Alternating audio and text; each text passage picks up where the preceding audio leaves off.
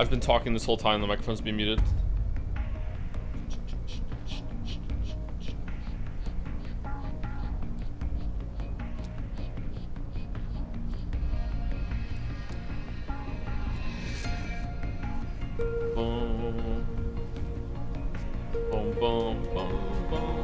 I hope the Peace Walker in Metal Gear Solid 5 is batshit is Metal Gear Solid 4. That's all I want from Kojima now.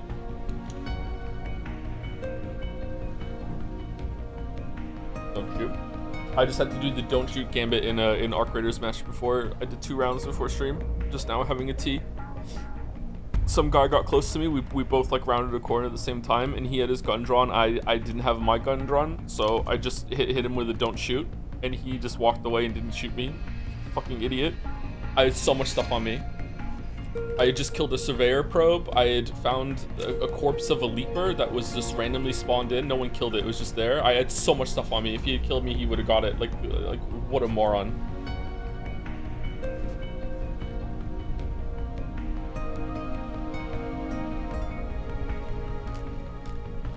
What would old Cookie Snake sound like? Oh, Cookie has changed.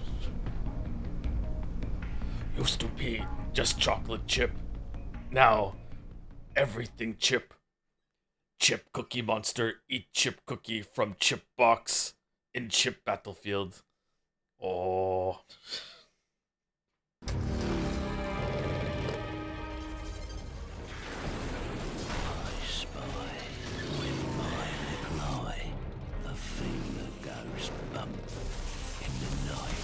I've been really enjoying Aero bars lately. I typically don't eat a lot of chocolate. I'm not really big on junk food in general. I don't eat as healthily as I should. This is not like a moral thing. I just typically don't eat a lot of sweets. Is it just me or does Snake sound like RFK Jr. in this game? I can see where you're coming from. I've only ever heard RFK Jr. speak once, and I decided never again. So like his voice isn't that distinct in my mind, but like from what little I did hear of him, I can hear where you come from. Yeah. RFK Jr. sounds like he's going to drop dead literally any second. Like it is, and he's old, isn't he? So like it makes sense. Sometimes when you're old, it's hard to do things, but like his voice is gone or whatever. I don't know. Like, his inability to speak is not a moral judgment for me. It's what he says is that's the moral judgment. But it is kind of funny that that he sounds like that. Yeah.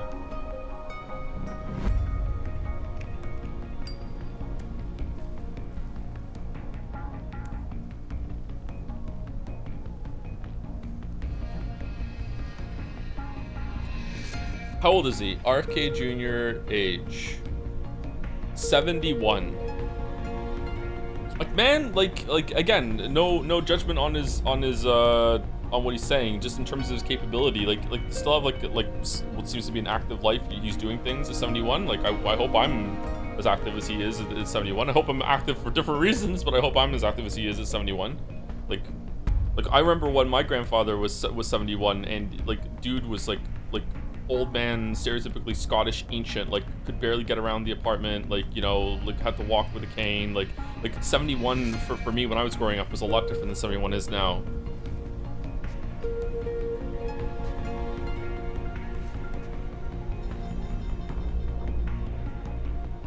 Cookies has changed.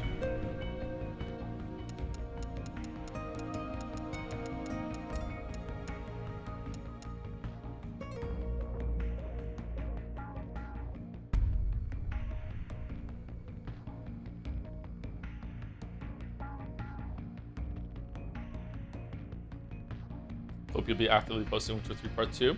Yeah. Yeah, finally getting around to it, 71.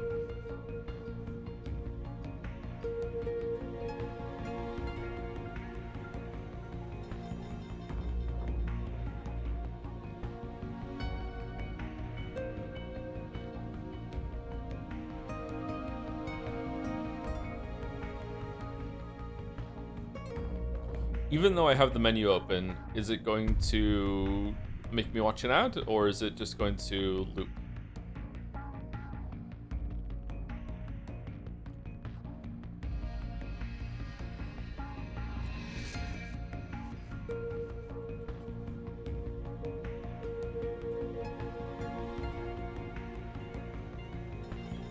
Man, I can't wait for that scene and the scene after that, but not the one after it. In my mind, and again, this is like 20 years old memory, okay? I think there are at least 3 completely, utterly deranged batshit scenes left, and I'm looking forward to all 3 of them.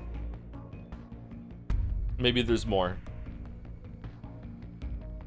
I watched a movie recommendation of King Kong yesterday. What should I watch now? Cloud Atlas. How's King Kong? I haven't seen it. Only 3. Well, there's more than 3 scenes, but there's 3 crazy scenes.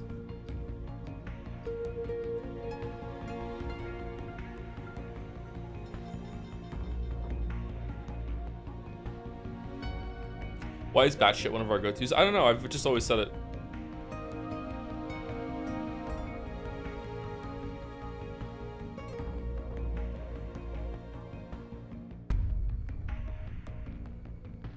What if I hit B now? Will it do the ad? It does. Wow. Boo, boo, boo, boo, boo, boo.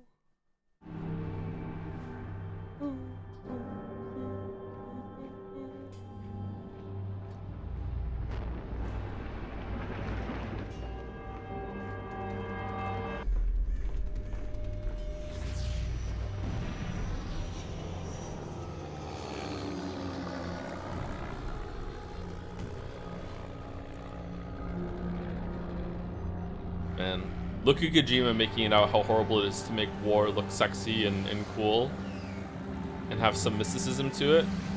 Good thing his gameplay does not make war really, really fun and awesome.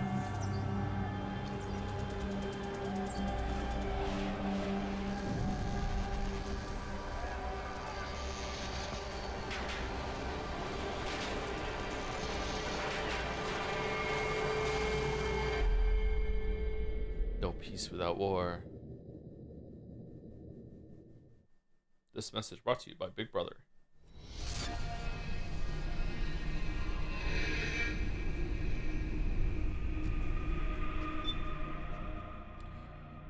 Do.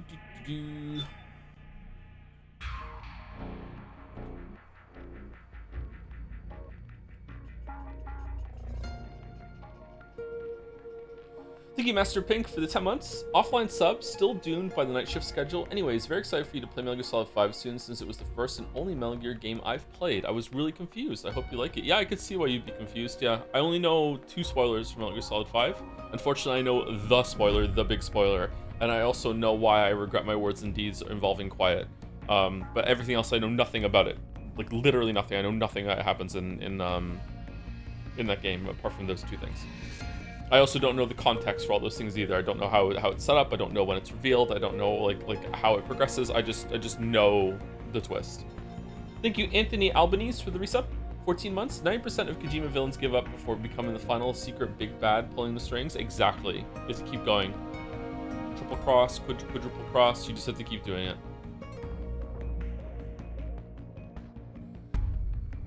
Oh, is Survive still happening? I haven't decided yet. Maybe. It might be worth a stream or so people can see it. Thank you, NetZachlion, or NetZachlion, for the 6 months. My Le Mas conflict is Le Bad? It is. Yeah, sorry. This Cloud Atlas good? I liked it. Like, I have pretty bad taste though, so I don't know if it's a good recommendation. But I really like Cloud Atlas. It's kind of long though.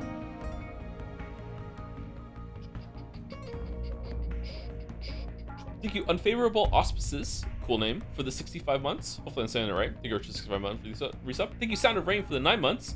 Giant anteaters. Oh, it's the anteater facts. Giant anteaters have fairly poor senses, with the exception of smell. Because of this, they can sometimes have difficulty distinguishing threats from non-threats. In an environment where they have to contend with hungry jaguars, this can lead to them being overly defensive and quickly lashing out when they feel threatened. Several people have been killed by giant anteaters due to not respecting their space or their power. This has been another anteater fact from Anteater Facts Chatter. Oh, so I'm an anteater in our creators. Okay, alright. That makes sense. Thank you, Zidbrain, for a tier 3 sub for 21 months with Yes We Scrand. Oh yeah, we're doing Scrandle again today, aren't we? Because it's a brand new day. It's a new life and I'm feeling good. Okay. Alright, should we just jump into it? It's been about 10 minutes? Yeah, let's get into it. Alright, so we're finishing Metal Gear Solid 4 today. I don't know if it's going to take a whole stream or if it's going to take 4 hours. I don't know how long the last part is, but we'll see. Finally have a name for what I've been doing all along. Exactly.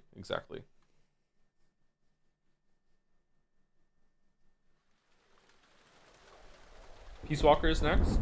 Next stream is Pathologic on Tuesday, and then we're doing No Sleep for Calamidate, and then after that I will see if we can do Peace Walker. But if I can't buy a copy of Peace Walker, then we're not doing Peace Walker. Haven is headed southward through the Pacific at a speed of 33 knots. The Missouri is falling behind at a rate of about 2 nautical miles every hour. Can't this thing go any faster? I'm afraid not. This is as fast as she'll go. Liquid's target is JD, a U.S. military satellite disguised as orbital debris. Oh. Admiral, by the way. Haven will have to surface in order to use the railgun. If we can figure out JD's orbit, There. we should be able to predict where Haven's gonna surface. JD is in a synchronous elliptical orbit, so its next perigee should be in, Got it! 15 hours, 6 minutes, and 12 seconds. Right. What? Kojima, why? In 15 hours, it's going to be over the Bering Sea, 494 nautical miles from the Bering Strait. Haven knows it too. They'll be holding position in that area. What the fuck, man? For some reason, that makes me more mad than any of the others. Just so unnecessary. With finally a woman character that's dressed appropriately, like what? They really have to get that close to launch? The nukes fired by Rex's railgun have a damage radius of approximately 300 meters. The target Sorry, is a Joe, did you say moving something? satellite that's Cookie has traveling at changed. 10 kilometers per second. To get the precision they need, they have to get as close as they possibly can. Liquid won't launch his nuke until JD is at perigee. The Missouri can use that time to catch up. Will we make it? Yes, we scran. Once Haven stops moving, it'll take us an hour to close the gap. After that, the Missouri needs to strike before Haven's launch preparations are complete. This ship was stripped of most of its equipment, and she's got no electronic warfare capabilities of any kind. No radar, no high-tech weaponry. We'll have to rely on our own eyes to track the enemy.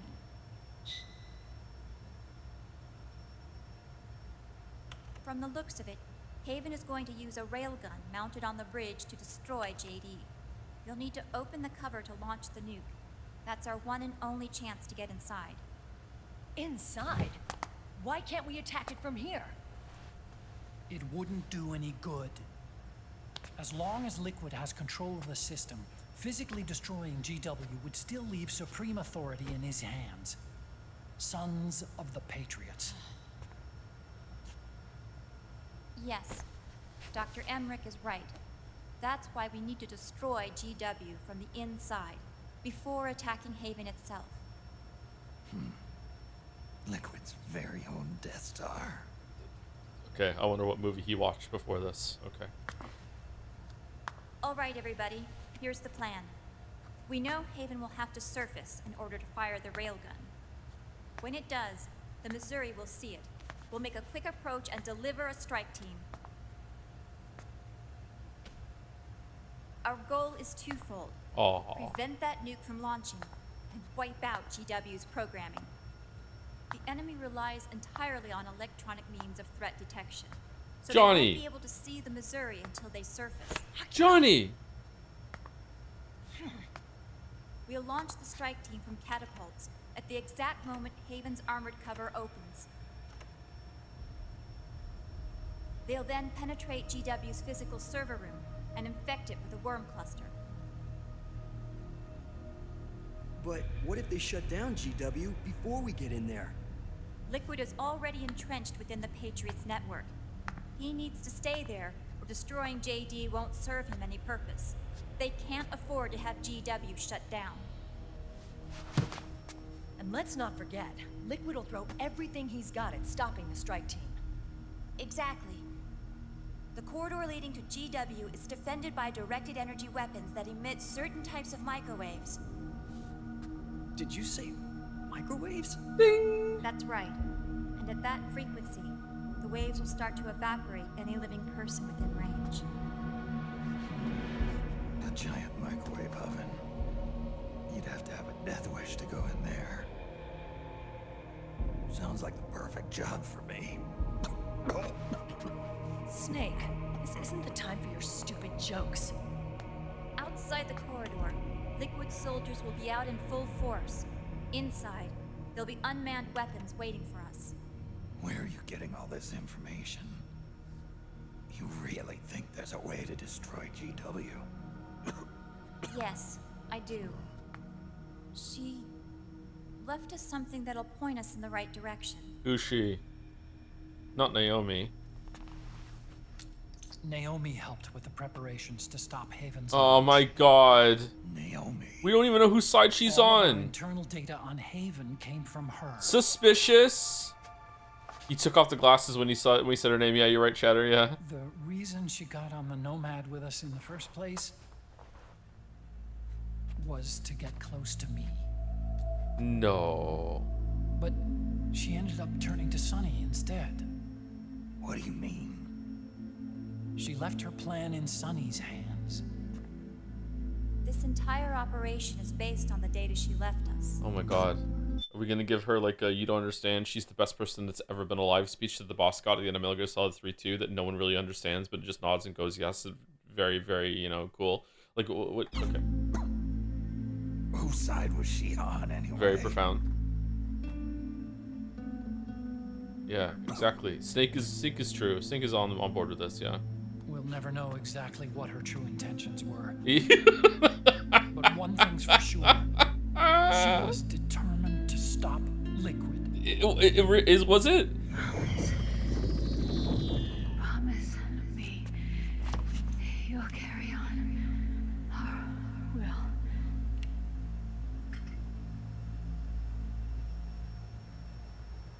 Come on, guys. Somebody say something positive. Anything. Yes, we scran.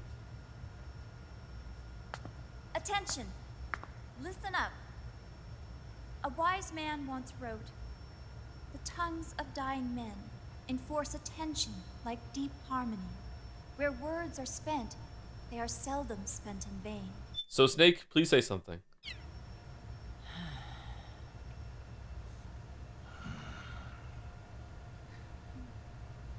Any other questions? Yes, Snake? Anybody got a smoke? Snake.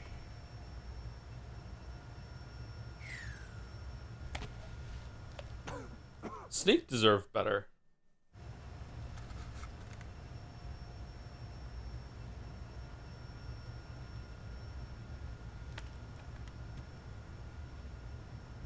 So this program, you're saying Sunny wrote it?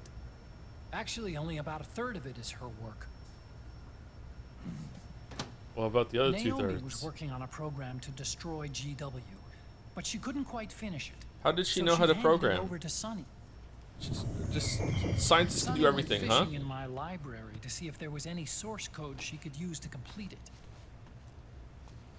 Eventually, she found some.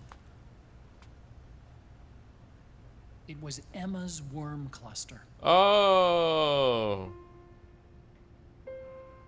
Okay. Also, Sniper Wolf somehow knew how to hack too through time, so all 3 women that I liked all helped do this. Just, yeah, a wolf came over and...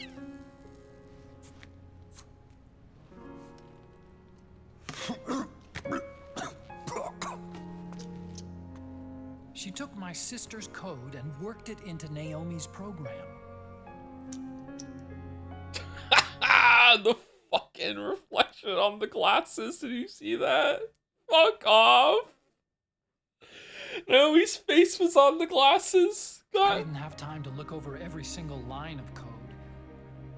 But what I did see reminded me of Emma. It was like she left traces of herself behind in the structure. Yeah, okay. But this worm cluster that Sonny created, it's even better than Emma's.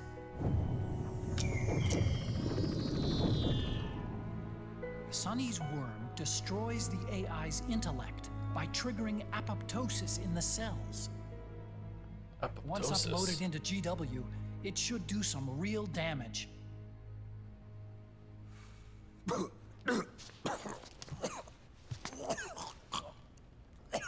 Snake, you ever think about quitting? Why? It's not like I've got my health to worry about.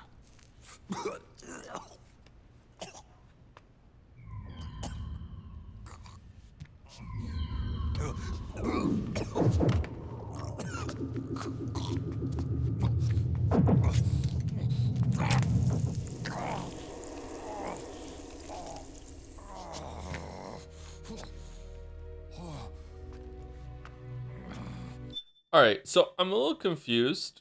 Why does suppressing the nanomachines make him not die? Something about, is it Fox die? Is it, I don't, what is that? What's happening? No reason? Science? Don't ask questions? Because the nanomachines? Yeah, so why is suppressing the nanomachines, why is that making him feel better? I think it's because the nanomachines make Fox die, but the Fox die isn't set to kill him yet, or is it just like...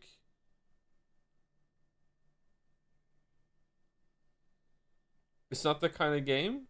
Are we memeing, or does it legit not make sense? Because I'm confused.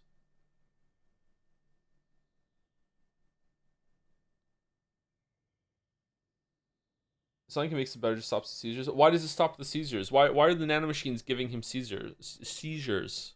I don't understand. Because Naomi said so? Oh. Okay. Alright, I guess it's not important. Are you How trying would to we kill know? yourself? Well, I'm assuming that I missed something. So, you're dead set on going to Haven yourself. Why don't we get somebody else to go? There's no need for you to do it. I still have things left to do. Why don't we just send the Mark II in? Besides smoke.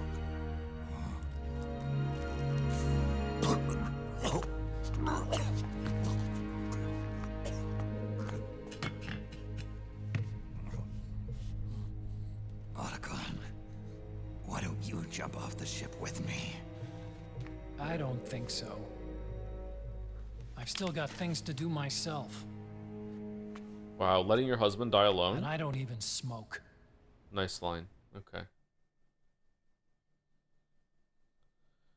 Naya was saying they stopped the seizures because of a nanomachine conflict, but she cut herself off for saying how I think. Is the conflict because of Drebin's injection, or isn't Snake also affected by Liquid's takeover? And have they addressed how they're even attacking GW right now because Liquid can just make all their guns not work again? Did they take nanomachines out? Did they change it? I don't know what's going on at this point. I feel like I was really paying attention too. Maybe they haven't gotten there yet.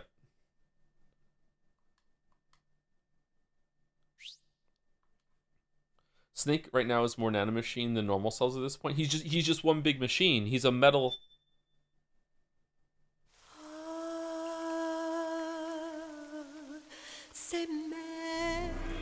The ship they're using is an old motel scrap report system. It's like, yeah, I understand the ship. That part I get. But what about them attacking like in person? Like Meryl is like gonna attack GW. Like they're talking about storming it and going inside. How is Liquid could just go like, no, you can't. Like, how are they stopping that? We haven't got there yet? Okay. That's a cool ship, man. If only it looked like an anime girl. Hitman. Captain, enemy vessel at 300 meters and still rising. And the engines. No problems to report. Prepare to go full speed ahead and get the strike team ready for immediate launch. Aye, aye, Captain. How long until it surfaces? About 20 minutes. Right on schedule. Missouri-chan. When she surfaces and opens up her armor, we'll move in as planned. Aye, Captain. Wait a minute. Captain, Yes? this is my first real engagement. I see. Your point?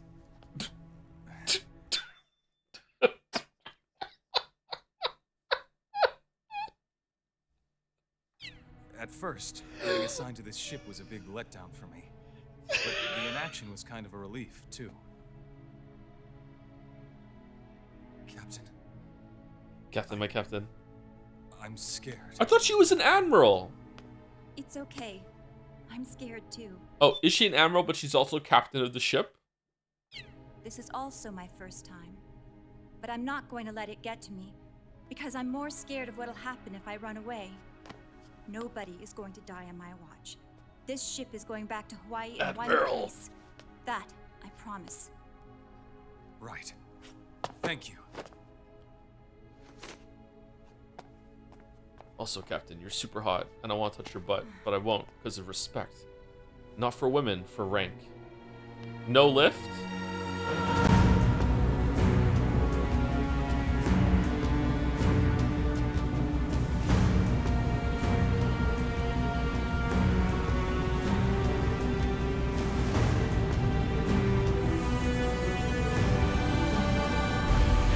Kojima can name more U.S. states than New York, Alaska, and Hawaii. Oh yeah, for sure. He's a Westaboo, right? Oh, what a cool action pose. Dun dun dun dun. Cookie has changed.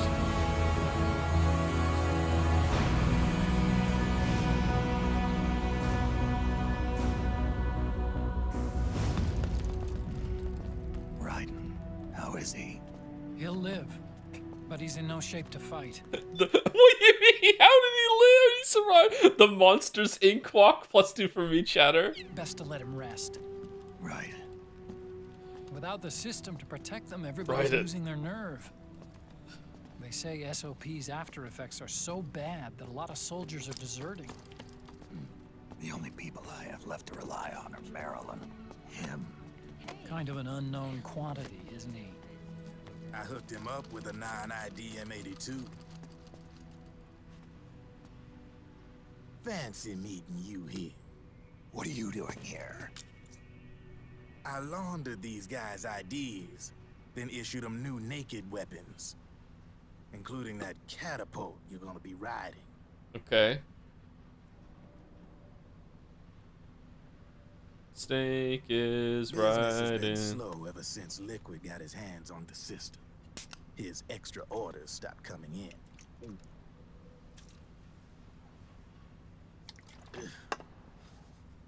Now that all the weapons all over the world are locked, the only ones still looking to fight would be you and Yo. Why does this guy not have legs? They tell me it's not economical to replace all that useless equipment on the battlefield with my stuff. So I made an extra special trip out here, just for you. Driven, do you even have the slightest idea what's going on here? Snake, he understands more than you do, love. What the fuck are you talking? Of course I do.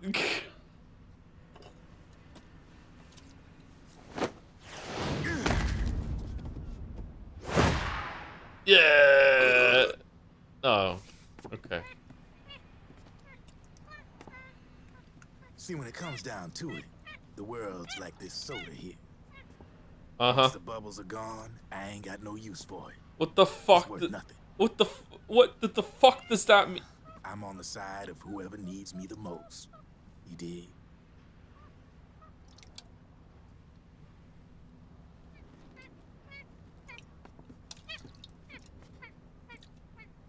If you need anything, just say the word.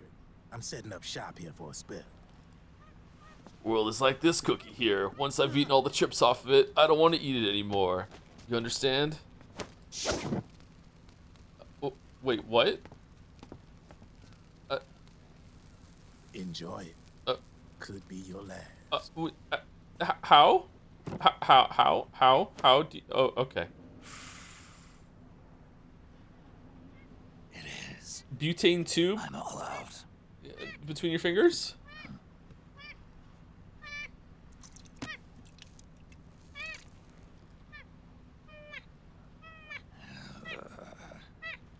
All right.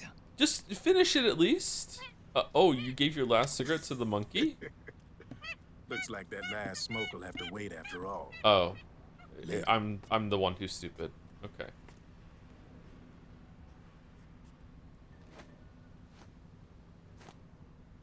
I see you. This is where Barney got it from and How I Met Your Mother? Here. Oh, thanks.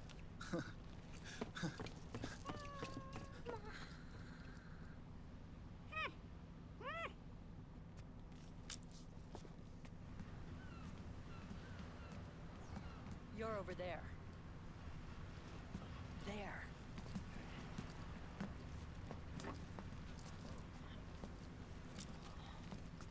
Snake, can you hear me? Liquid's warship, Outer Haven, is a modified version of an Arsenal gear model stolen from the Patriots. Okay. Inside, it's crawling with Irving and other unmanned weapons. According to Naomi's data, Haven is crewed by a battalion of enhanced soldiers, each called from the best the PMCs have to offer. If Liquid succeeds in destroying JD and gaining control of the Patriot's system, he'll make Haven his flagship, and his PMCs will spread like wildfire across the globe.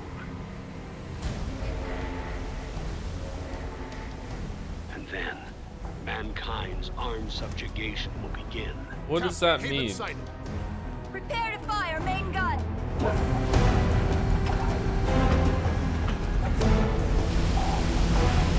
Never mind, the music's is swelling. I'm in. It's the best game.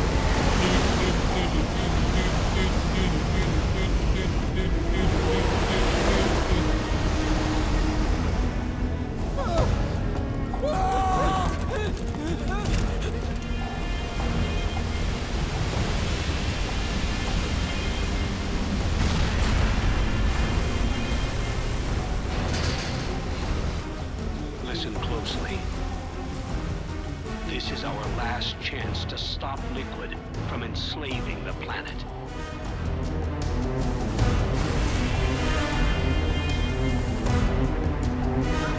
To what end, though? To do what, Liquid? Meryl, can you hear me? Just for fun?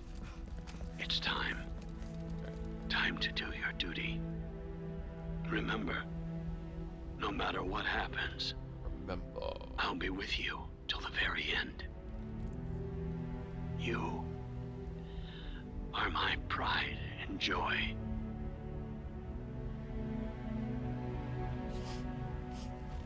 But I might have to take a break to can't finish the joke.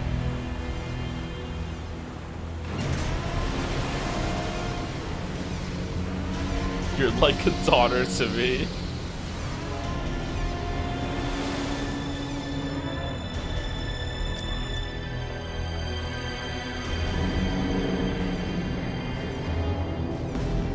I'm about to take a break to bone a woman your age. So there you go. Thank you for finishing the joke for me. Yeah. Damn, this looks good. Holy shit. Railgun is exposed. There it is. A naked nuke. Let's finish it, Snake. Let this be our last battle. If we're responsible for Liquid's sins, then the onus is ours to bear. How were we responsible? Right. What did we do?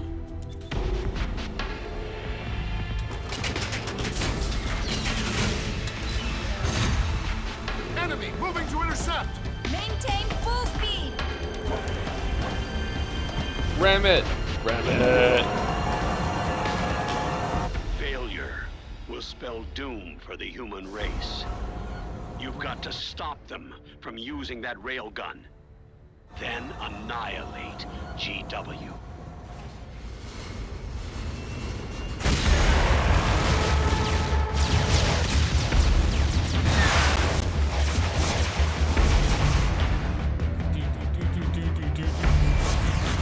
Fire!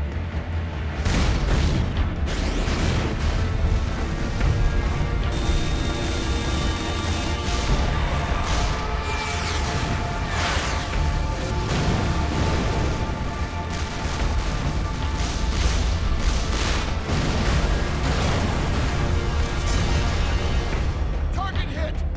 Light damage. The enemy is returning fire.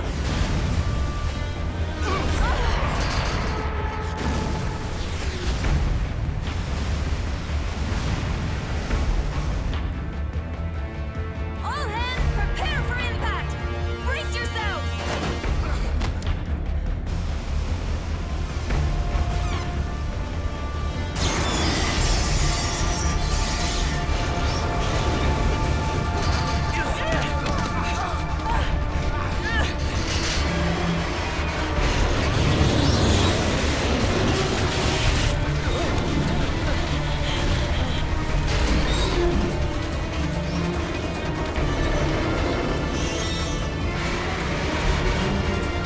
Now!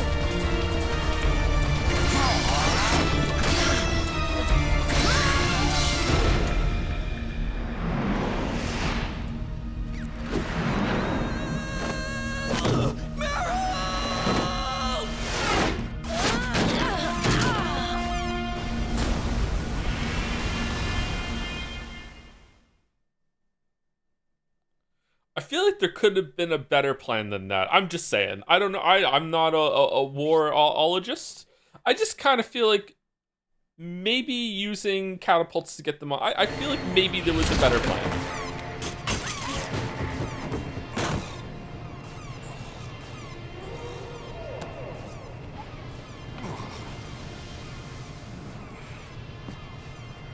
You did say the same thing in Peak? Exactly, I did the same thing in Peak. Proving the point.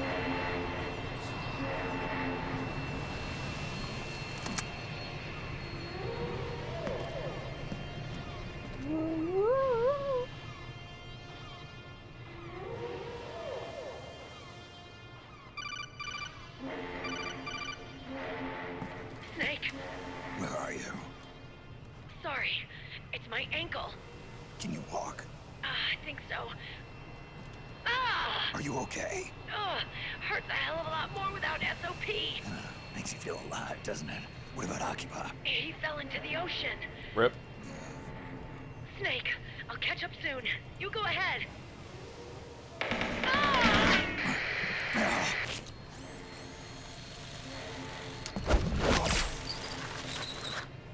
Look on. Sorry to keep you waiting.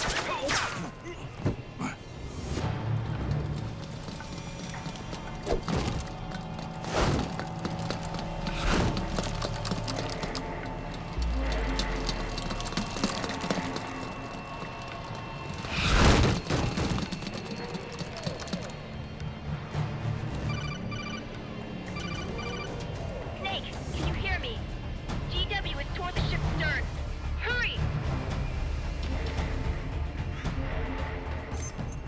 Cool scene transition there. Good job, Snake. You made it on board. Welcome to Haven. Enemy units are already on their way. Break through their defenses and find GW's server room.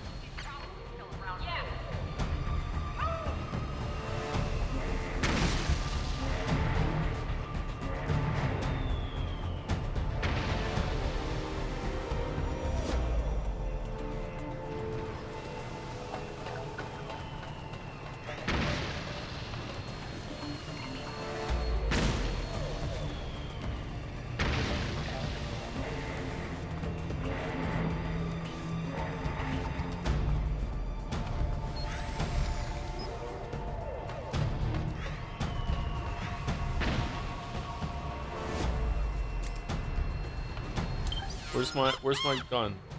The war slump means sweet deals at Drebin's shop. Everything's half off. Oh, cool. That's nice.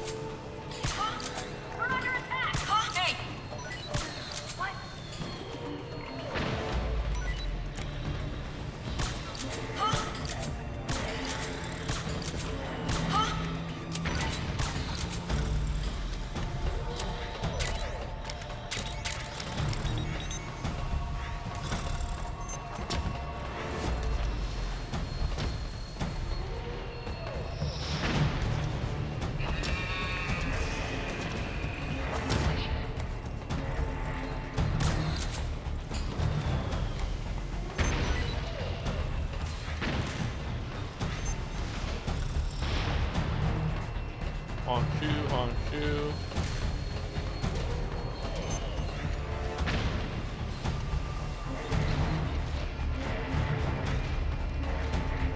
Love stealth. This is how I've been playing the games the whole entire time. Yeah, I've really taken it seriously. I'm trying to do non-lethal. I'm trying to gain a lot of stealth. Yeah.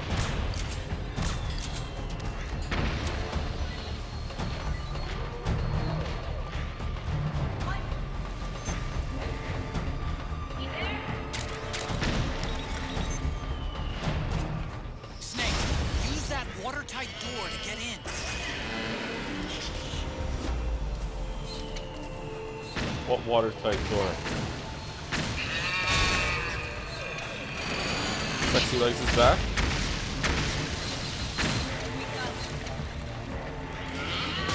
It's your partner, Regular Legs.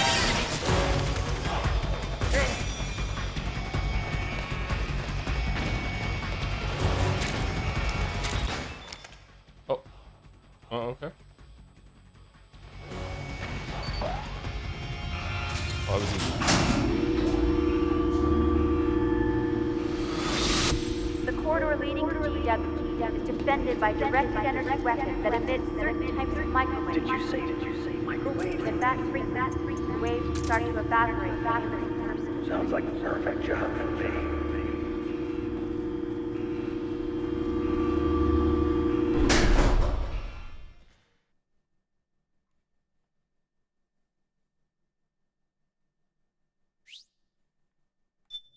Sounds like a job for Gale. Gale, what do your ghost fingers see? Whoa.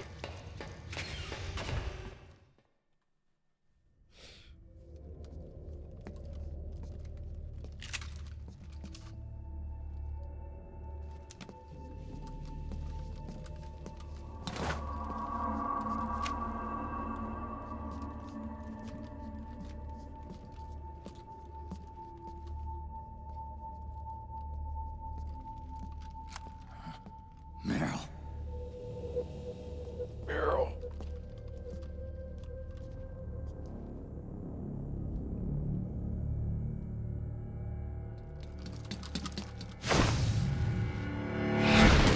How'd you know I'm here? I was so stealthy.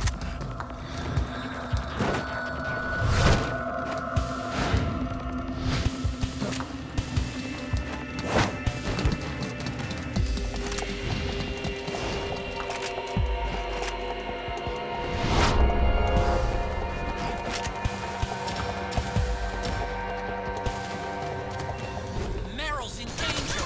Take out the enemy before.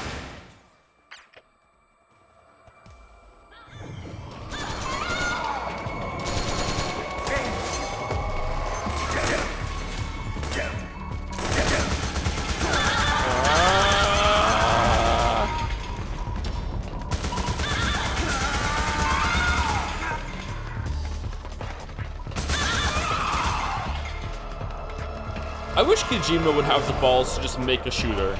Just make a shooter game. Don't make this like, well, I want to have the be able to say shooting is bad, but there's gonna be shooting in my game if you fuck up and fail or whatever. Just make a shooter game. The shooting in my game is meant to be bad because it's meant to be a fail state. No. Make a shooter. I would like to see what you can do. Where am I being shot from? Oh.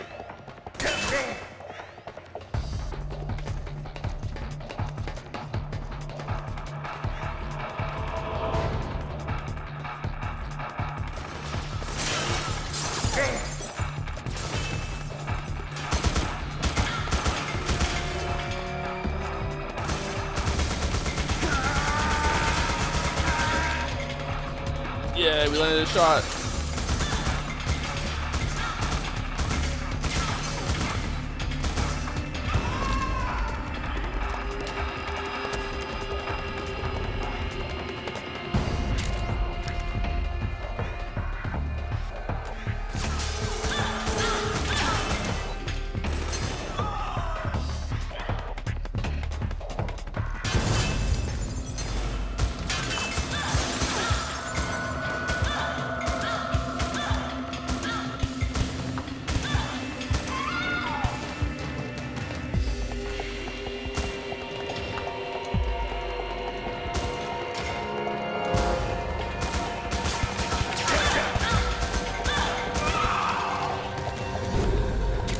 It almost reminded of the opening scene of Tenet. Do you think this is where Nolan got it from?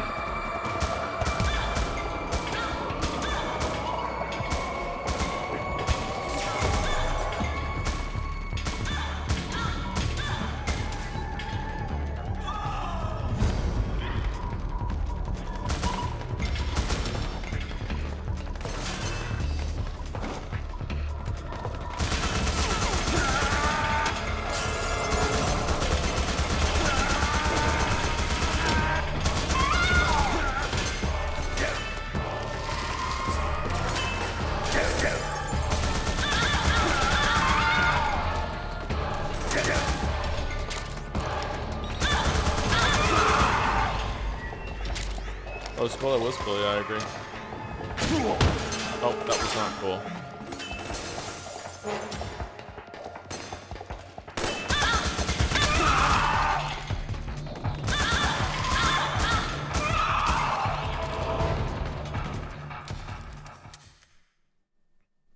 This must be harder to do non-lethal. Well, I guess it's one tap to the head for each of them. What happens, can it have like a bunch of sleeping enemies on screen at the same time or no?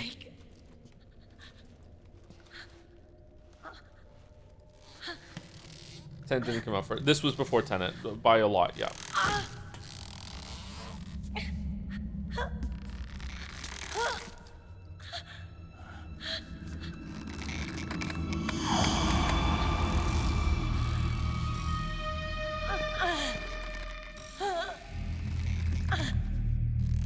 Snake, run!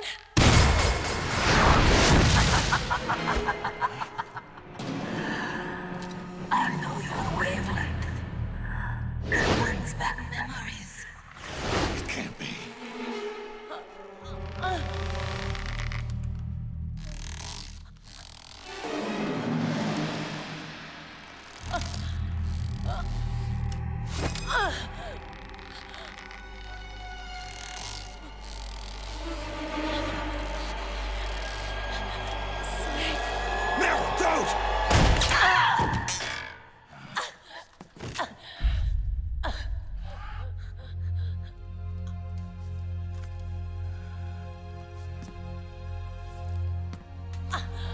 Johnny! Meryl! Wait, Akiba! Oh, he's dead.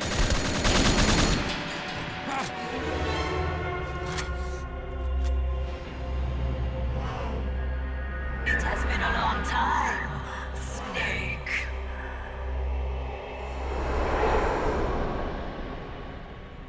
You psycho mantis. No, that was another me. Can you hear the screams? Doll man. They cry for battle. Let me hear you scream! Howl! Roar! From the very depths of your soul!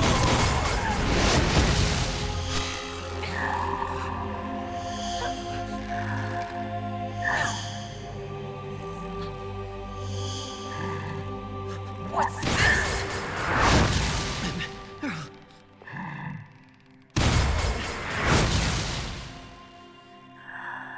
I see. Oh, Johnny was plugged into the second controller port the whole time. That's why he kept shitting his pants.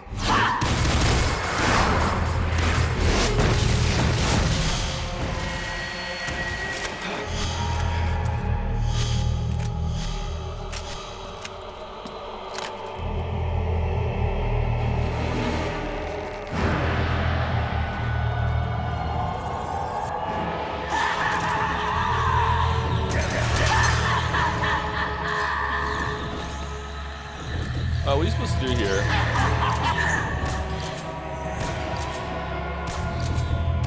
Alright, that doesn't work. Call Rosemary for 2 fun tornado calls? Alright.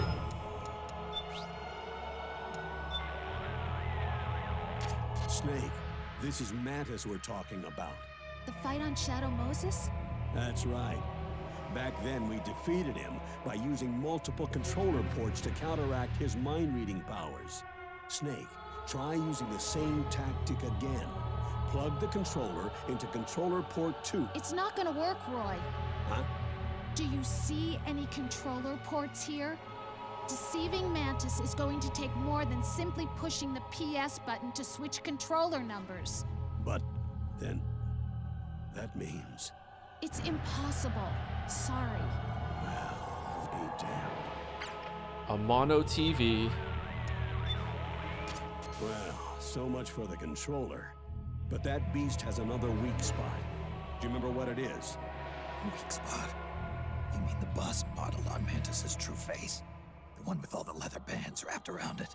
That's the one. Mantis always hated seeing his birth face. Attack that bust and break off the leather seal. Colonel, I can't do that. Sure you can. Seeing his true face is sure to break Mantis's concentration. There's no bust. What? There is no bust here to attack. You're kidding. Okay.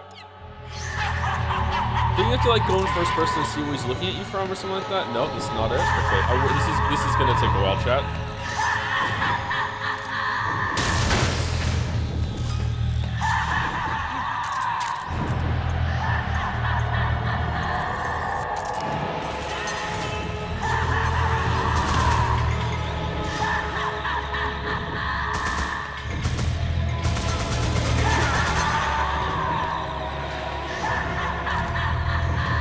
Bit loud.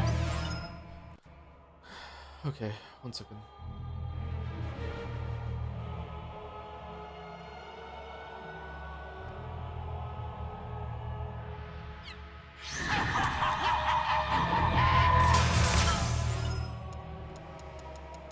All right, what do we do? Snake, this beast, Screaming Mantis, is a puppeteer. She manipulates others into doing the fighting for her. Control seems to kick in when you get hit by that creepy ghost thing. Be careful you don't get jerked around too, okay? Okay.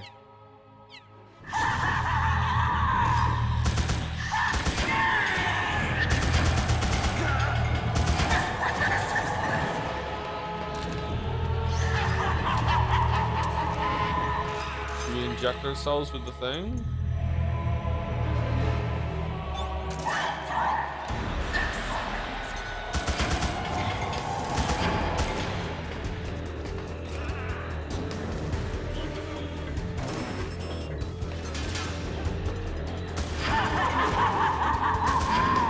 Nope, that's not it.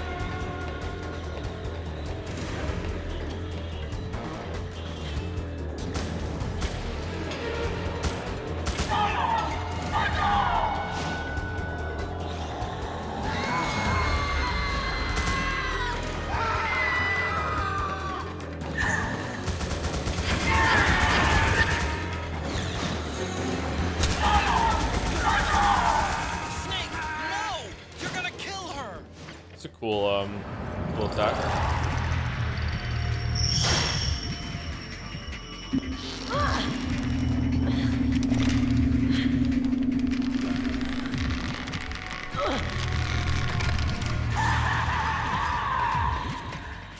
if she tries to hurt you, Meryl's not acting of her own free will.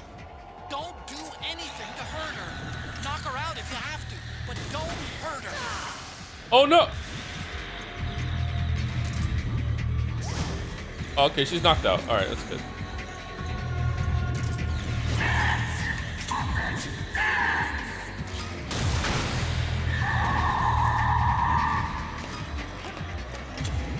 I actually really don't remember what to do here.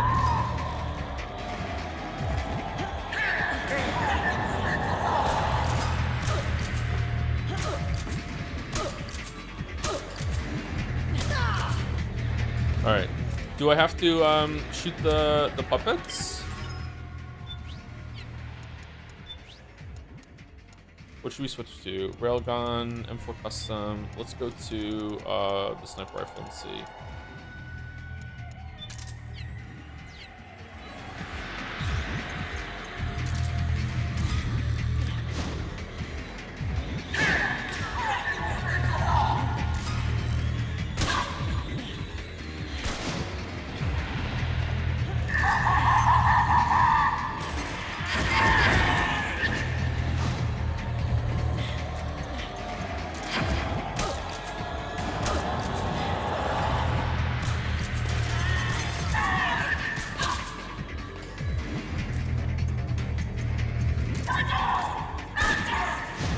Fighto!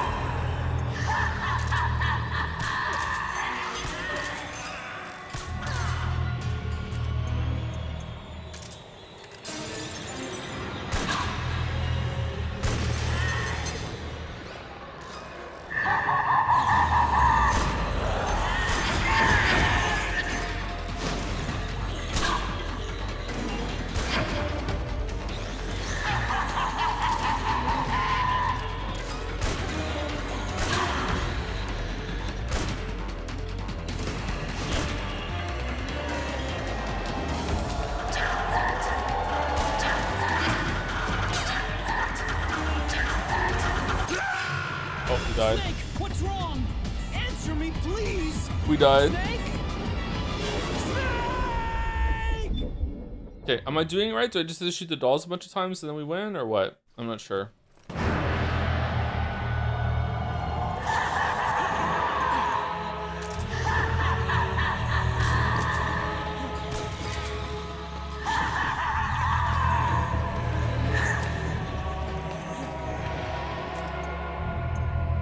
Oh, it's unequipping my weapons when I get in here. That sucks. Okay, let's switch that one over for. I'm not gonna use the railgun again, I don't think.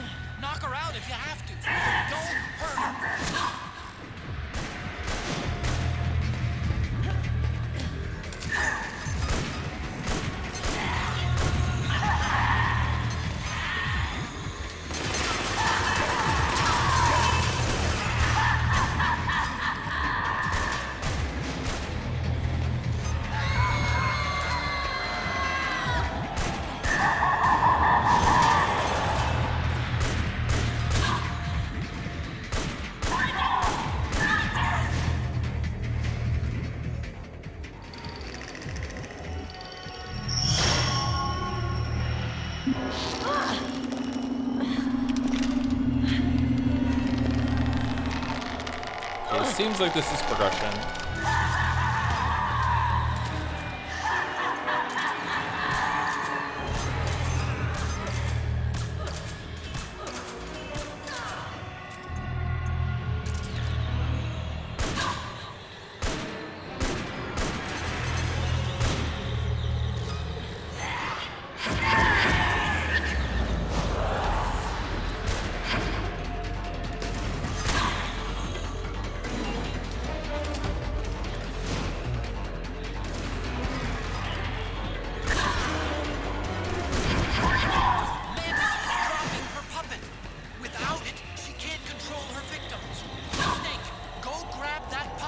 Oh, where'd it go? Jump over the fucking thing. Jump over the fucking thing. Where'd it go? Where'd it go? Where'd it go? Where'd it go? Where'd it go? Where'd it go? Is that it? No.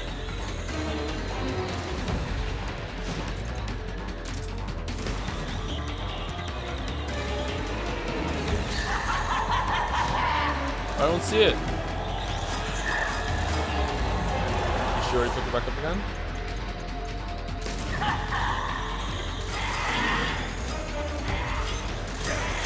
Yeah.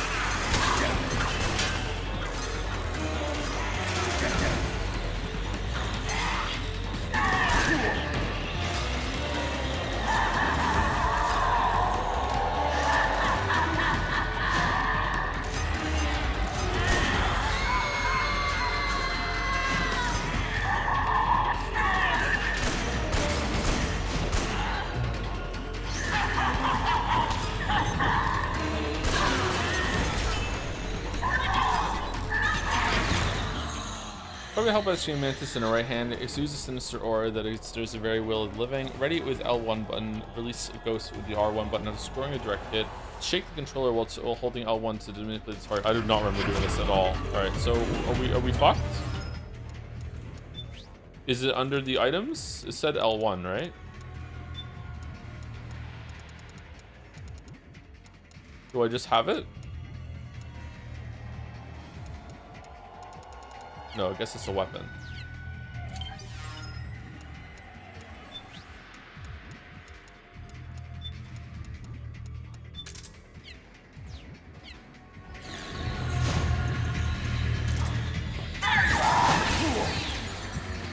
Fucking hell.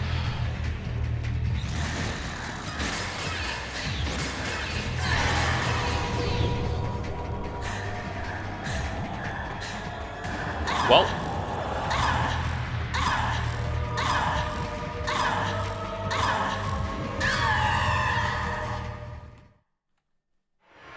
I do not remember doing that at all.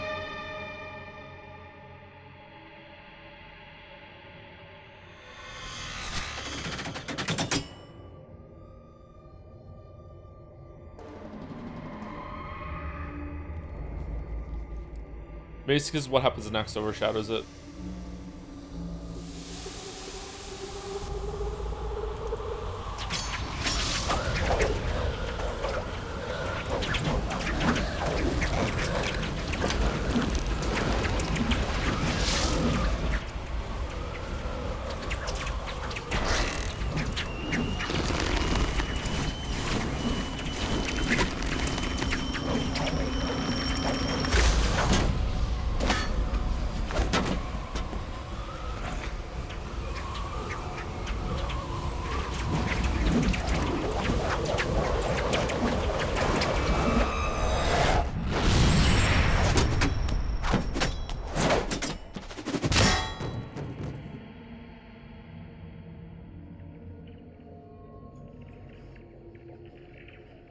Fucking hell.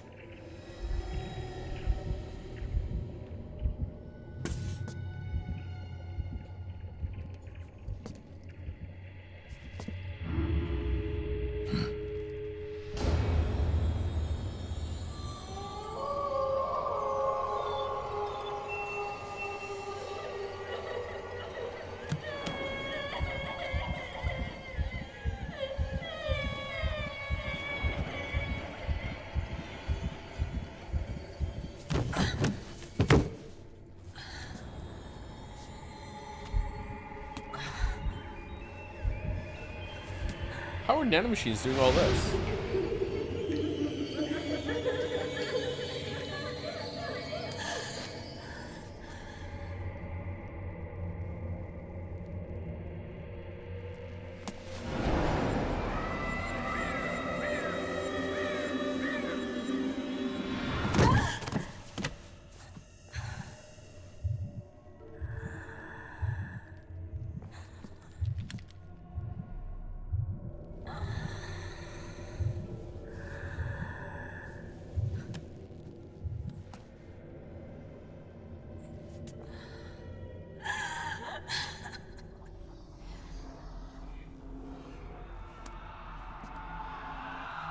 I hear them in my head.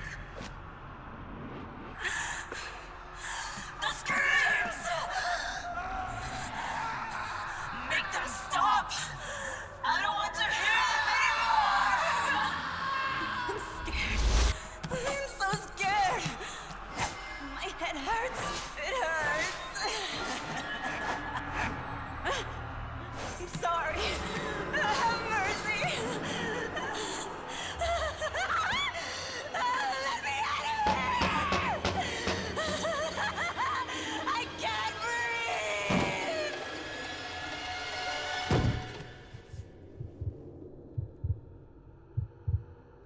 Are her boobs made of water? What's going on?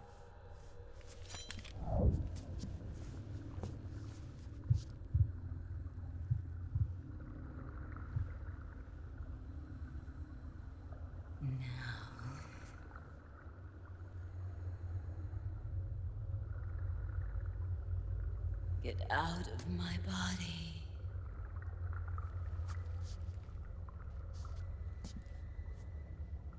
Forgive me.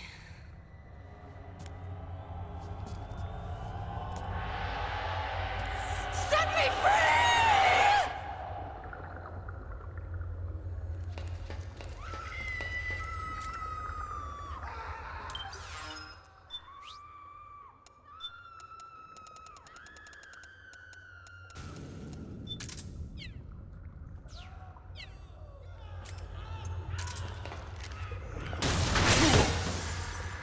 Oh, this one's special.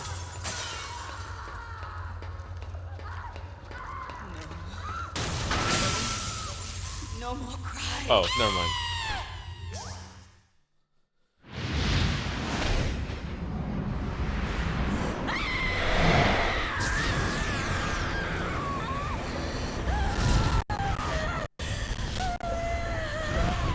That was just bad aim. I mean, it did no damage, so she must have done an iframe dodge through or something like that.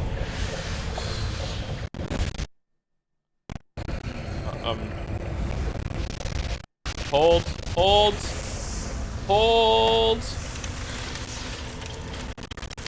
Oh, fuck. Hold. By the dip. All right, we're good.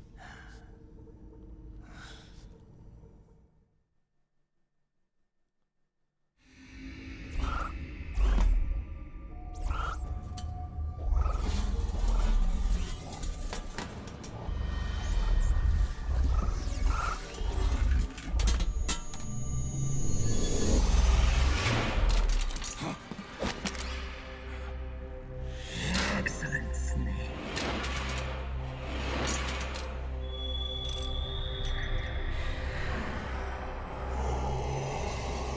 Metal Gear Solid 1, 1998. Thank you so much. You Yep. don't seem to believe your own eyes. Very well. I will show you the power of the world's greatest mind reader and psychokinesis. I'll start by reading your personality. Rather, your past. That's right. This is no trick. It's true power.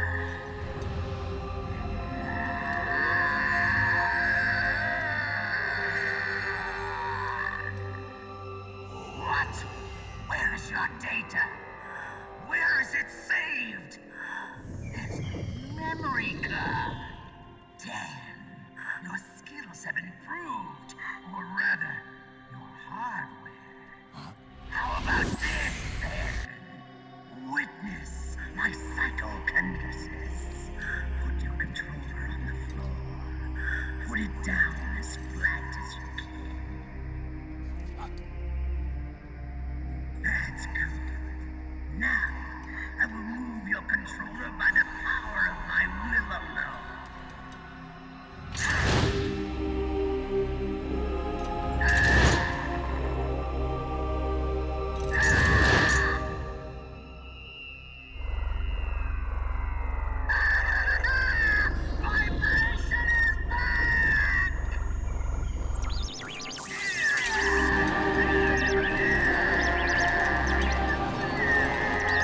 What happened to the character development at the end after we killed you the first time? You did something nice and it felt nice. Alright.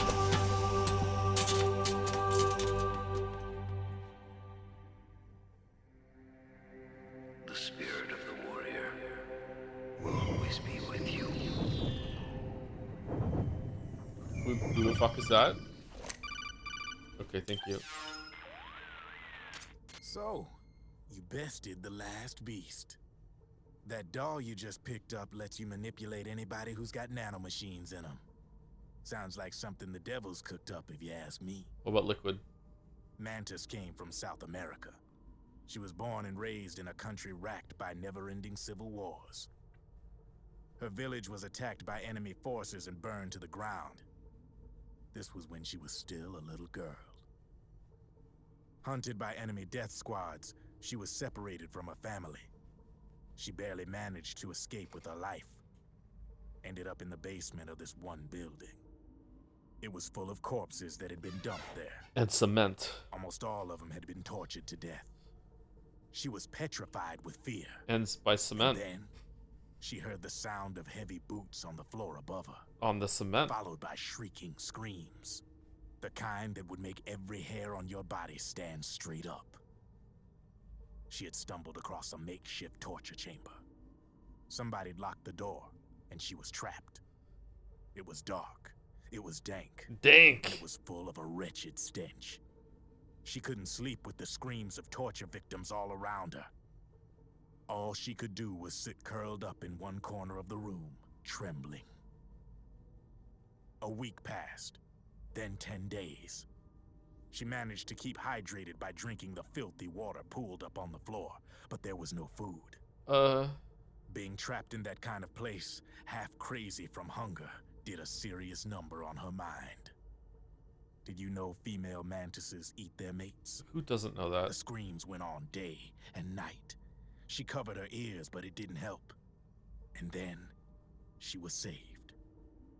By a little black mantis that taught her how to block out the screams, how to plug up her inner ears. What the hell are you talking about? I'm saying, Snake, that when she couldn't stand the hunger any longer, she started feeding on the corpses. But only the male ones. She didn't realize who was doing it. In her mind, it was a female mantis devouring her mates. It was like one big twisted waking dream. There was no mantis, of course. It was all a hallucination. No, it was nothing more than some story spun by another person she'd created inside. Like you're doing now. It was Psycho Her Mantis. unstable mind was what made her so vulnerable. Later, they ripped out what was left of her psyche with drugs and hypnosis. Hypnosis? And implanted the persona of Psycho Mantis. Oh, fucking hell. It wasn't her will that controlled the B&Bs. It was Psycho Mantis, half assimilated into her soul, pulling the strings. Screaming Mantis was just another puppet. Anyway, she survived several weeks down in that hellhole and finally got back to the surface. But the screams in her head didn't subside. They would always be with her. Only this time, they weren't real. The inner earplugs didn't work anymore. The black mantis had disappeared. There was no place left to escape. Which is why she was always screaming. To drown out the ones in her own head. But it's over now. You freed Mantis from that dark nightmare. The last of them beasts. Killing is good, actually? You got it, pal. Well, I'm done playing storyteller for a while. Now get going. GW's waiting. And this time, you get to make up the ending. Some people are so damaged that death is the only release? What did Kojima mean by this?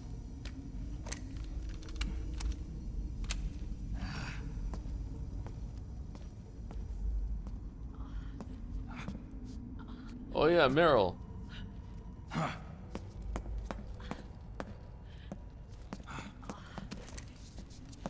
Meryl. Snake. Where's Johnny? Johnny's got a gun. Johnny's got a gun.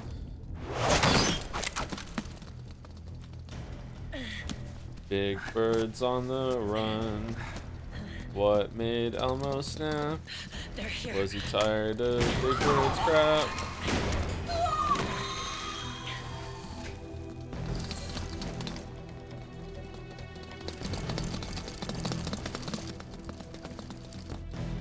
Go on without me. This time, I'll protect you. Yeah, you keep saying that. DW while there's still time. While I'm still alive. Meryl.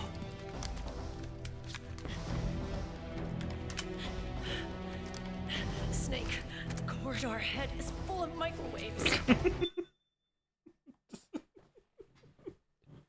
So I get to tell this cringe story again. So when I first played this, I don't know why, I thought like microwaves you put food in. It's like, oh, it's just fucking walls of microwaves. Like, why would they have that? Like, why? No way I'm getting through there uncooked. Uncooked. I'm sorry you got dragged into this. This time, What? Are you crying? got your back. Oh my god. Get yourself under control. We'll meet again on the other side. Go. Hurry.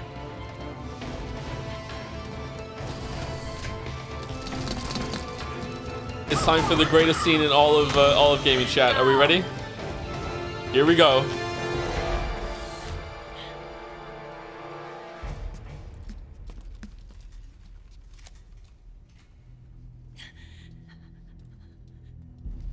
Remember the guy that kept shitting himself in Metal Gear Solid 1? Don't you wish that he had a huge secret character arc with a bunch of development? Here we go. That's what we need.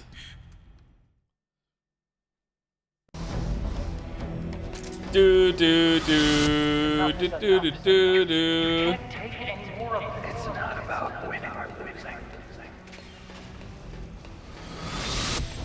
Tons of dynamite enforce attention like these are where words are spent. Do do do. Why don't we get somebody else? Do. I've got nothing to lose. You were the lightning in that ray. I can still shine through the Did you dark. spoil us because of the timing around? Yeah, I didn't spoil. We all knew that already. Holy echo. Do I need to turn it back up again, or are we good? Go. Go. Hurry. Sorry. We'll meet again on the other side. Time to do your duty. Duty. Failure will spell doom for the human race. Go.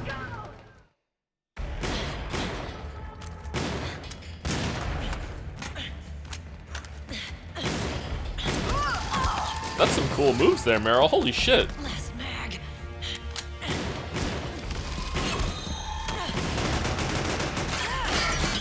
Come on, Snake. I can't hold out much longer.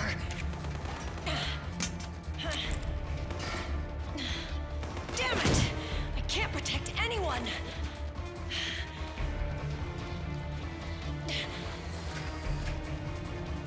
I can't.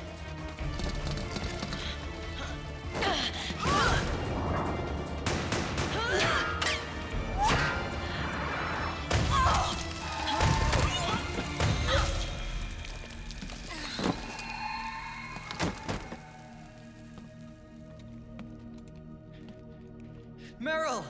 How are you alive, bro? Johnny! Johnny, you're all right.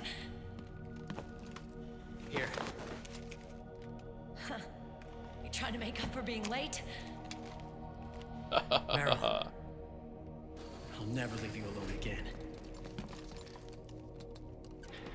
Like, what about going to the bathroom? Cover! Clear!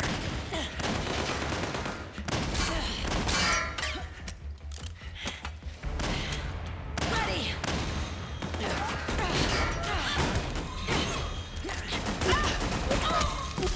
Who needs nanomachines anyway? Right, Johnny? Tell me something. How come Mantis couldn't control you? We're doing this now? She probably used people's nanomachines to manipulate their behavior. No nanomachines, no control. But don't you? No, I don't have any nanomachines in me. What? Every time we had mandatory shots, I ducked out. Don't tell me you knew this was gonna happen. Nah, I just hate needles. So that's why you were always out of sync with the team. I tried to keep track of everybody's data on my wearable, but I could never keep up. And why you weren't affected in Europe on the Volta. Yep. Asshole. Johnny, I'm running low. Don't worry. I got these from Drebin. Meryl. Johnny, I never knew all those horrible things I said. Forget it. All those stomach aches? Was that because the nanomachines weren't there to suppress them?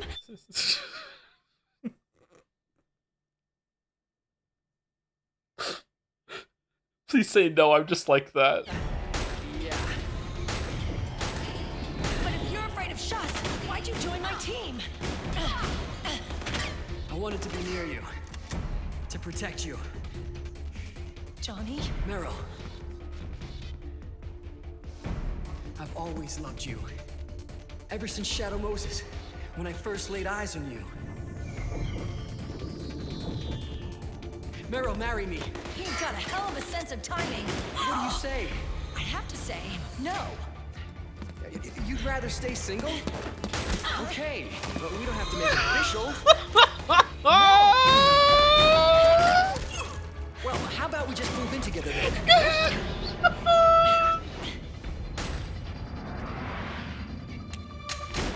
Why?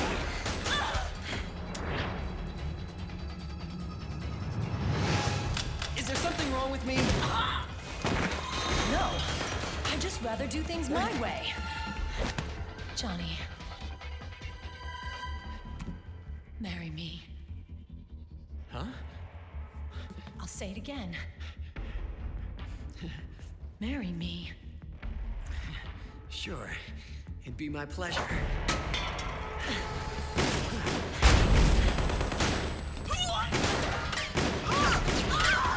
This is even crazier than I remember it being.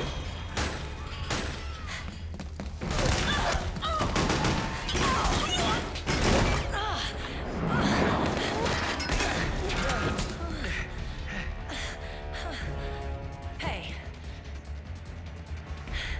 And don't even think about cheating on me. I wouldn't dare.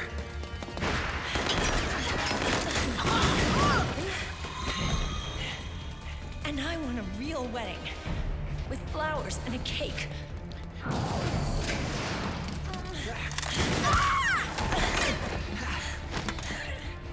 It's been my dream since I was a little girl.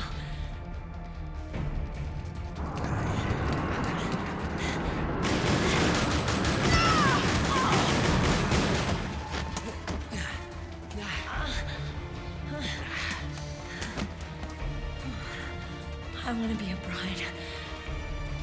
Take me home, Johnny. Thank you, Kojima.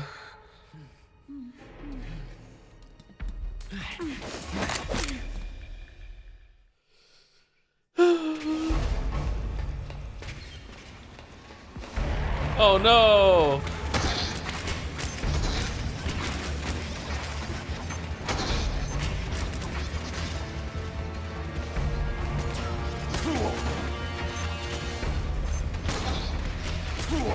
Maybe we were too mean to David Cage.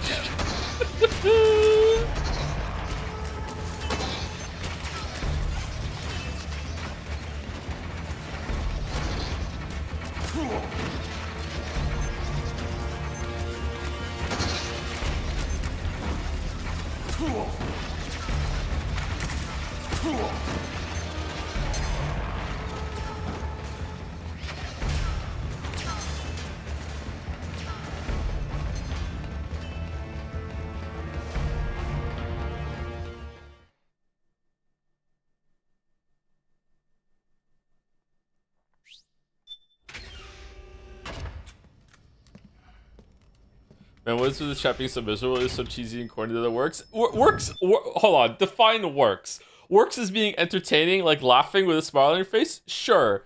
Like, works on any other way whatsoever? Like, no, like this is not real. Like, come on. Like, it's funny, but like, there's nothing more than that.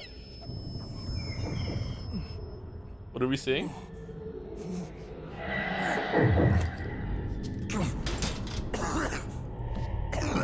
Oh no. Snake? Snake! Oh no.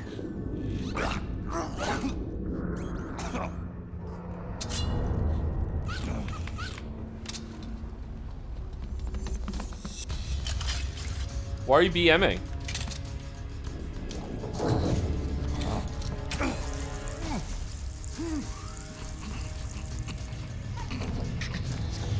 Gone. The shots. They're not working. Come on! Get up! On your feet, Snake!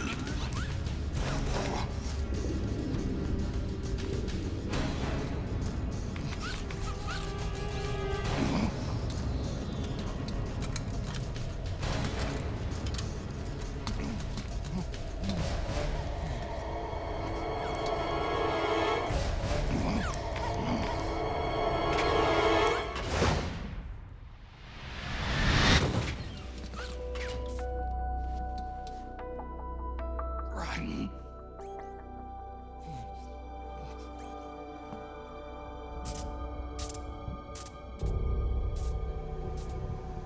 I am lightning. The rain transformed.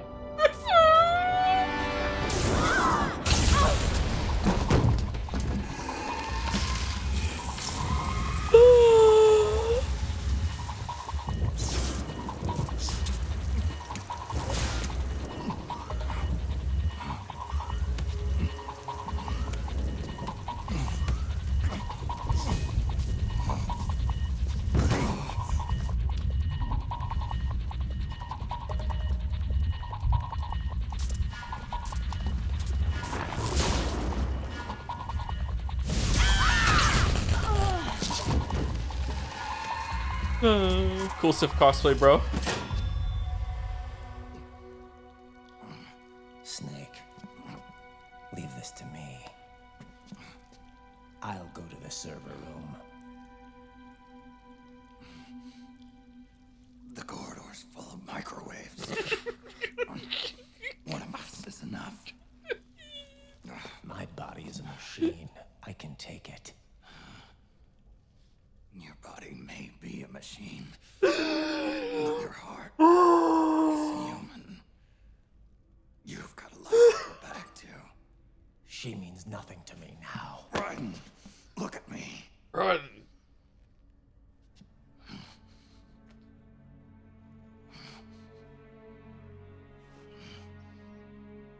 You still have your youth. Don't waste it. You can start over.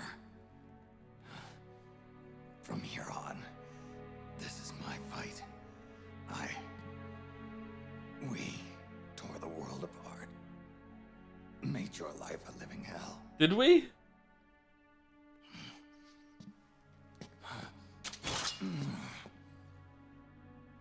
It's my duty to put an end to all of this. Duty. All right. I'll make sure they don't get through. Oh! What? Hey, just listening the whole time.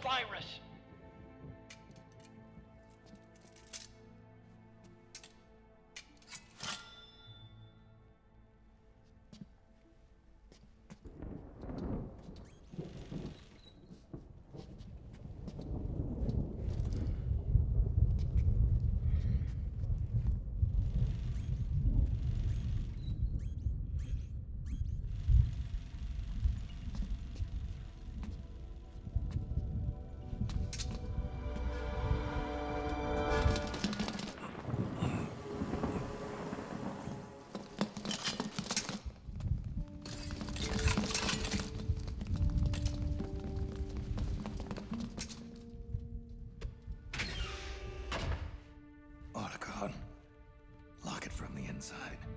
Done.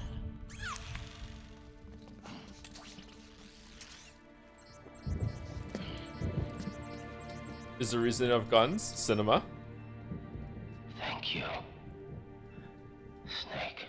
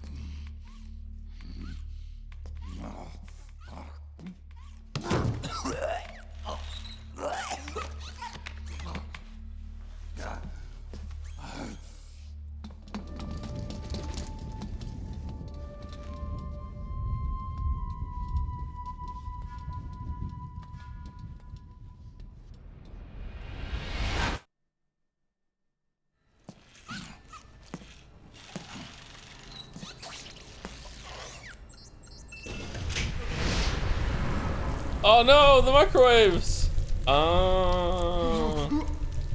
Why is there a microwave tunnel? Snake, that place is saturated with microwaves. The longer you stay in there, the greater damage you'll take. Get through there as quickly as possible.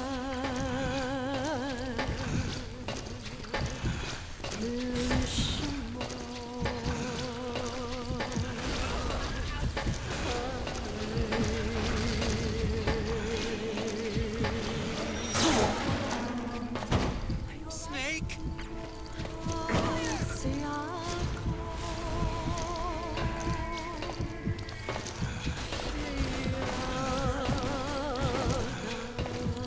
Johnny, no!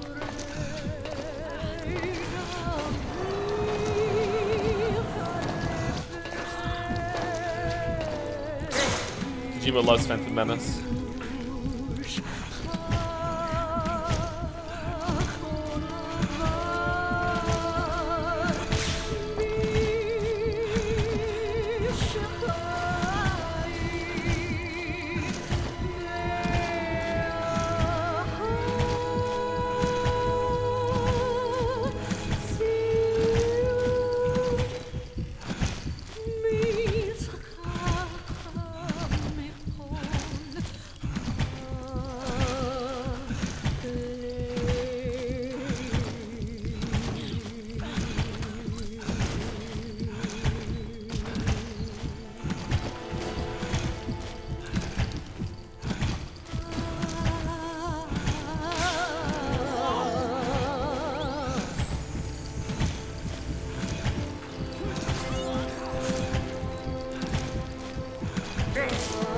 No!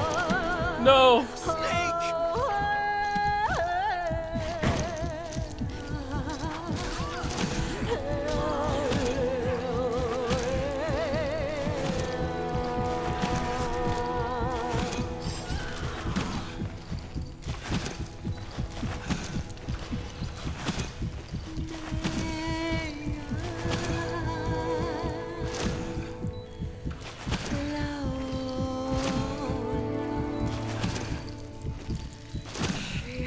Can you die here?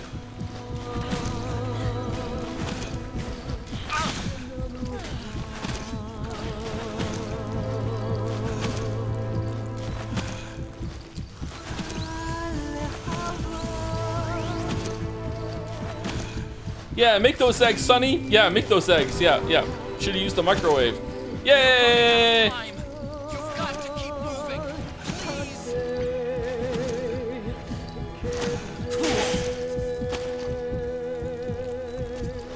Snake!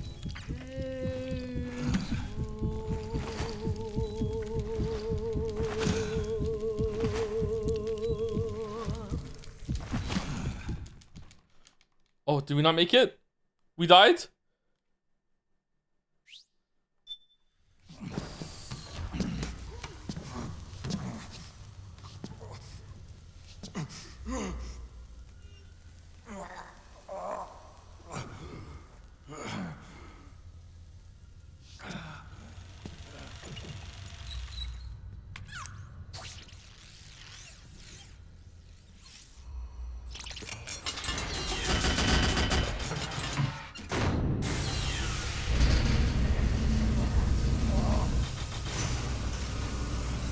More microwaves.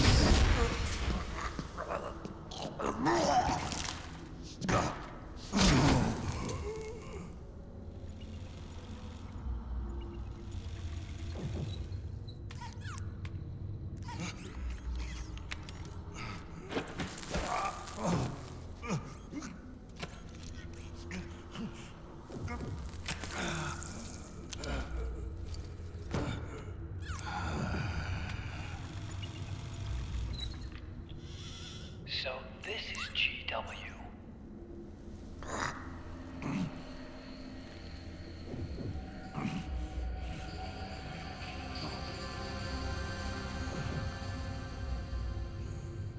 It's like a graveyard in here. Okay. That looks weird. Can you do it? Yes, we can. Yep. So, yeah. So the punchline of this whole section is that Snake didn't even have to come through here. Otacon could have just done it by himself. So, yeah. Maybe he has to hit a button at some point in here. I can't remember. In my memory, Snake did not have to do that at all.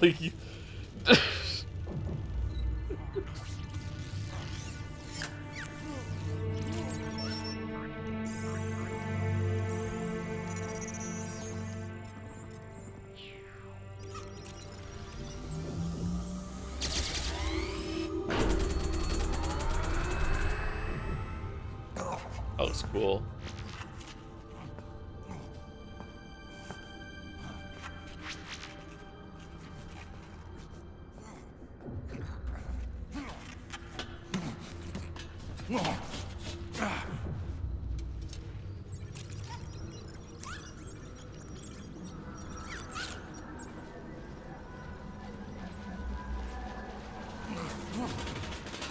Oh wait, we have to defend. Okay, we did.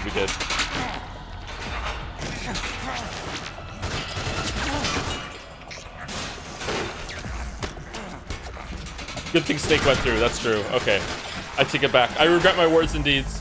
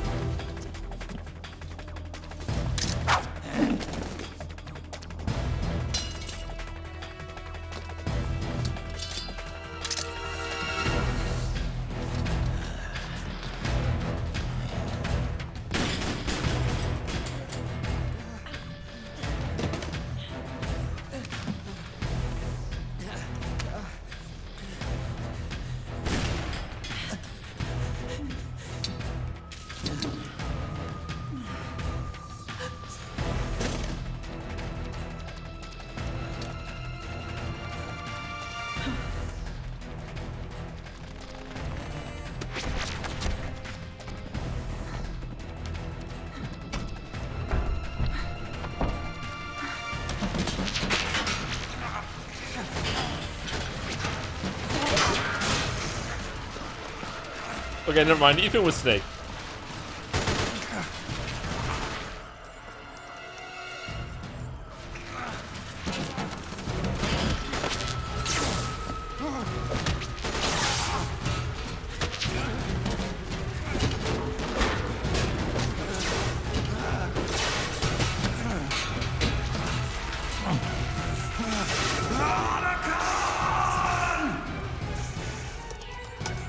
We did it!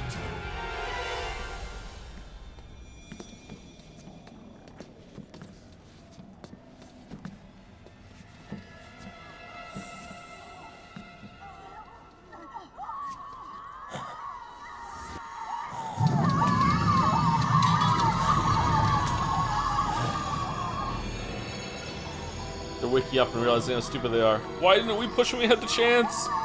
Why did we just slowly approach when they were out of ammo? Why didn't we shoot them from afar? Why did we put our guns away? They did it! Johnny!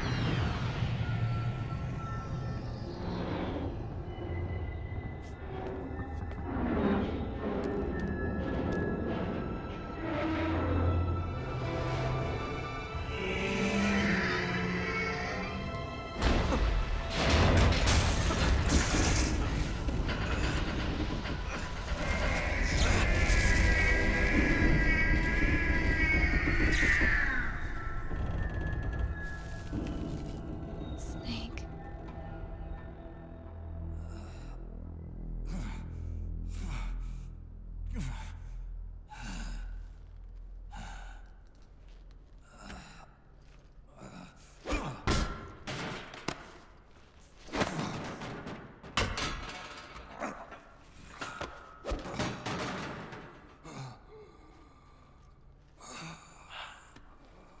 Wait a minute. The worm is still spreading. And it's not stopping at GW. Oh. Is it removing the other clones? No. Wait. I don't believe this. Naomi. What is it?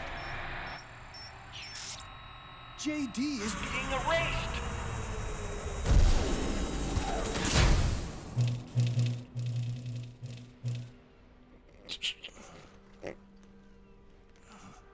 Okay, I don't remember this at all. Let's see what she says.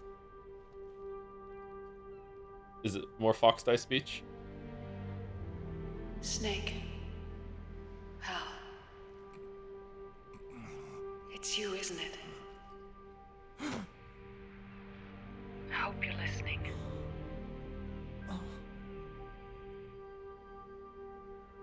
The virus you uploaded is using GW as a conduit to annihilate the entire AI network.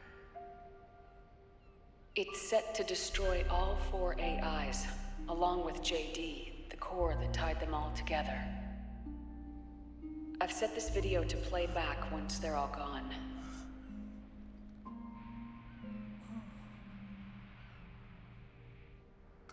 Sons of the Patriots was only the beginning. The Patriots were planning to use nanomachines to implement the system over the entire population. I had an obligation to stop it.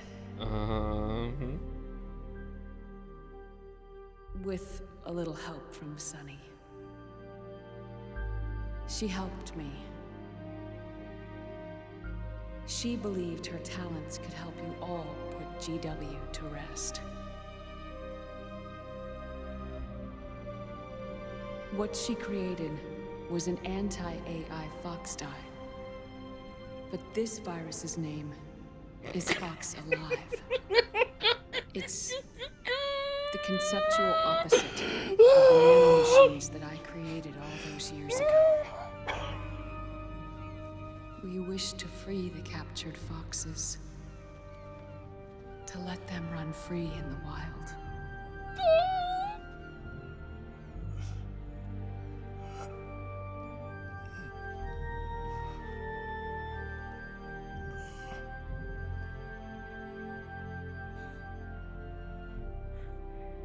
By the time you hear this, I'm afraid I'll be gone. It's a strange feeling, leaving a message to be delivered after you've died. I knew that. Hal, if you're listening,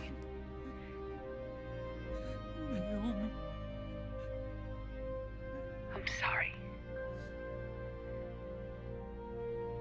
Sorry I deceived you. It hurt me more than anything else, lying to you like that. You knew him for 5 seconds. What do you mean? I wanted to apologize to you before, but I never got the chance.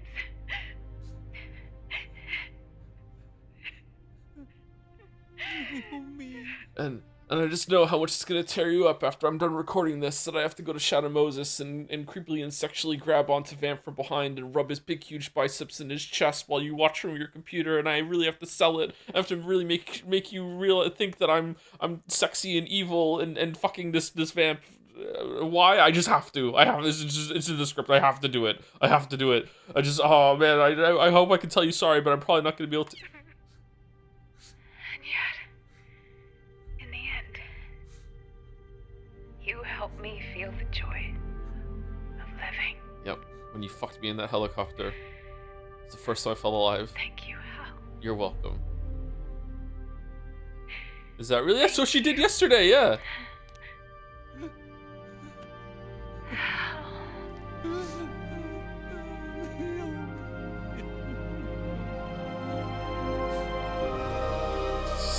Every game.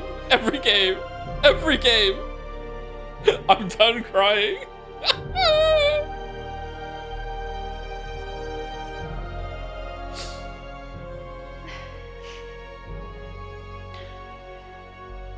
Snake, hear me.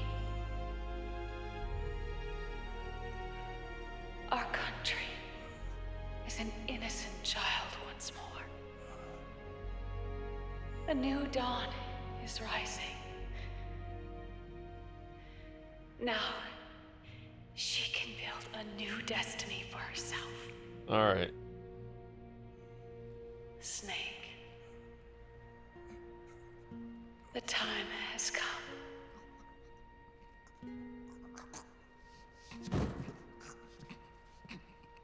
You've earned your rest.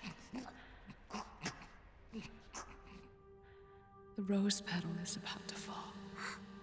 What does that mean?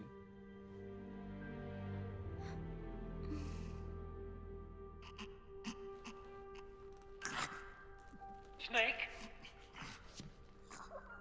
Snake!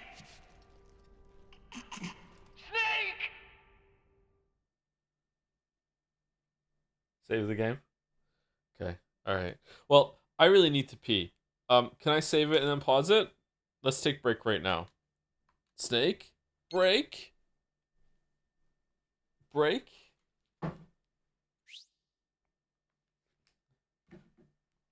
There is no saving this one. Hey, I don't know about you, but to me, this is the best one.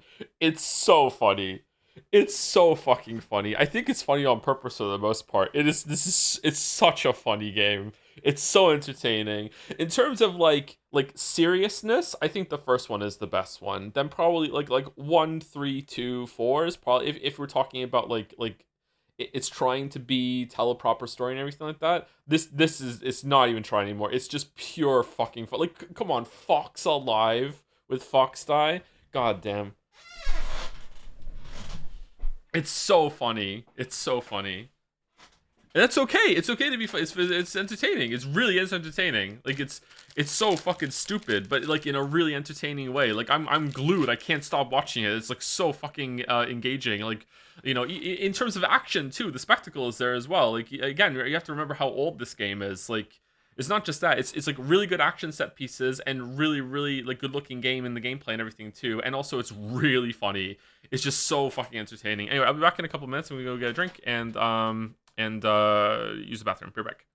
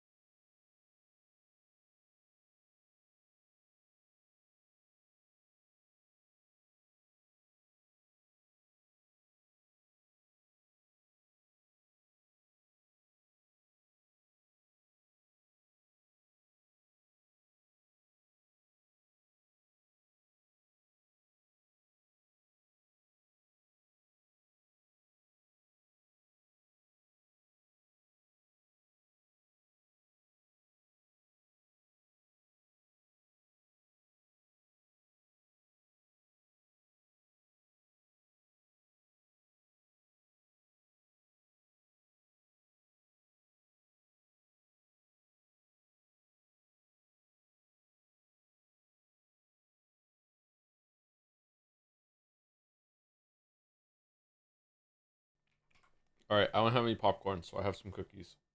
I'll try to eat them quietly. I only have one left.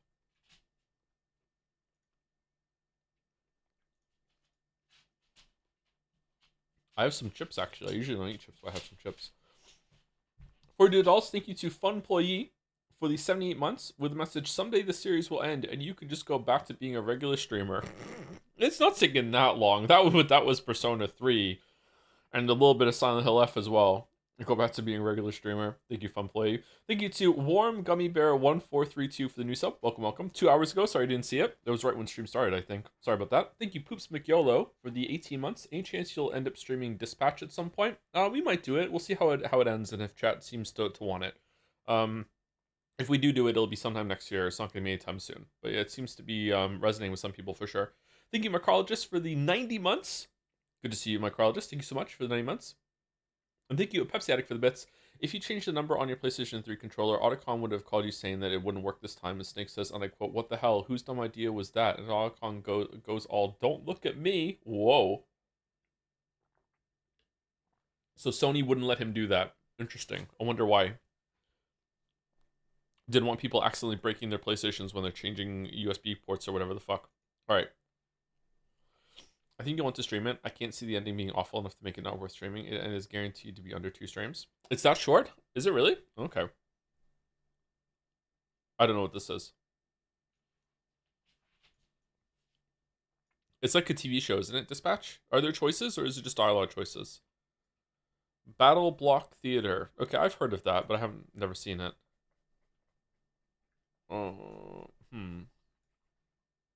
Is this Shenmue? It is Shenmue. How spooky. Is Mouse here? Spooky. Damn. Alright. Vandal, can we hear it?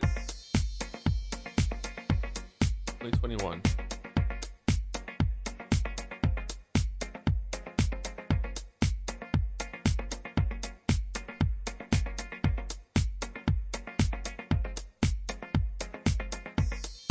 Okay, I don't think I know much about 2021 music. This sounds kind of familiar though.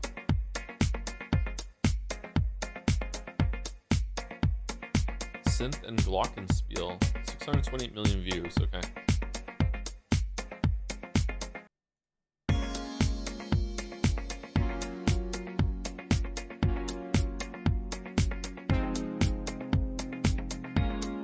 Is that Selena Gomez song?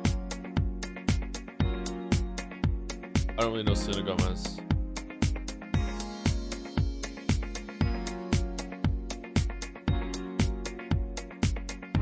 I have no idea. I'm gonna put Selena Gomez in and see if I got anything for Selena Gomez. Apparently Selena Gomez does not make music anymore. She only does songs with someone else. Alright. It's My Chemical Romance, Helena. I'm just gonna go with this one. I don't know what the song is.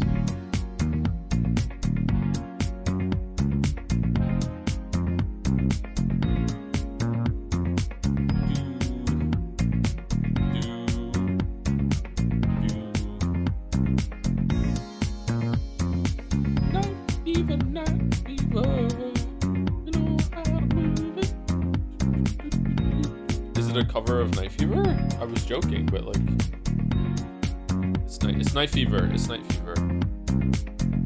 Nope, it's not. It's still BG somehow.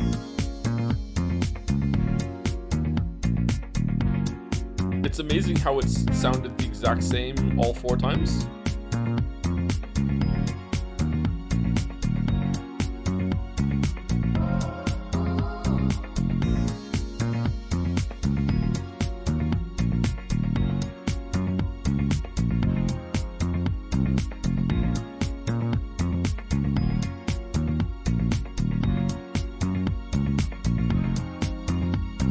I don't know what the song is. Glort me?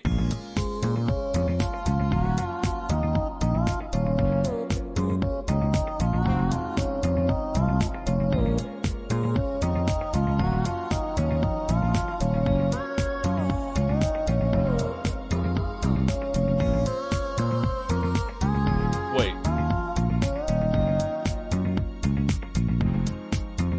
Wait, this sounds familiar.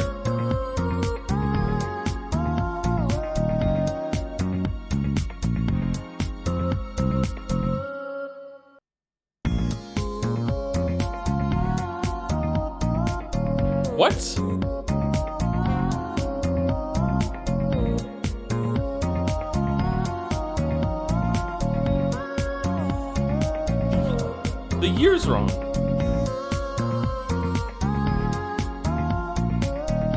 Is there a remix?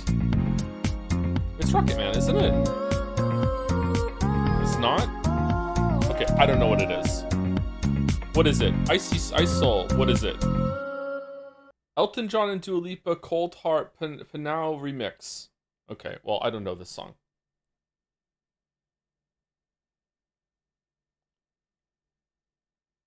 That sounded like Rocket Man. I think it's gonna be a long, long time till touchdown comes along and says something fucking fine. I'm not the man they think I am at home. Oh no. Oh no. I'm a rocket man. Whatever. Alright, Jodel. I'm a boomer. I can't be attracted to anyone who's taller than me. Any girl that I could date has to be like what? I'm 6 foot. She has to be at most 6'8", 5'8". This is oh fucking hell. The Devil May Cry song music game. Fuck. What was it called? I don't want to look at chat right now for multiple reasons. What was it called? It was the Bethesda game. Oh shit. Oh, what was it called? I really want to get this myself.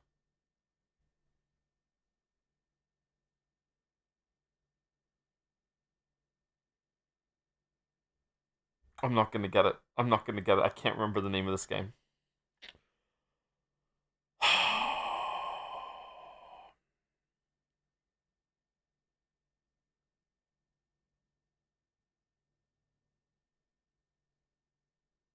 What the name is this game? Alright, I'm not gonna remember. What's it called, chat? Joe's a liar. Yes, yeah. Mouse is taller than 5'8", yeah. Yeah. So I have dated someone that was taller than 5'8". Hi-Fi Rush, that was it. Hi-Fi Rush.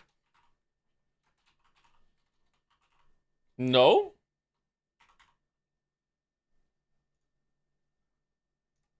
It was Hi-Fi Rush. Yeah.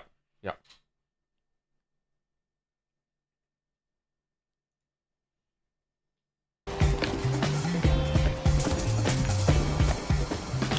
Hates tall woman. This route is closed. Hates women. I'll help you, but I must polish this door.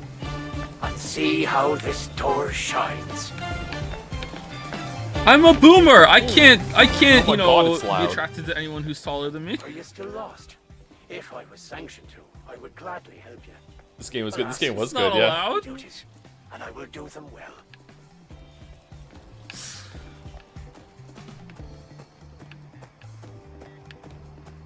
And any girl that I could date has to be like what? I'm 6 foot even, so she has to be at most 5'8", because then she can wear heels, and then we can be of equal height, right? That's the limit. Buried the lead. Okay, so it's all about the heels. So it's fine. I overestimated like how much of a buffer you need for the heels. Okay, there you go. There you go. See?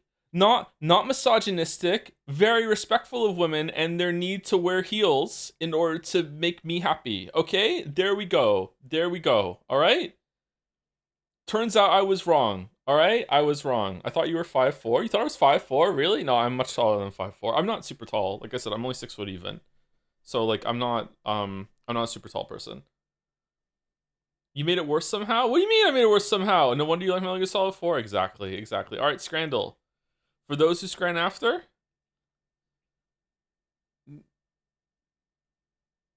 steak and breadcrumbs? What is this? Okay, left is a crime. I would try right, actually, and it's actually pretty cheap. I'm going right. I would try it. Fuck it. All right. Can we choose it? I think we can. It's left, right? Right is expensive. It looks good. I'd eat it for sure. The bowl is kind of like presenting as more food to me. I actually really don't like the bowl. I feel like that's gonna be... How do you clean this?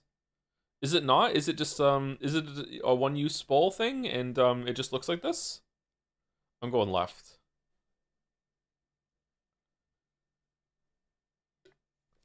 Fully loaded fries versus double cheeseburger. That cheeseburger looks awesome. It's also not too expensive. Scrandle, the bun looks great too. Scrandle loves burgers. It has a price. Left has no price data. Even if I'm wrong, I'm going right. That's good. Okay. Pig skin in salsa, blurry, versus corned beef and potato pie. I fucking hate corned beef. My mom used to feed me corned beef. I fucking hate corned beef. I hate it so much. So I can't judge if this is good or not because I fucking hate it. Is right good? For 3 versus pigskin and salsa, people love their fucking pigskin and salsa, don't they? Left seems to me like it's more of a like, hey, you're at the game. Look, there's a lot of people here. It's selling like what Scran is all about, which is like really you're going to see the match. Whereas right is like, fucking, I don't know, man. What even is going on left? Running? I think right looks gross. Does it look gross, chat, or is it fine? Is that how corned beef is meant to look? Left is incredibly disgusting. I agree with you, but pigskin and salsa sometimes gets ranked highly. Right is fine? Really? I'd eat right? Okay, I'll trust chat. Wow, it's actually quite high. Okay, I can't judge corned beef even though I've had it a lot. Okay, bratwurst versus rump steak and chips. It's got to be right. That looks like it's cooked quite well, actually. Got a good sear. Got a good stuff on it. The chips look good. Left is disgusting. I'm going right. Yep. Okay. That looks really good. Baja style hot dog, onions, jalapenos, chipotle cream, and green salsa cream. Okay, is it 7 for both or 7 for 1? Versus cheesy chips in a garlic naan. Oh my god, I want right so bad. I don't give a shit. I know it looks greasy. Judge me all you want. I don't give a fuck. I would eat right. Right looks so good to me. Oh my god, I haven't had food today. I would want right. But left is like a pretty good hot dog. It's got a good bun on it. The sausage looks great. I think left is probably going to take it. Right is going to be controversial among Scrandle pundits. I think it's left. It is. Oh, it is pretty high though. Okay, cool. All right, I'm not so crazy. All right, hot dog with no price data. Boiled fucking hot dog. It looks really gross and the bun is not the right size versus a very large portion of sausage baguette on the right. Easy right? It was not an easy right. What the fuck? A boiled hot dog is fucking disgusting. Okay, meatballs and pasta versus chicken curry and chips. Fuck, it's over. This is just flipping a coin. Right is a really good portion of curry and chips. It looks really good. Left is much cheaper and is a decent portion of meatballs and pasta that also looks really good. Fucking hell, man. I think it's left for the price. It's like less than half. But right looks really good too. This is anyone's Scran. I want left. Wow, 69, nice. Okay, 69. All right. Churros Kenyer versus buffalo chicken tenders and fries. It's a bit pricey on the right, and that is one of the best Churros Kenyer that we've ever seen on the left, but it has to be right. Yeah, that is actually quite high for this stupid fucking onion bread. Okay, salt and chili chips with chipotle and garlic mayo, all for 4 quid. Versus lumpia, spring rolls, and leek in tomato sauce for half a pound. Oh, fucking hell. What do I do? Left is Scotland, but maybe that doesn't matter. I don't know what to do. I don't know what to do. Right is so cheap. Right is so cheap. Look at the, like, it's a decent portion for fucking, like, 50 pence.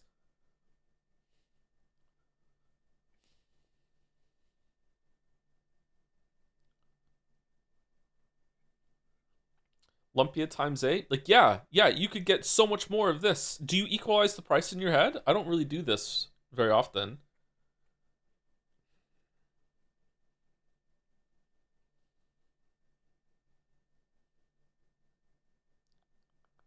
Left has more universal appeal, but on the right, you could get 8 of them. You could get 8 of them. Look how good they look. And you get 2. So you can get 16 amazing looking spring rolls.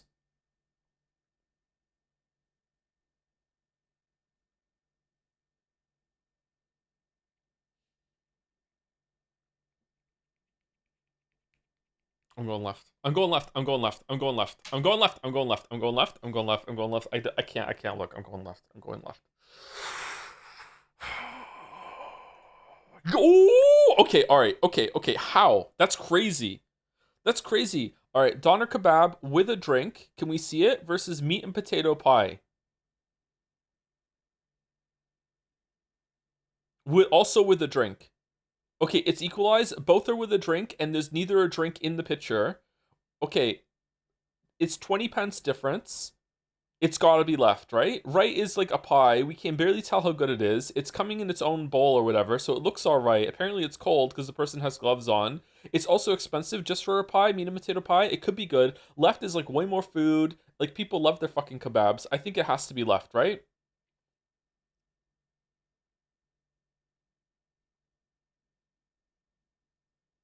I think it's left. I think it's left. I think it's left. I think it's left. Yes, perfect scran. Perfect scran. Actually, pretty easy perfect scran, not gonna lie to you.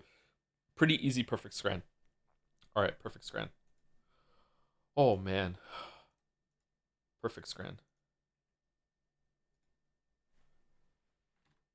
Do I give off short person energy because the chatter thing thinks I'm 5'4", or are they just trying to make me mad? I'm genuinely asking. I do, yeah. What is short person energy?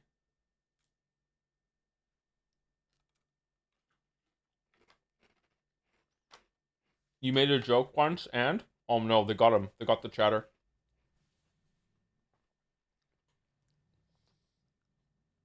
You do not. Dalmec has short person energy. Wow. I thought you were trying to compliment me, but it was just set up to own Dalmec. All right. Isn't Dalmec tall? They're comparing you to Germa. Is Germa tall? Is Germa like a lot of people online are taller than you think. I guess maybe it's for me too. But yeah, I'm surprised at how many like YouTubers and stuff are like 6'4" and shit.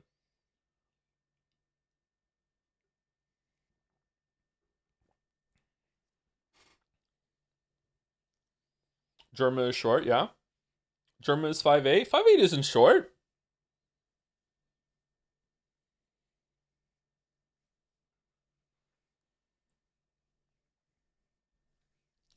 Is this new lore about Joe being insecure about his height? I'm not insecure. I just want to know if I give off short person energy or not. I'm just curious. The only insecurity I ever had with my heart recently was when I told the story last week, I think, is when I put the Valve Index on and it gave me a height that was a lot shorter than I was, and I thought I was shorter than I was, and I thought I had been lying to people about my height. And I was really, really scared. I was like, it wasn't about like, oh no, I don't want to be that short. It's that I don't want to be a liar. I don't want to be, oh shit, like what if I last time I measured myself something went wrong or whatever, and I don't realize like that I'm actually like fucking like 5'7" or something, you know what I mean? Like that sort of thing. Just a tracking issue, I guess. Yeah, it was a tracking issue, yeah.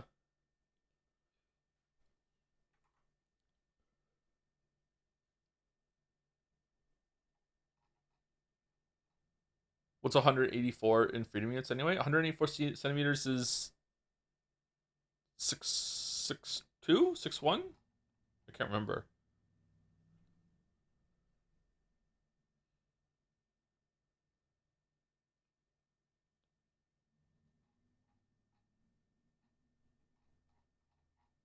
I do like being about the same height as Henry Cavill, though. That's the only thing we have in common.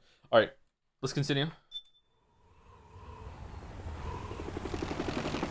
Snake. Oh my god, it's loud. Wait here. I'll get a medic.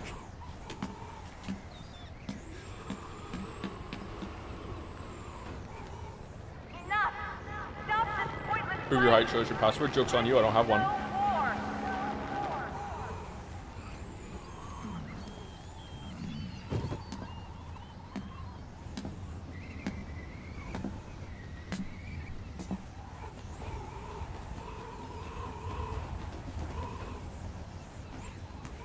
How did he get here?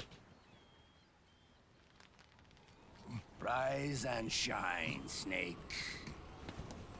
Look, the war is over. Why? You could have stopped us. Stopped you? Why would I want to do that? This is just as I'd hoped things would end. Back before Father's time, before Zero gave birth to the Patriots, the US, China, and the Soviet Union formed a secret pact. The organization they created was called the Philosophers. Through 2 world wars, it spread its roots and extended its reach. After that, the Philosophers splintered, and factions began to squabble over the fortune they'd amassed. They called it the Philosopher's Legacy, a massive cache of funds that would later provide the foundation for Zero's Patriots. Zero sought to use his riches to achieve world domination. Our father, Big Boss, sought to free himself from that chokehold. His dream was to create an army of free citizens, one that answered to no government. Metal Gear. Heaven. We played those games. But he failed because of you. 9 years ago, I tried to free us from the control of our genes. 4 years later, our dear brother Solidus sought to free us from the control of the Patriots' means. All of it, was nothing more than a process of trial and error, the end result of which is Outer Haven. To be free from Sons of the Patriots, the ultimate form of external control imposed on the Patriot soldiers.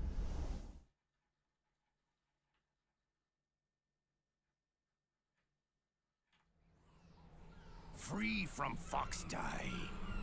Free from the system. Free from ID control. Our minds free from their prisons. That is the haven I've yearned for.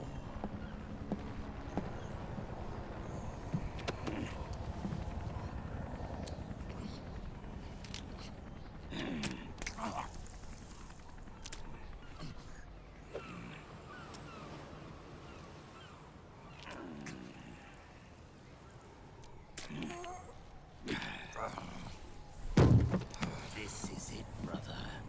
Our final moment. The battle has ended, but we are not yet free. The war is over, but we still have a score to settle.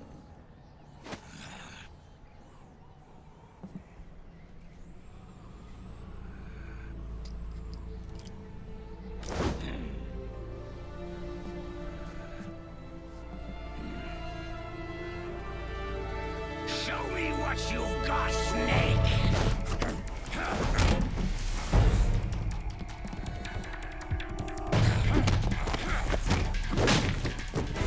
Two old nobodies fighting over nothing at the end of the world.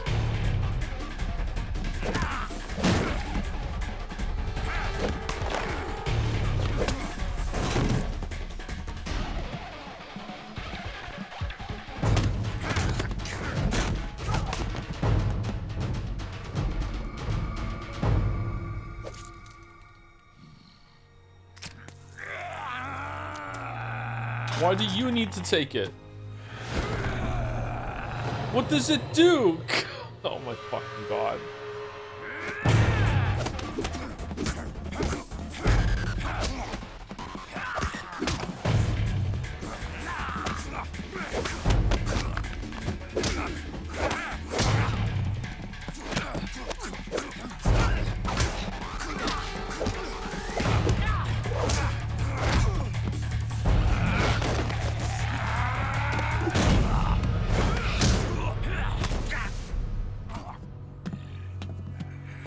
Give him the chair.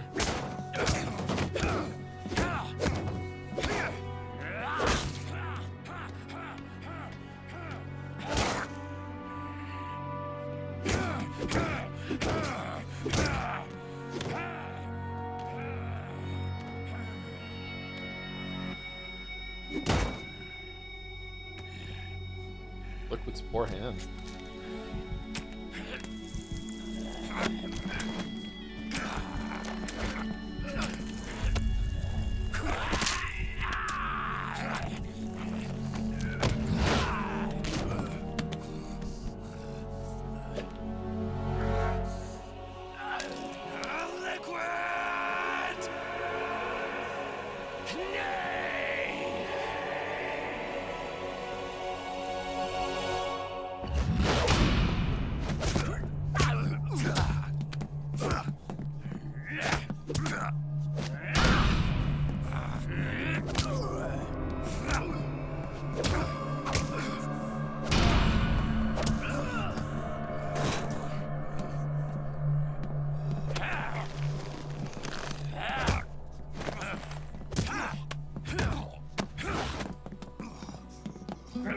bandana grab. Not the bandana grab.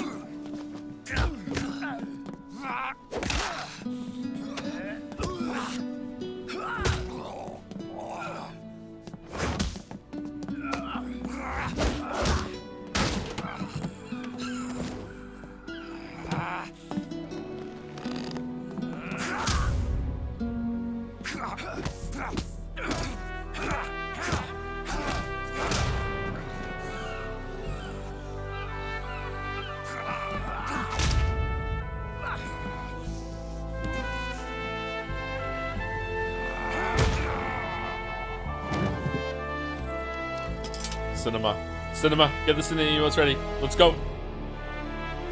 Not yet. Hold.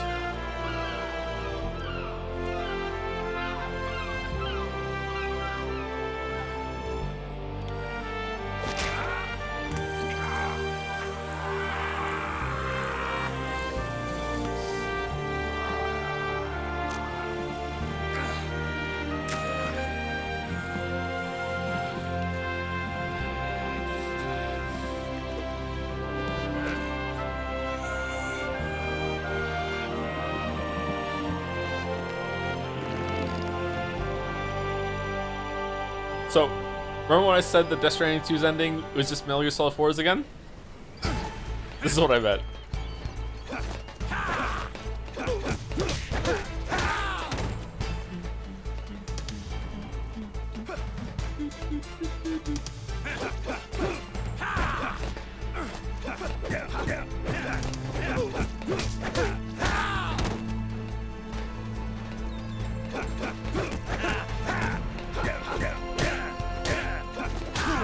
Oh no.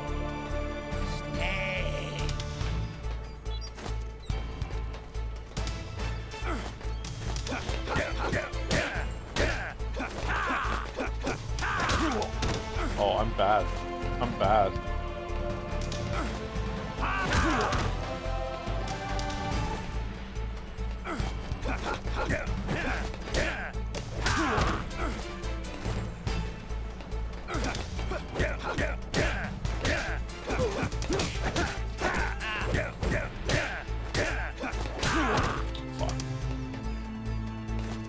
You do heavy attack? How?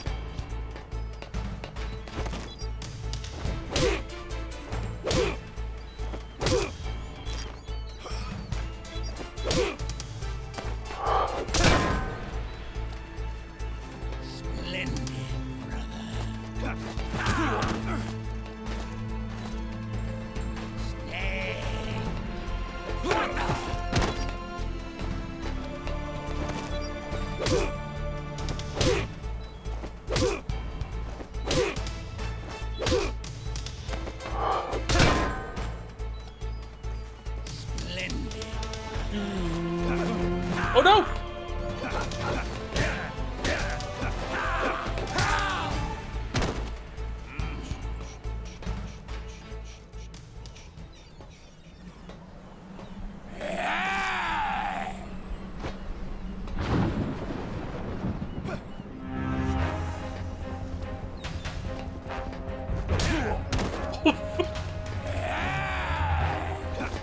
Fight like a man!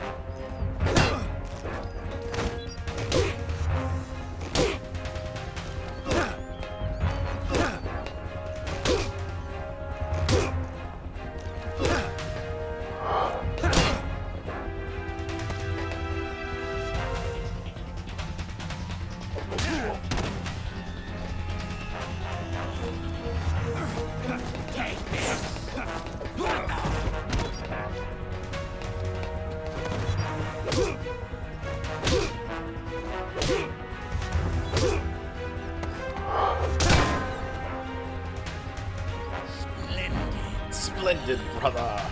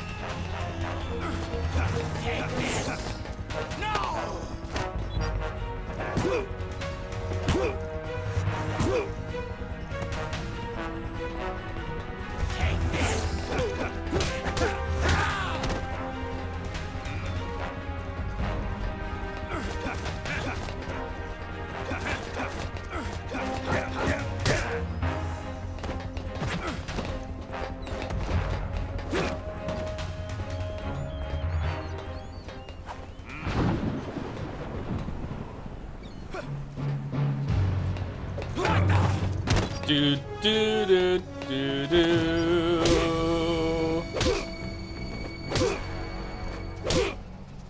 Thrill.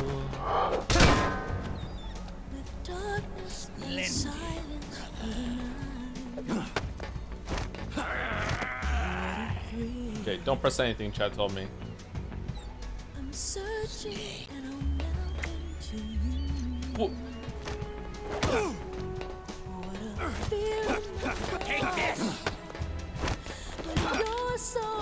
I'm dead now, chat. I'm dead now, chat. I lost all my health.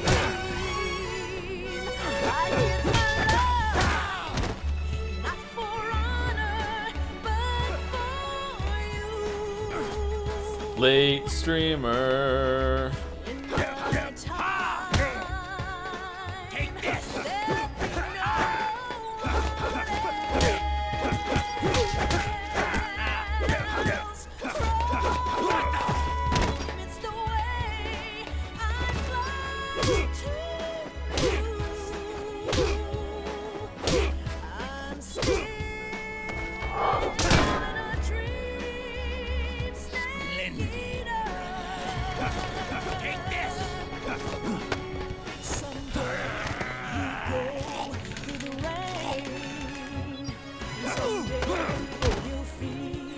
A tree frog. It's the trial to survive. Oh, we died.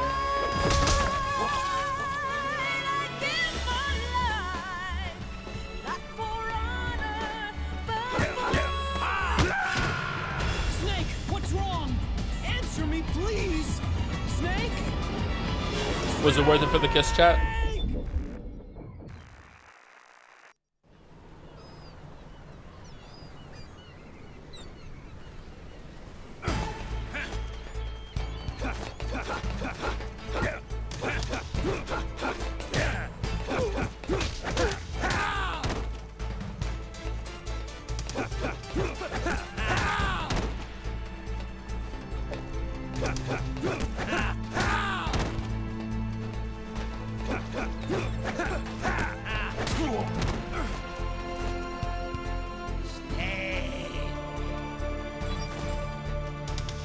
Right behind you.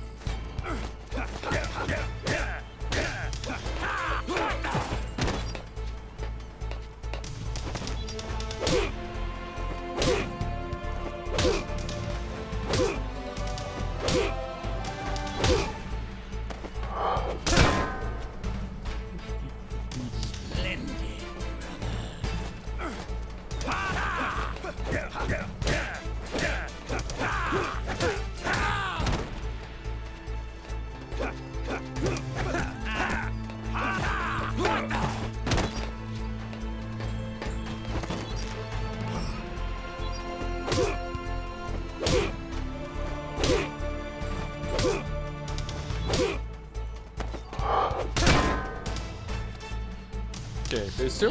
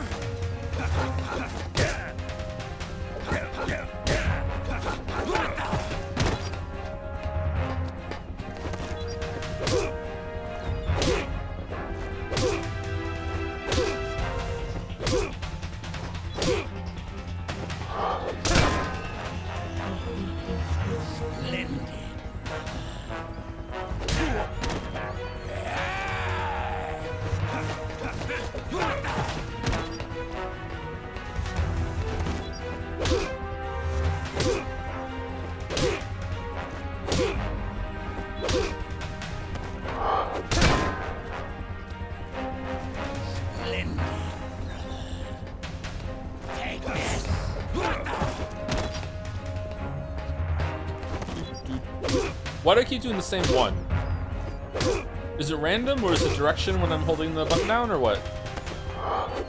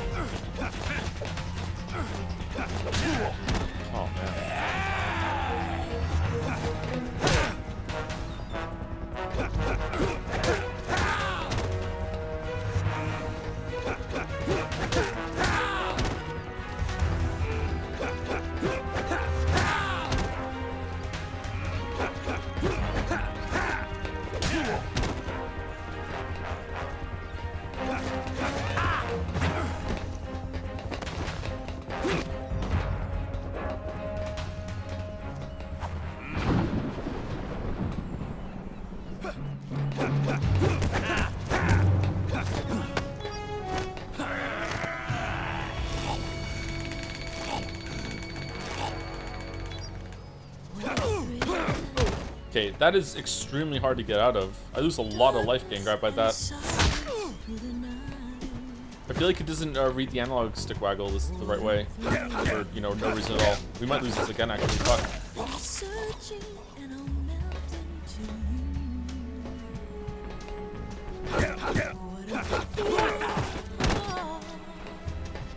But you're so supreme.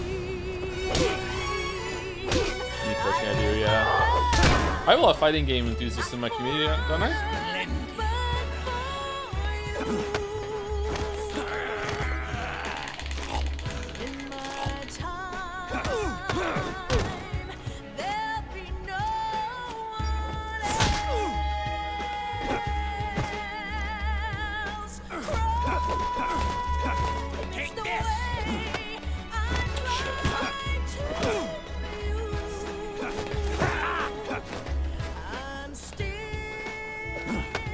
What?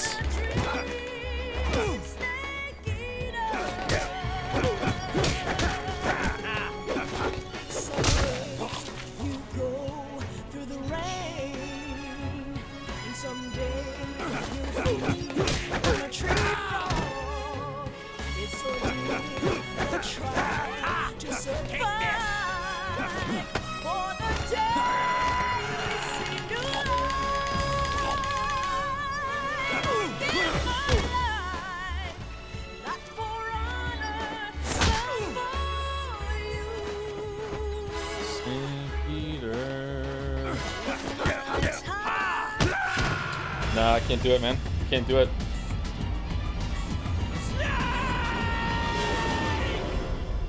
Am I supposed to waggle the stick back and forth, or do I run in circles? What do I need to do? You need to block more? Can you... I haven't blocked at all. Can you block? See, it wasn't Nikis's fault. Very true.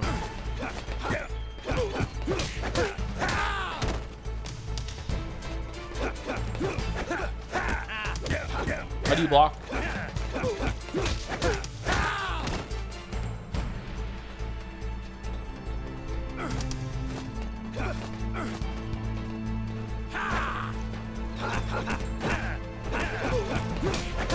Oh, L1 is blocked. Okay, let's try that.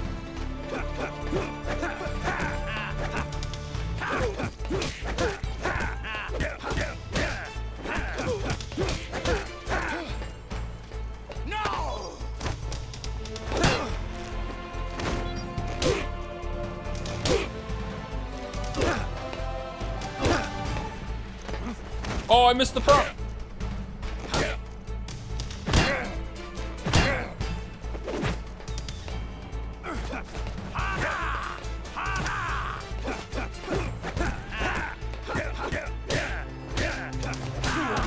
Okay, you can't block if you are stuck into an attack that he's hitting you with. Okay.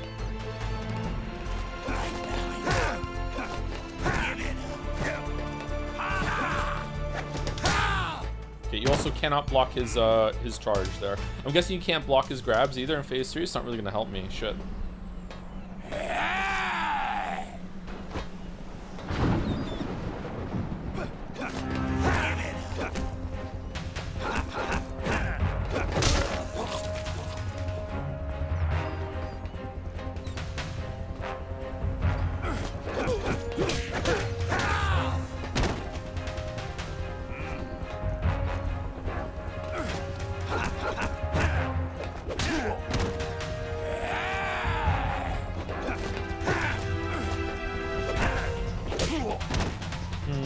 How did he block my grab there? Take this.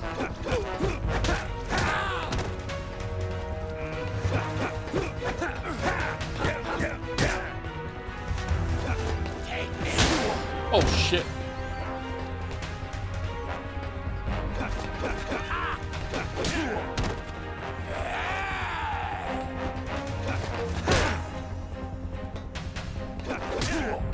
I'm getting worse, not better.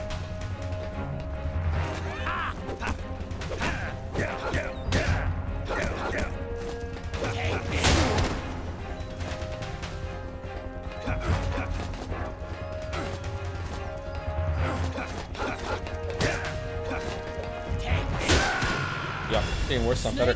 I don't understand why I can't grab him sometimes. Sometimes I can't grab him. Press square to shred back. My goat is washed. Yeah, for real. Well, he has, hasn't it?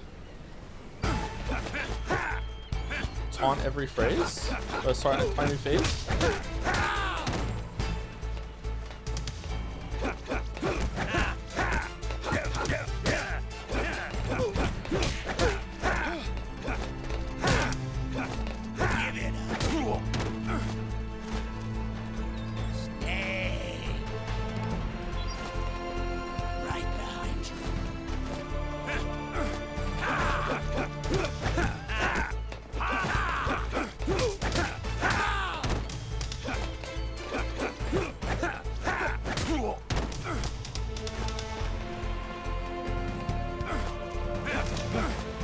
Oh no.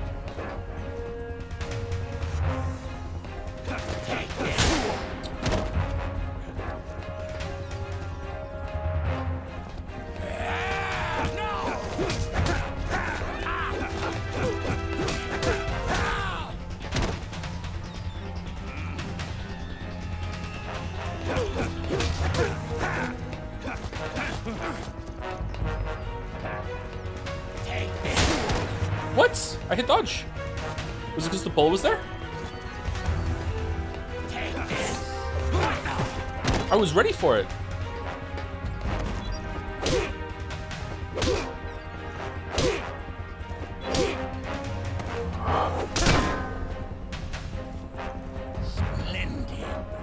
Maybe I didn't press so hard enough.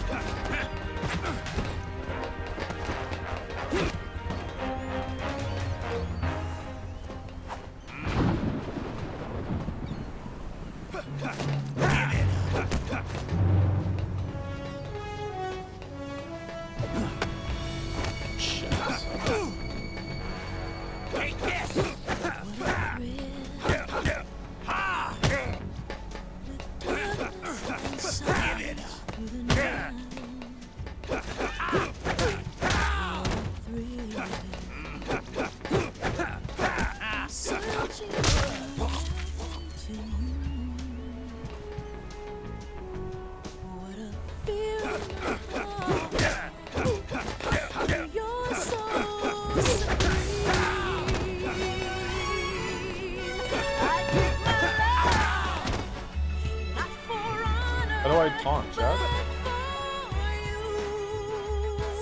When guarding strong punch. There's a strong punch?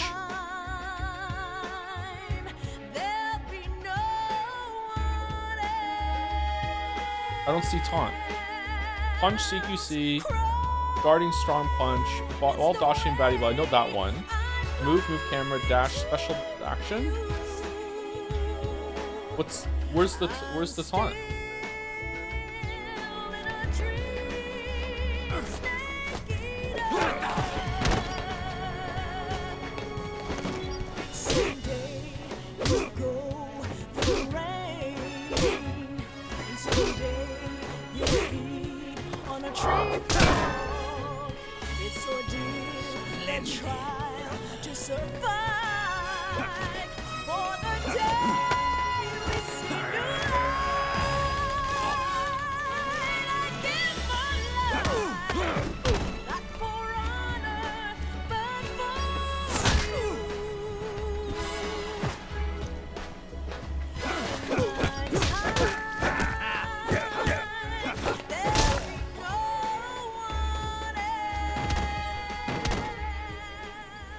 Okay, I think we did it. Alright. Sorry, chat, that took way too long. Oh, we're doing Metal Gear Solid 4 now. Okay, we didn't do it still. It's not over yet.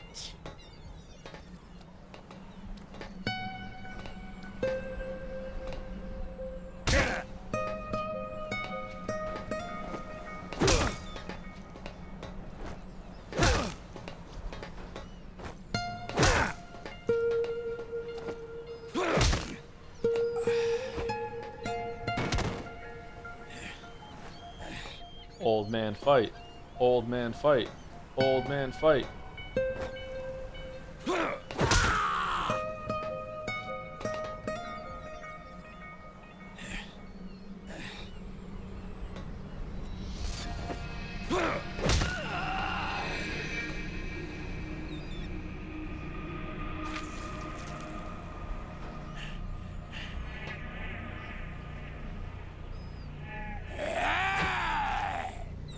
Hadouken!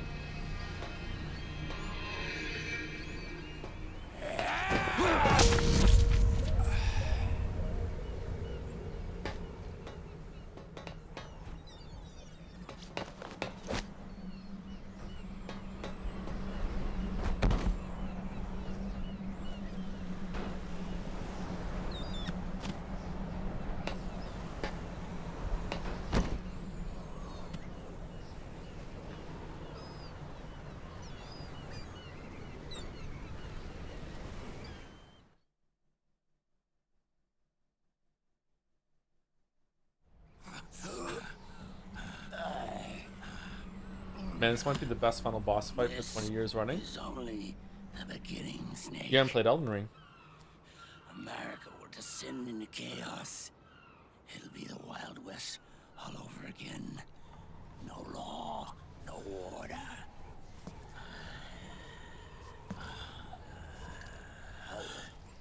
This fire will spread across the world. The people will fight. And through battle, they will know the fullness of life. At last, our Father's will is out of heaven, is complete.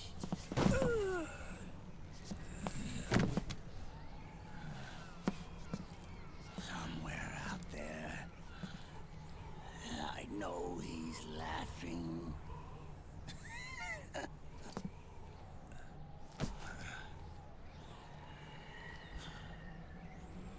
We are beasts created by man.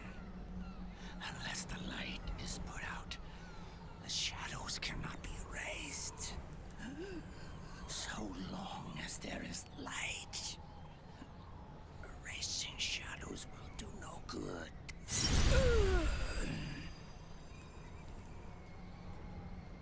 I am Liquid's doppelganger, and you are his. Just like your father.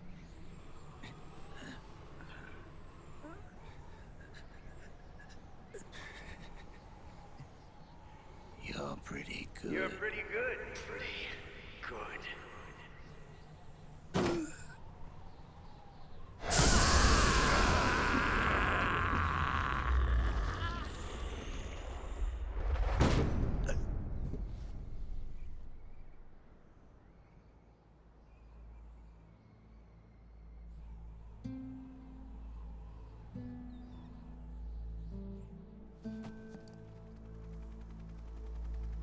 How did Liquid get us up here?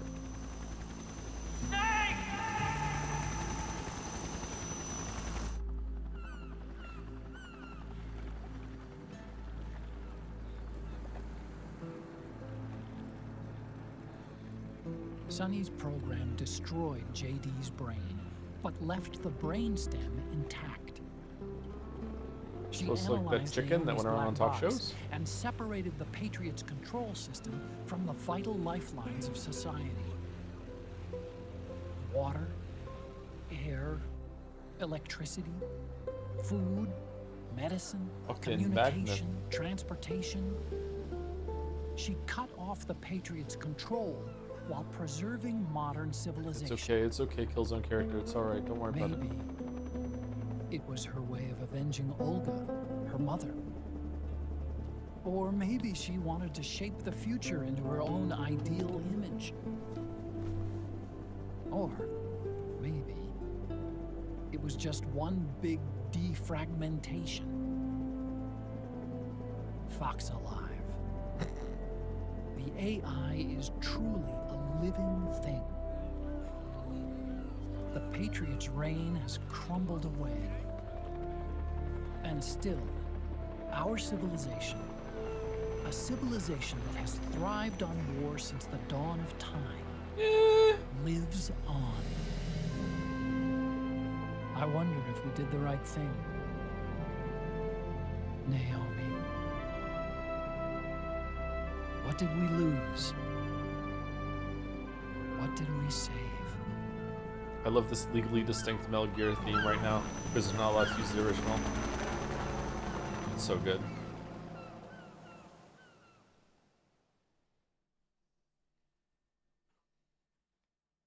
Would you like to save? Wait, what? Why? There's some sort of plagiarism claim that maybe is right, maybe it's not right about the Metal Gear Solid theme, which is why I believe it's not in the fourth game after 1, 2, and 3. They distance themselves from it.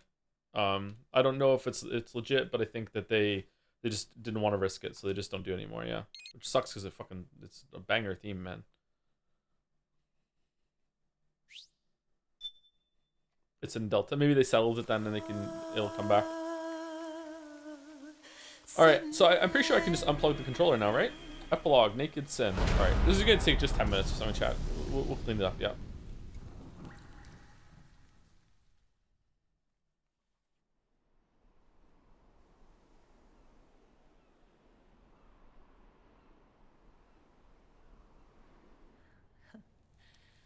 You look amazing. Take the earring off.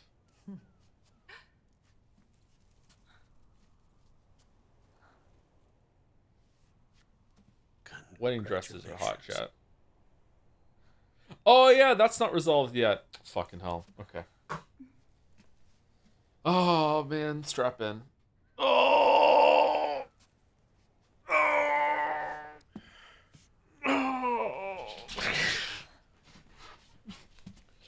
Colonel.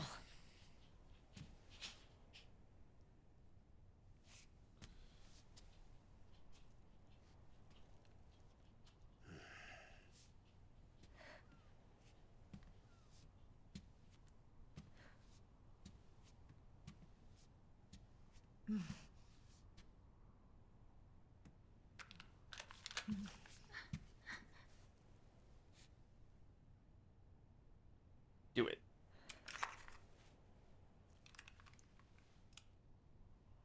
That was so irresponsible, Meryl. You're going to walk me down the aisle. You're not angry anymore. Oh, I'm still mad. But now, you've got a chance to win me over.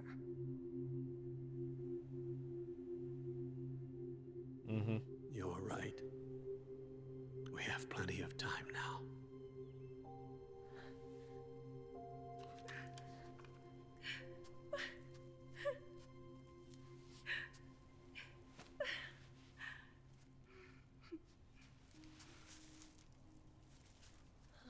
Meryl, you look beautiful.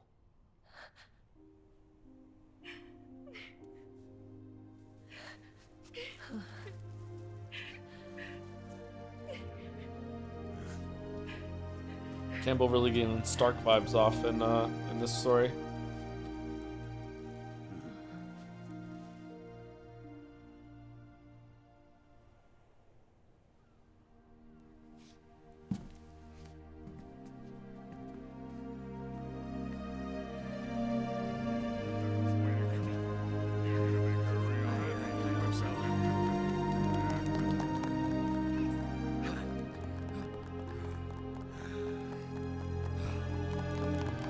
Holy shit, a white suit, Johnny? That's brave, considering your condition.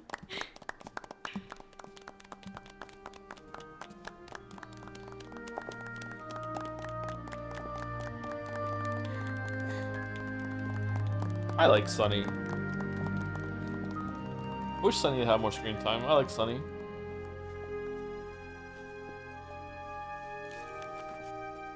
Ocelot didn't even dress up. That's a secret chat. He's always dressed up. Dearly beloved, we are gathered here today to join these two in holy matrimony. Bible? Let us give thanks for the life they will soon share. And pray they have love everlasting.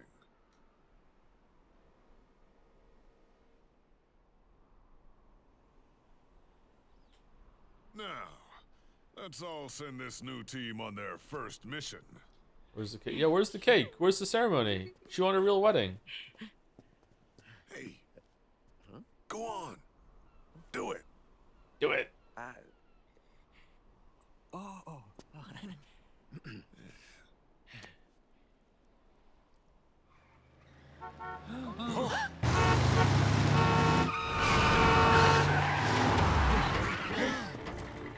Just in time. And I brought gifts.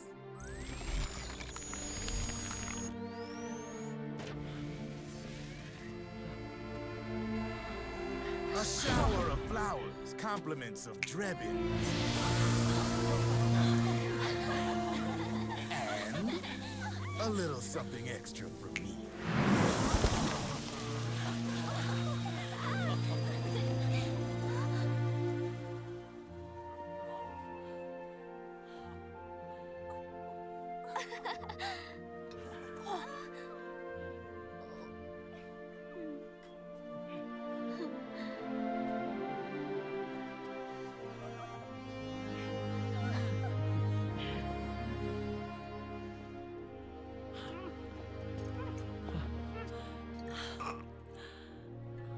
Well, the monkey's dead.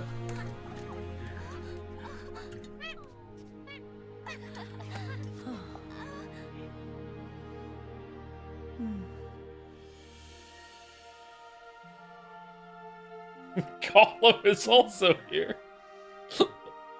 Live big boss reaction, burning on the boat.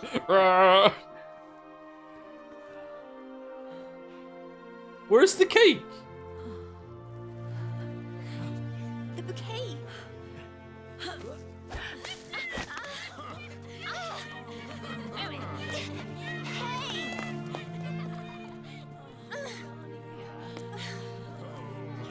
Always a bridesmaid, never a bride.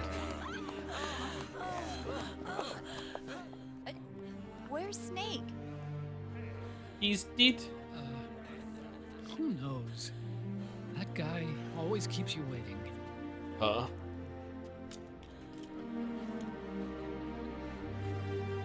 Sunny, come on.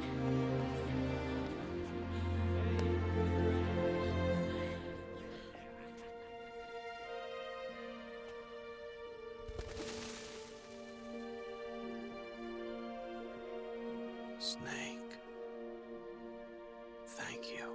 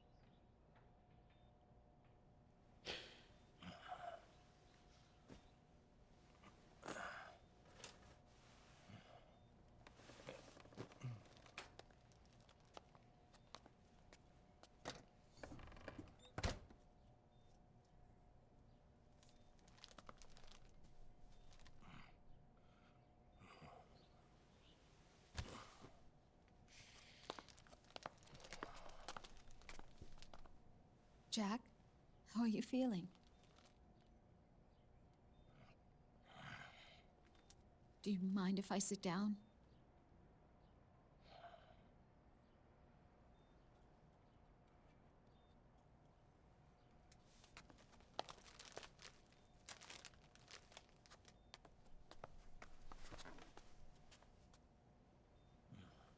Did you give the kid hair gel? What the? What is this Goku ass motherfucker? Jack.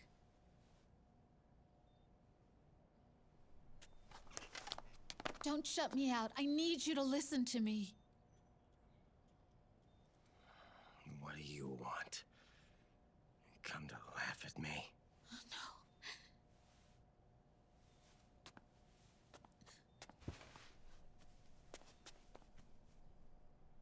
Look. Luke. Look at the boy.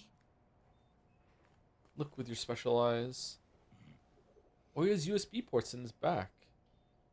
Cute. Campbell's kid. No.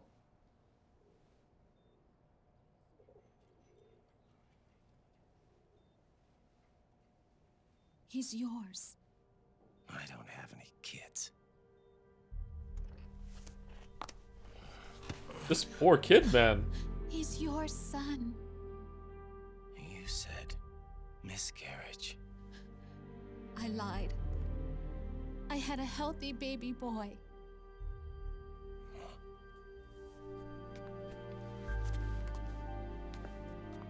Roy pretended to be my husband. To protect me. Pretended. And our son. Only until you completed your mission. To shield us from Patriot eyes. What? He didn't even tell Meryl. Meryl. He sacrificed everything. Yeah, okay. Even his family. To protect us. Can we just stop lying to Raiden? I think Raiden's been through enough. Can we just I think Rose is telling the truth here, but like for the God's sake, like I wouldn't blame Raiden right now if he just like I don't trust reality anymore. I'm just done. I'm done forever. You know, like I don't believe it. I'm sorry, Jack. I wanted to tell you. So he's really...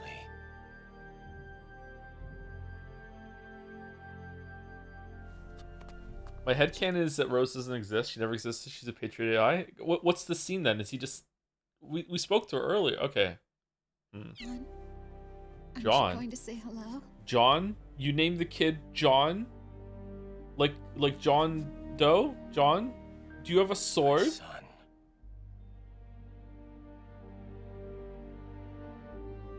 Little John. Can you do a backflip?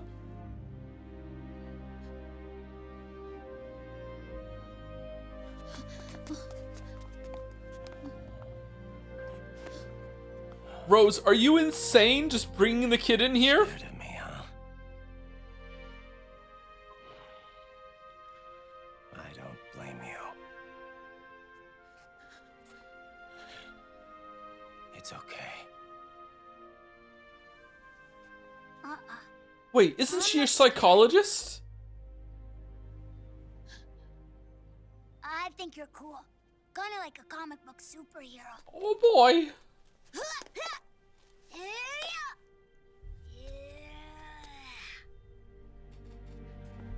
John.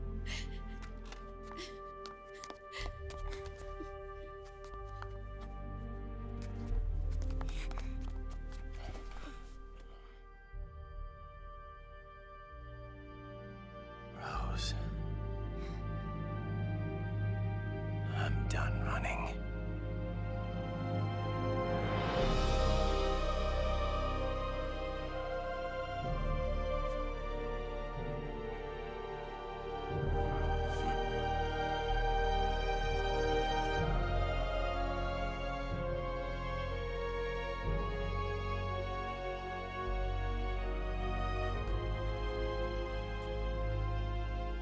And I'm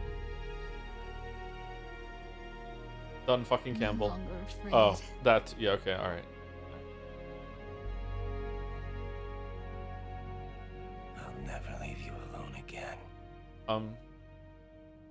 What about going to the bathroom?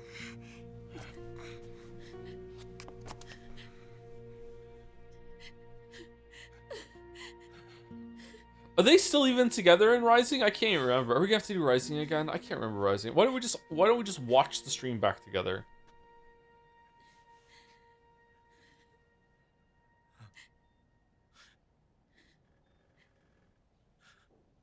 Do you like Raiden in this game? I like Raiden in this game more than Metal Gear Solid 2. Raiden's not the worst protagonist in the world in Metal Gear Solid 2. I just Beauty and the Beast. Whoa. Rose isn't that bad. Don't say that. You're no beast. I wasn't talking about you. You're my husband. What? And his father. I'm Campbell?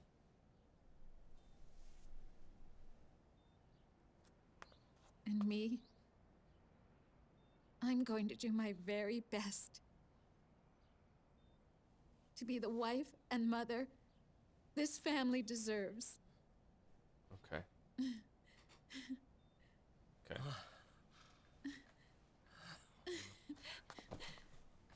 Get real. Oh, whatever.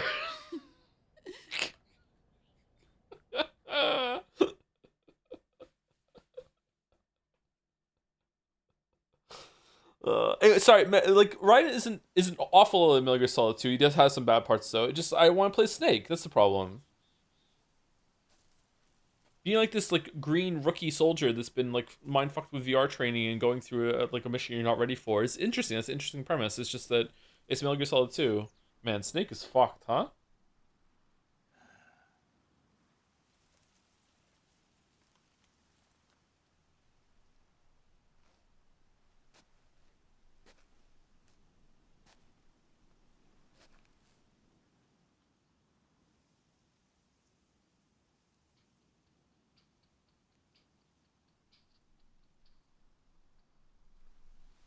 War has changed. Cookie has Our changed. time has ended. Our war is over.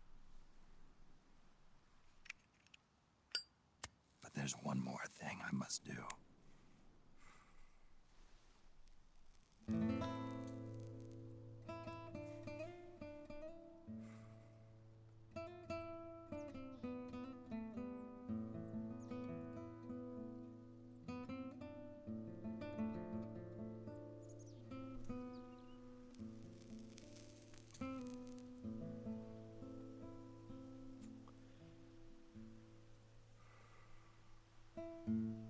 One last punishment I must endure. Erase my genes. Wipe this meme from the face of the earth.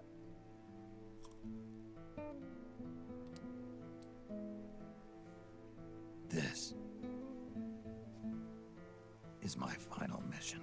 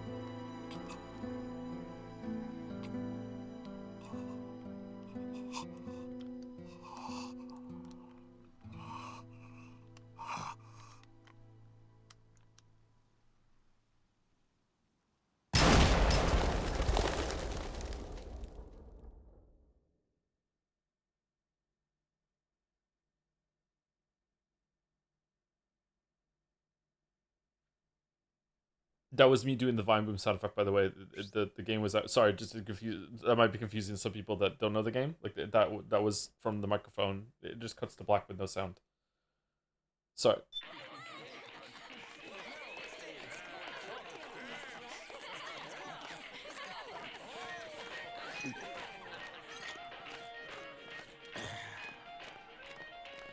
Nothing beats a stiff drink, huh? I didn't know you drank. I thought it was strictly soda for you. Not like I never touched the stuff. Soda just agreed with the nanos better. The nano machines break down alcohol before it has a chance to get you drunk. So, that explains it. No need to hold back anymore, huh? Yeah, well, it ain't all sunshine and rainbows. A lot of folks lost their entire sense of being the moment SOP went offline. You mean SOPS?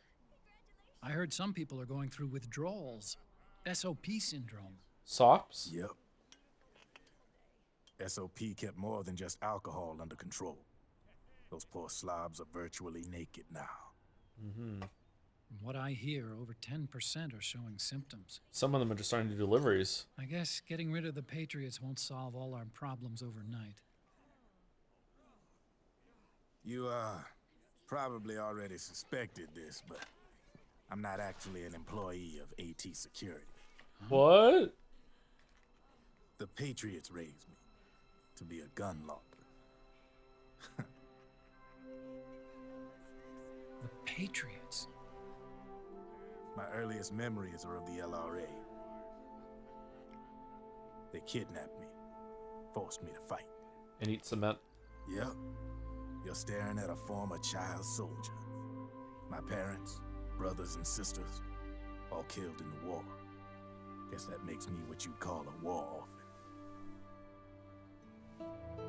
After that, the Patriots picked me up and brought me into the family business.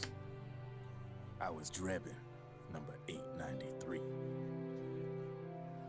There's a whole lot of pawns like me all over the world. How do you suppose I laundered guns like I did? 'Cause they let me. In fact, I was under strict orders to back you guys from the start. You what? Hey, man. Don't take it personal. I wasn't the only one under their orders. Huh?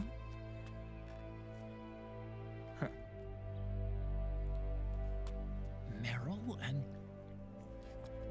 They probably never realized it themselves, but... Rat Patrol, Team 01. Voila.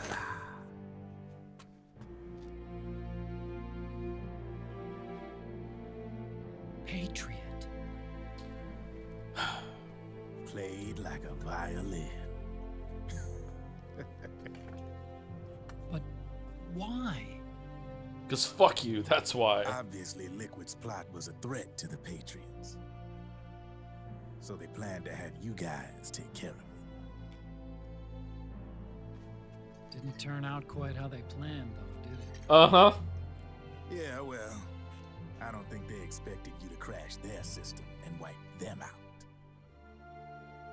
So, does that mean you're out of a job now? Are you kidding? I got the Drebins. All the Drebins in the world are in on it.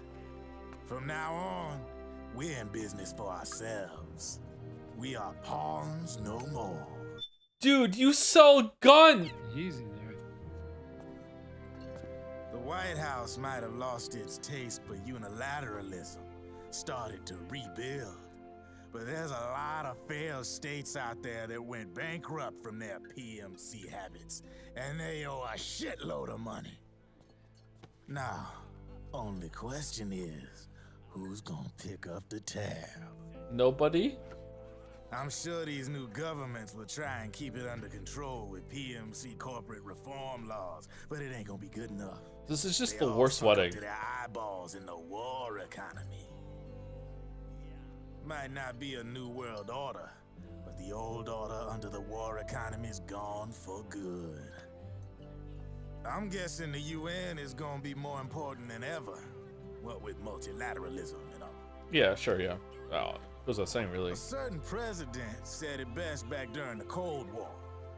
For in the development of this organization rests the only true alternative to war. And which president was that?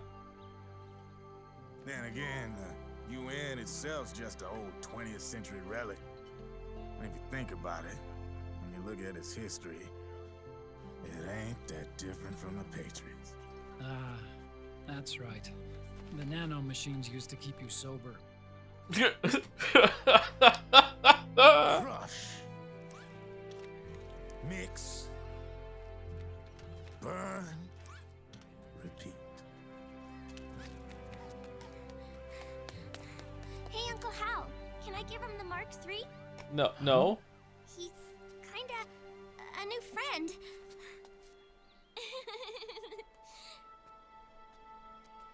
He lives near here. We can't understand each other's language, but we're having fun. Aw. He's my very first outside friend. Really? That's great. Sonny. You fucking suck, Otacon. It's okay if you want to live outside now.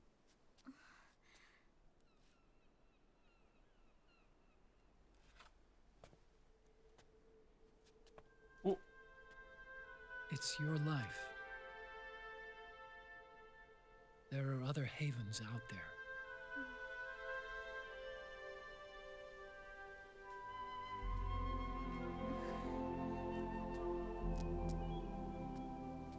The sun looks so pretty. You're named after it, you know. Sonny. I like it outside.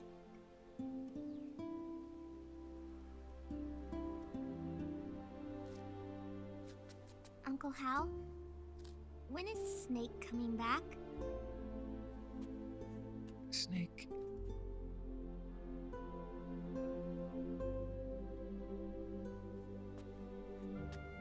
Is sick. So he went on a trip to help him get better. We're not going with him? No. He needs to be alone. I wonder if I'll ever see him again.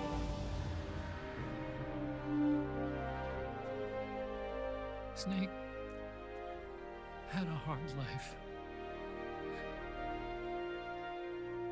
He needs some time to rest.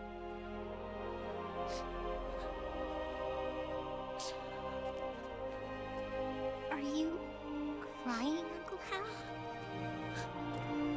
No. I'm not crying.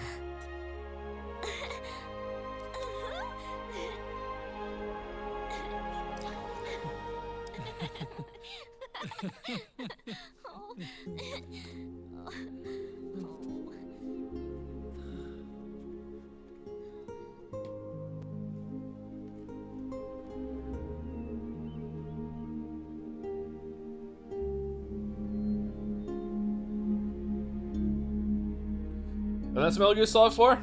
We got through it. See how it gives a lot of closure? Then we just like Peace Walker Metal Gear Solid 5 doesn't seem like it's worth it to go with. Like, I don't know. I just it was enough for me. I was like, okay, everything seems wrapped up. That's the end. We don't need to do any more in the Metal Gear Solid series. And there isn't anything with Snake in it since, right? Like Peace Walker and Metal Gear Solid 5 is all about Big Boss, right? So, like, yeah.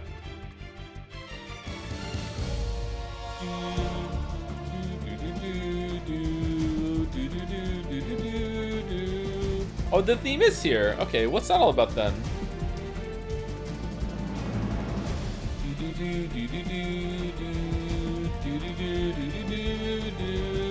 How many of you have played Donkey Kong Country?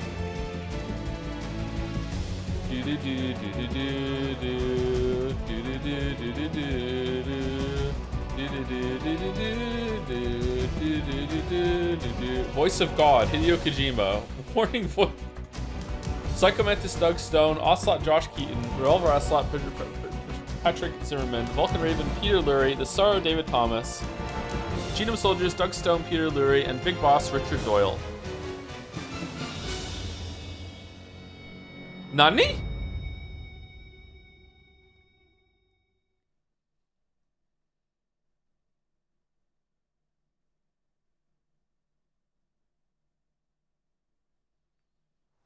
He did that scream really well. Dud. All right, so I'm not gonna meme this scene. In my memory, this scene is actually pretty good. I'm just gonna shut the fuck up and just let this play. So here we go. Good. No need for you to go just yet.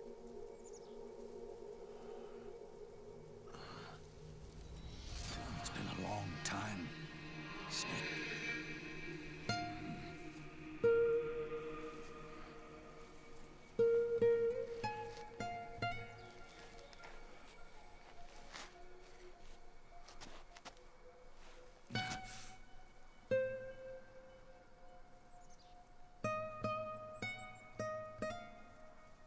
Big Boss.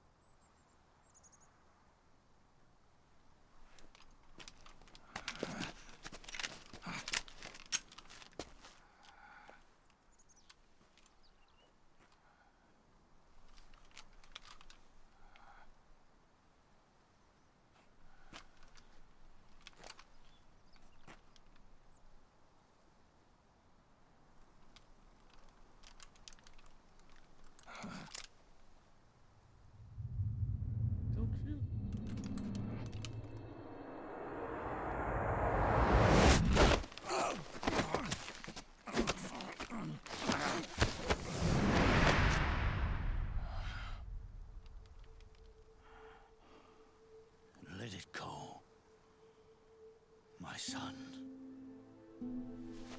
I'm not here to fight. Or should I call you brother? What? It's over. Time for you to put aside the gun and live.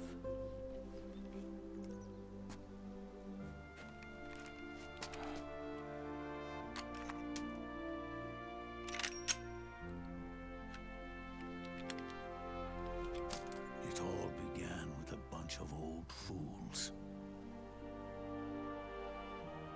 Now, they've all passed away.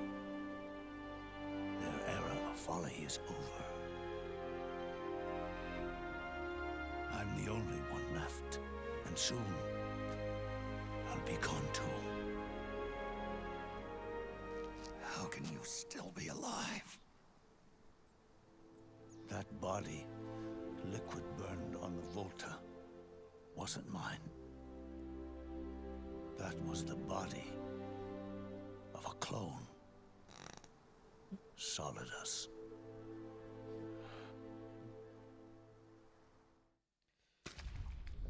He was a perfect clone. Zero and the proxy AIs that came after him were convinced that Solidus was me. I was implanted with nanomachines, kept in a state of eternal sleep by JD and the proxy AI. They had me sealed away completely. Not only my physical body, but my will too. The technology was similar to what they used to restrain the B&B members you encountered. For me to wake again, the system had to be destroyed. one way or another.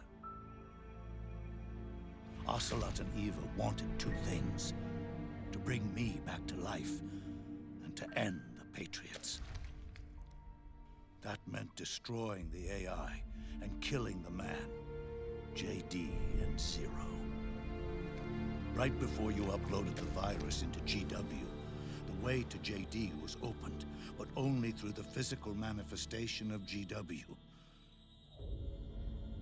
That's when we finally learned the location of this man, Zero. For me, and for them, for Naomi, nothing was more important. And it was for that they put their grand scheme into motion. Eva stole my body from them and reconstructed it by replacing the missing parts with pieces from Liquid and Solidus. Well, and Ocelot, in order to fool the system, used nanomachines and psychotherapy to transplant Liquid's personality onto his own.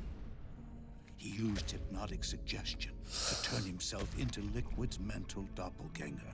Okay, I lied. I have to pause it. All right, so this is the spoiler I wanted to say. So Liquid is not infecting Ocelot through the arm. He was just pretending. He was just pretending to be Liquid, and everyone just went along with it. No one thought, maybe, you know, genetic living through the arm might not work. Like, how would that work even? And they're just like, nah, just go with it. He says it's through the arm. It's through the arm. He just did that. He just decided to do that. Okay? Yeah. For all our advances in nanotechnology, information and genetic control, they've never managed to control people at will, let alone turn one person totally into another. Under certain conditions, someone can be made to play a specific role. Act like someone else. Cats do love to play as snakes. It all started with him. Zero.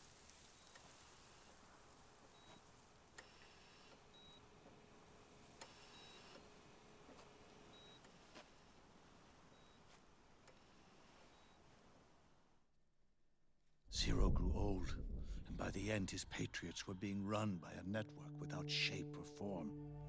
What do you mean, without shape or form?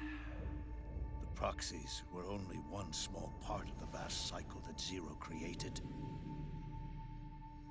The corporations, for-profits, and research institutions that comprise the military-industrial complex were part of it too.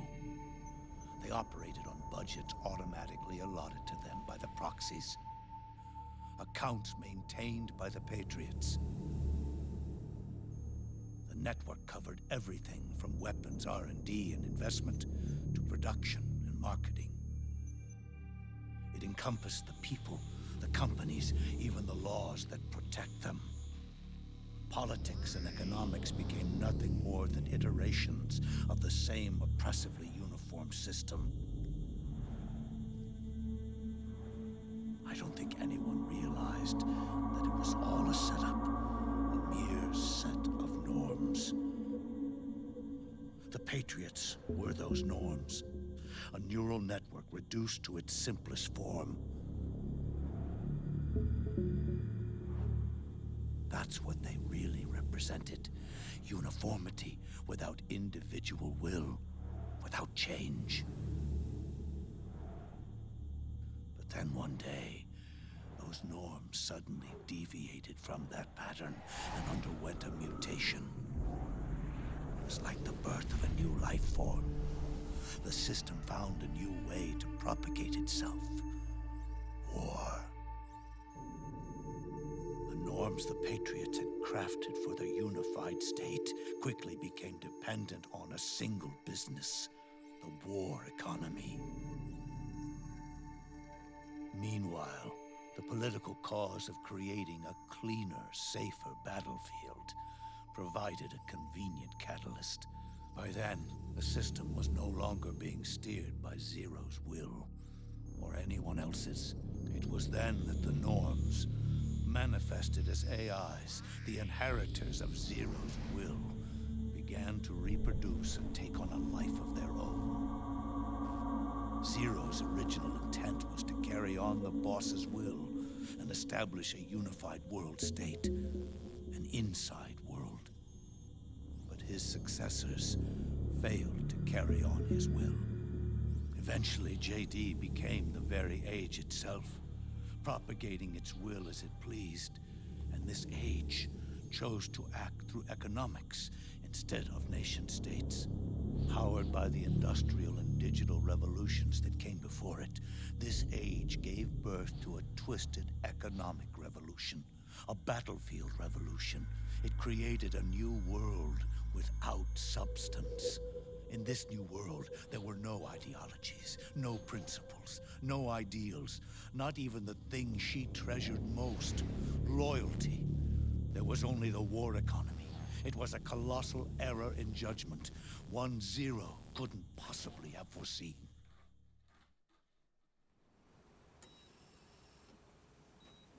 With the American system in a state of collapse, the Patriot Society has reverted to a blank slate. This man was the source of it all. And he doesn't even realize it. He's completely unaware of the fact that he led the world to the brink of ruin. What an idiot. Even with so much bad blood between us, it's funny. Now that I'm actually face to face with him again, the hatred is gone. All I feel is a deep sense of longing and pity. Did Zero really hate me?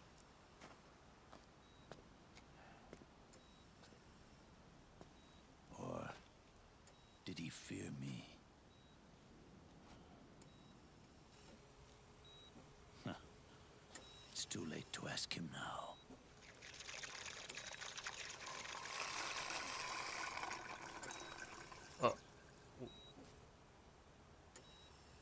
The original members, Paramedic, Sigint, Eva, Ocelot, they've all passed on. Oh shit. Only Zero is left. Everything has its beginning, but it doesn't start at one. It starts long before that, in chaos. The world is born from Zero. The bravery on display for this elderly gentleman to actually bend his knees that far down. My god, what a Chad. Is he going to be able to stand back up again? Is it going to hurt? Who knows? Dear God, I cannot believe the Chad display that Big Boss just did right now. The moment Zero becomes one is the moment the world springs to life. One becomes two, two becomes 10, 10 becomes 100. Taking it all back to one solves nothing. So long as Zero remains, one will eventually grow to 100 again. What are you talking about?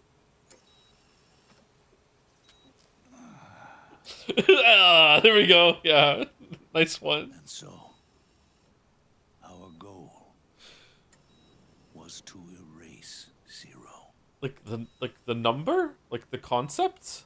Like even the mighty Patriots began with a single man. Okay. That one man's desires grew huge, bloated, absorbed technology, began to manipulate the economy. We realized too late that we had created a beast. We had helped turn Zero into 100. His sin was ours. reason, I'm taking it upon myself to send Zero back to nothing.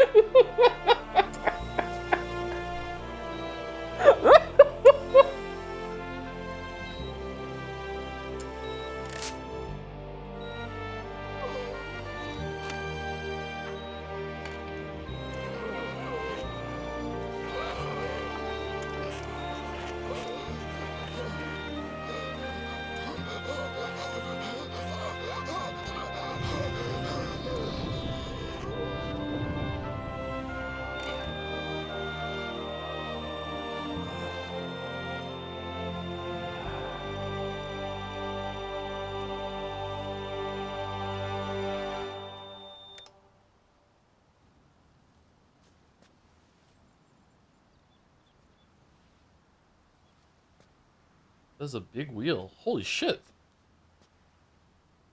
You going back to Zero as well? Look at Snake pretending like he understands what just happened. You erased me 2 times before. Did we? Today will mark the 3rd.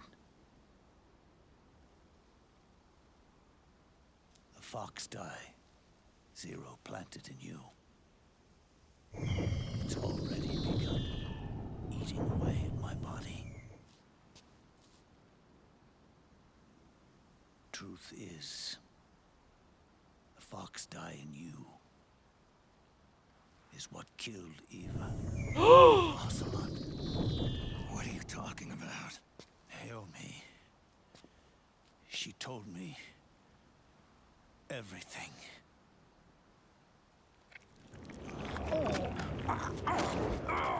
What's wrong? They did it again. They used you to kill me. You'll be fine. The Patriots. No, they're proxies. In order to bury us. They did it again. In the end, they're no more than a program.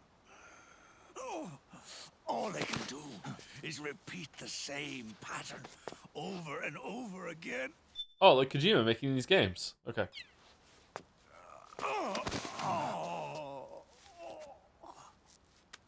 Do me a favor, will you? Take me over to her.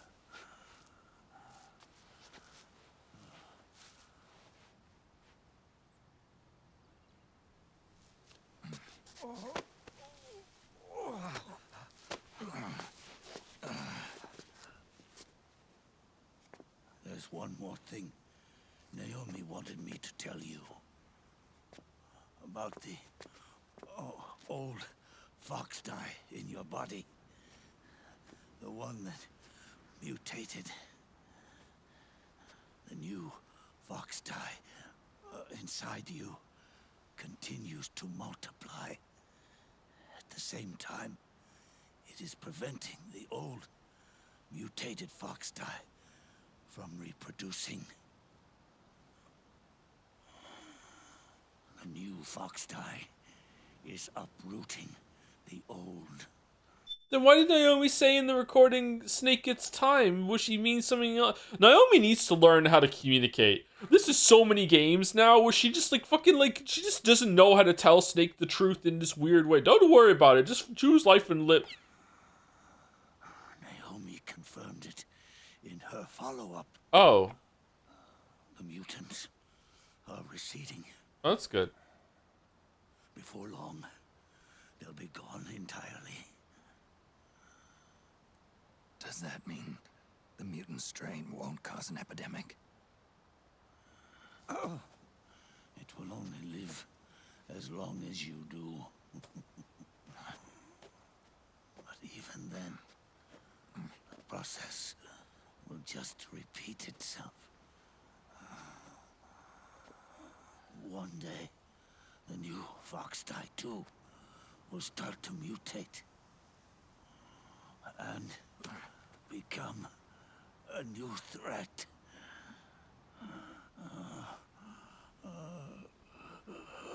That is, if you manage to live that long.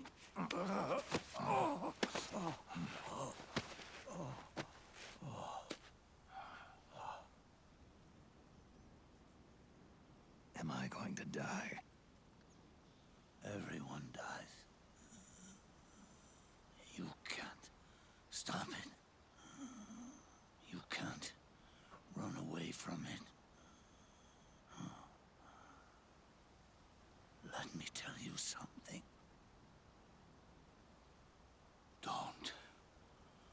Don't waste the life you have left fighting.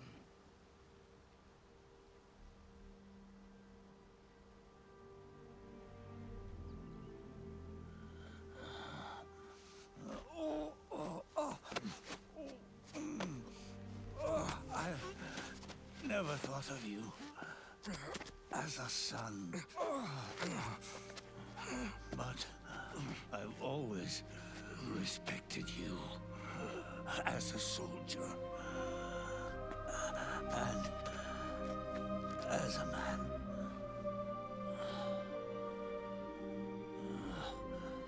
If you'd been in my place back then, maybe you wouldn't have made the same mistakes that I did. Ever since the day I killed the boss with my own hands, I was already dead.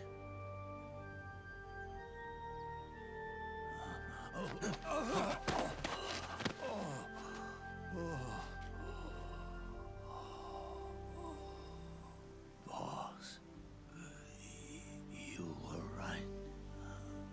It's not about changing the world. It's about doing our best to leave the world the way it is. It's about respecting the will of others and believing in your own. It would be peak if the boss walked behind a tree right now. What you fought for. It's the same speech to Big Boss that Big Boss just did to us.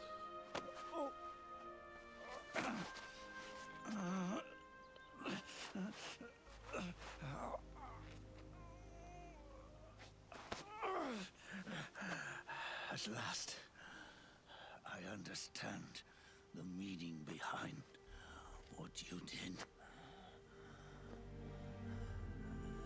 At last, I understand the truth behind your courage.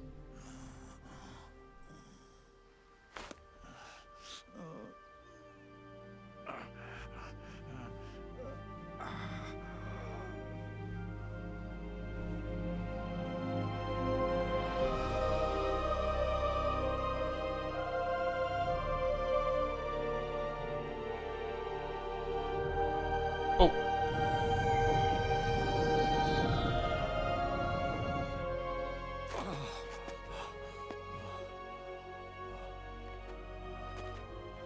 It's almost time for me to go.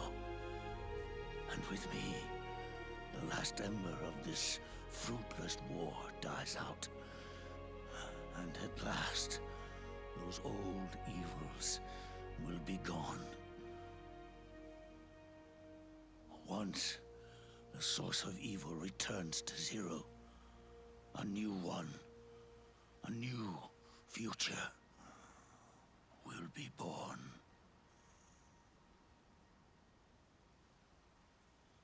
That new world is yours to live in, not as a snake, but as a man.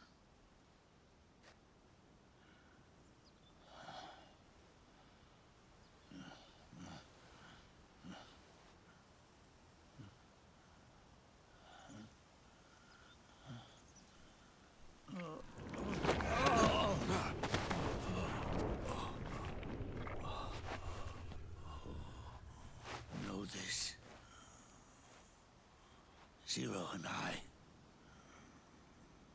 Liquid and Solidus, I say great hairlines. we Good all genes. fought a long, bloody war for our liberty. We fought to free ourselves from nations and systems and norms and ages. But no matter how hard we tried, the only liberty we found was on the inside, trapped within those limits.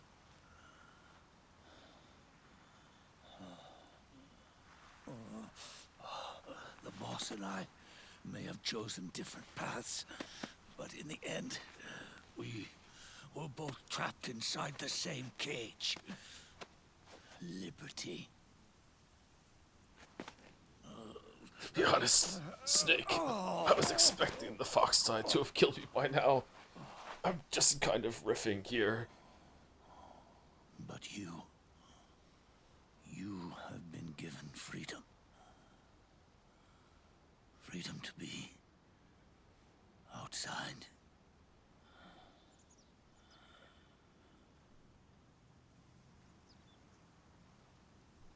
You are nobody's tool now.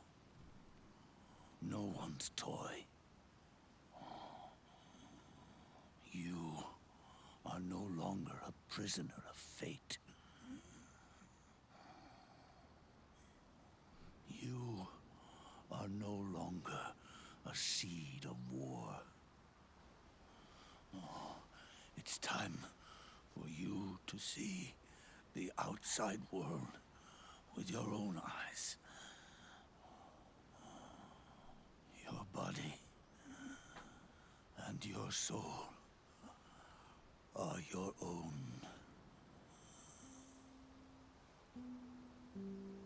Forget about us. Live for yourself.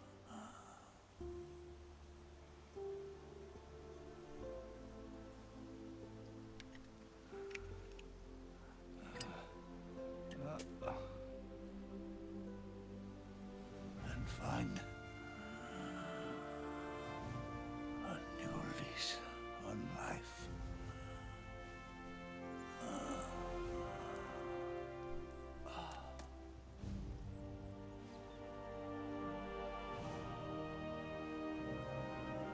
Boss, you only need one snake. No. The world would be better off without snakes.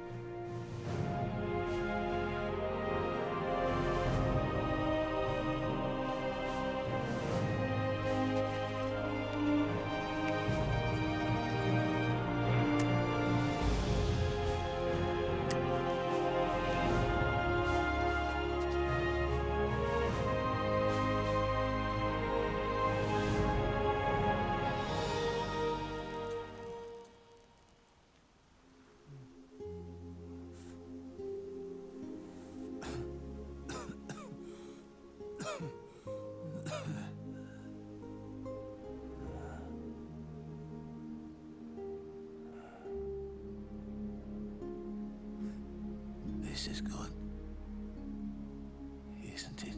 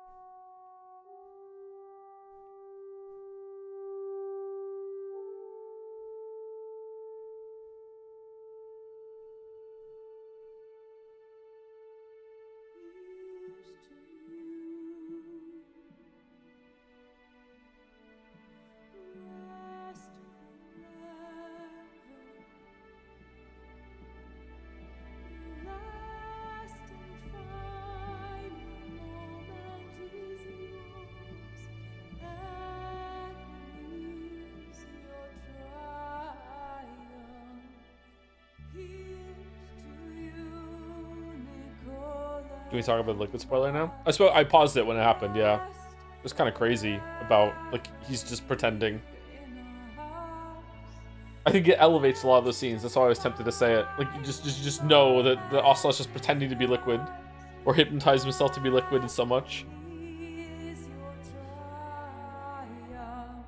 The original ending of Metal Gear Solid 4 had Otacon and Snake turning themselves in for the crimes they did as part of philanthropy, which is why Here's to You plays in the credits. But the rest of the dev team were all against it, and because of that, Kojima dropped it. Okay. That doesn't sound like a very satisfying ending to me, so I'm glad that they dropped that.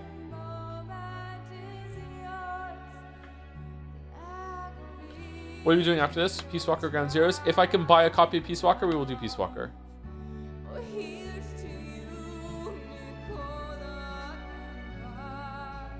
Big Boss had like 20 final lines. Does it bother you as much as me? Kojima doesn't know when to stop.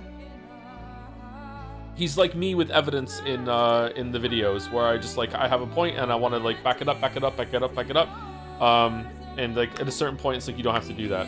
But like, but my videos aren't meant to be entertaining in a way that fiction is meant to be entertaining. They're meant to be informative. So the evidence is good, but it's still overdone sometimes. And then when I try to be more succinct, I usually regret it because usually it's like, oh, well, he didn't have any examples for that one. It's like, okay.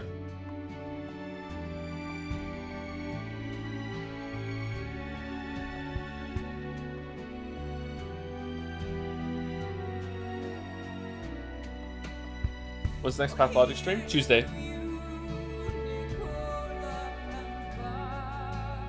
Can you tell this is Kojima with the least amount of limiters placed on him? Yeah, like it's really important for people to have people around them they trust that will say no to them and be like, maybe you shouldn't do that. Seems like he did have some limiters on him though. What was the point of pretending? Just trying to bamboozle the AI to think Ocelot's mind is dead? I actually don't know.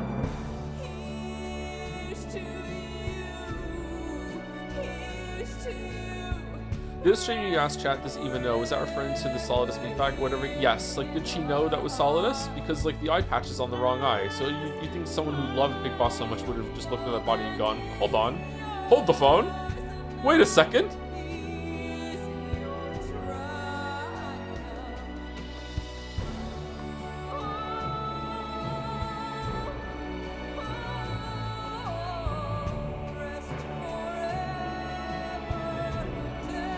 Solidus. Do you feel like the cinematics of Metal Gear Solid 4 are more immersive than most? In the series? Yeah. In general? Kojima does know more about cinematography than a lot of people making games for sure, yes. They are very well shot. Even sometimes when you have like a little bit of control in the scenes, it's still really, really good. Yeah. Think Kojima ever regret killing Liquid? Oh yeah, for sure.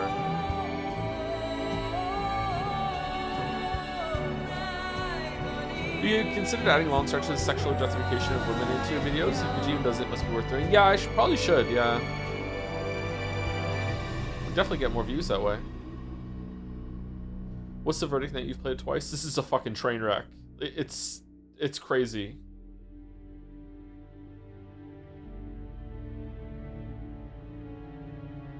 As an adult, this is so much more entertaining than it was when I was a kid. But I also see just how much of this was just terrible. Just like fucking terrible. It's really making me appreciate like not just Kojima, but also just gaming in general has made major strides in the past 20 years. Like it's easy to not see, it's like a boiling the frog thing. It's easy to not to notice how much better quality things are over time if you live it year to year. Like man, oh man, things have gotten so much better since then. Since this, like this was unironically peak when it came out. A lot of people loved this game and thought it was like fantastic. I can't remember how I felt about it. I liked it, but for me, it was like I grew up with these games, so it was kind of like I like that closure. Yeah, a kid, motherfucker, you were 25 when this game came out. If you 25 and younger, you're a kid to me.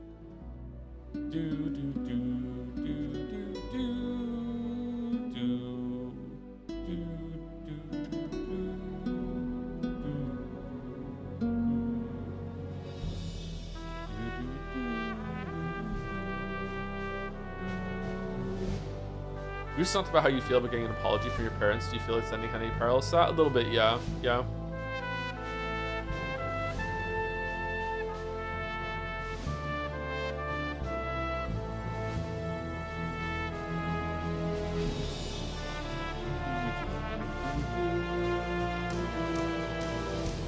I don't want to talk about that though. With all the trailers teasing at the time, did you legit think Snake was going to shoot himself at the end? Yes.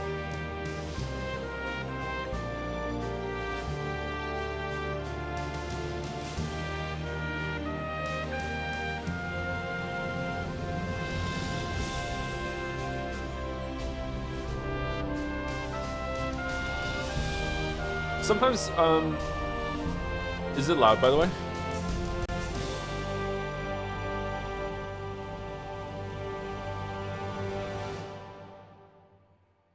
Kojima didn't even want to make this game, so I got why it's a train wreck like this. But he didn't want to make the others either. Sometimes, they do it in TV shows, movies, games. Sometimes they creators will do this thing where they will kind of like send out like a feeler sort of thing, where they'll see how the reaction is to doing something controversial. So like showing a character killing themselves in a trailer might actually be, let's see how the audience reacts to that, and see like testing audiences are not enough. We need to see like how the public at large is going to do it, and then we'll see if we're going to go through with it based on that reaction. I'm not saying that's what happened here, but sometimes creators will do that. A really infamous one to me, which I'm not sure if it's been confirmed, but to me it's almost certainly in my mind, is that The Walking Dead killed off a fan favorite character at the end of a season, or at the beginning of a season, sorry. And like, I don't know, 10 episodes before that or something like that, they faked him dying, and kept him dead for like an episode or 3. And I'm sure the reason why they did that was to see what if viewership dipped if they killed off this character. And then if the viewership didn't dip, then they would just go through with it at the beginning of the next season. Yeah, and then they just revealed that no, he just slipped under a dumpster and survived some zombies. It was really fucking silly. So like stuff like that happens.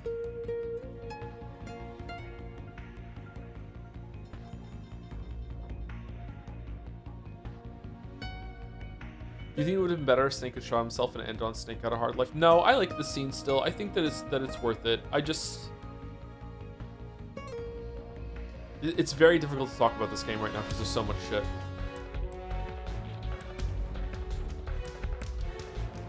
His death did end up killing the viewership. A lot of people checked out after that, yeah. Although Negan was pretty good. I stopped watching in some part way into Negan's season.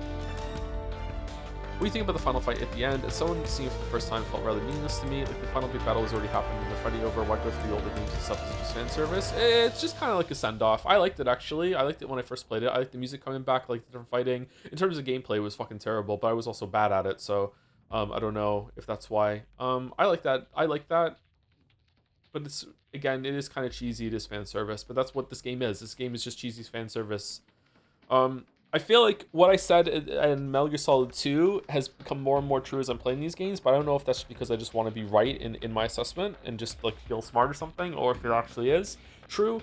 Kojima wrote himself into a corner at the end of Metal Gear Solid 1. Metal Gear Solid 1 is a very like relatively straightforward, contained story that has a lot of craziness to it, but it has a lot of like it's a thriller, it's an action espionage thing, it's a spy movie at the same time. It has a lot going for it. It's like it's entertaining. It's actually really good. The vibes are good in it too. It has some problems, but it's also very, very old at this point. But I think it holds up for the most part. Out of all the games we played, I think Metal Gear Solid 1 holds up the best out of all of them.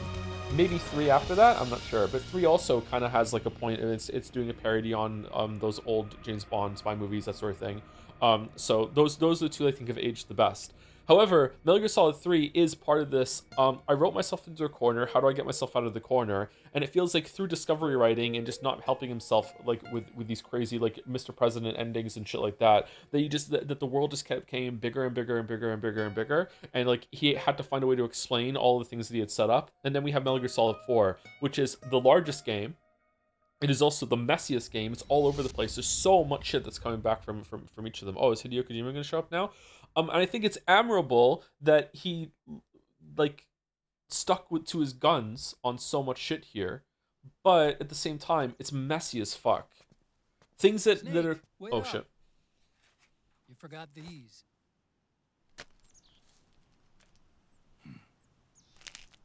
No thanks. I'm quitting. Snake. These things will kill you. Where will you go? Our fight is finished. There's nothing left for us to do. No. There's one thing I still have to do. I have to see this age off. See what the future brings. Sounds good to me. I'll go with you. Otacon, I'm gonna be dead soon. You don't have to come. You said it yourself, Snake. There's nothing inside you can pass on to the next generation. No genes, no memes. You're man-made. Make some memes. You're a beast. I know. You're a beauty. A blue rose. There won't be any happy Beauty and the Beast ending for me. What little time I have left will be spent living as a beast. A shadow of the inside. Of the old age. Exactly. That's why you need me. As a witness. A witness? Yeah. Someone on the outside to bear witness to your final days. Someone to pass on your story. Not that I'm the only witness. But I'll remember everything you were. And stick with you to the end. Otacon. Besides, you wouldn't let me suffer Sonny's eggs alone, would you?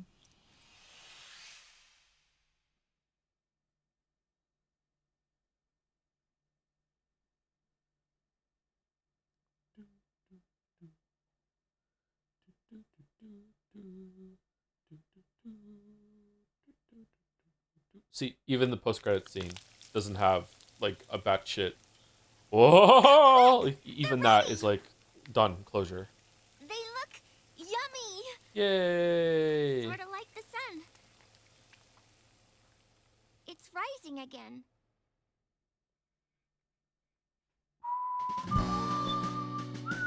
Big.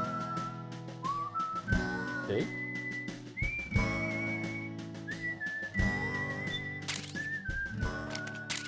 Race gun. Suit? Command vest? Command vest? Command vest? Command vest? Command vest?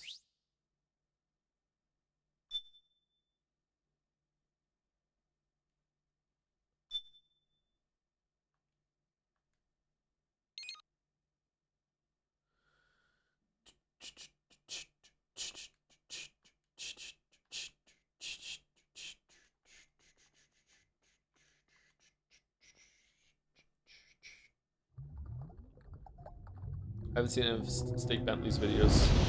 Sorry. I've never heard of that person before, unless it was it brought up last week? I feel like I've said that name before, maybe.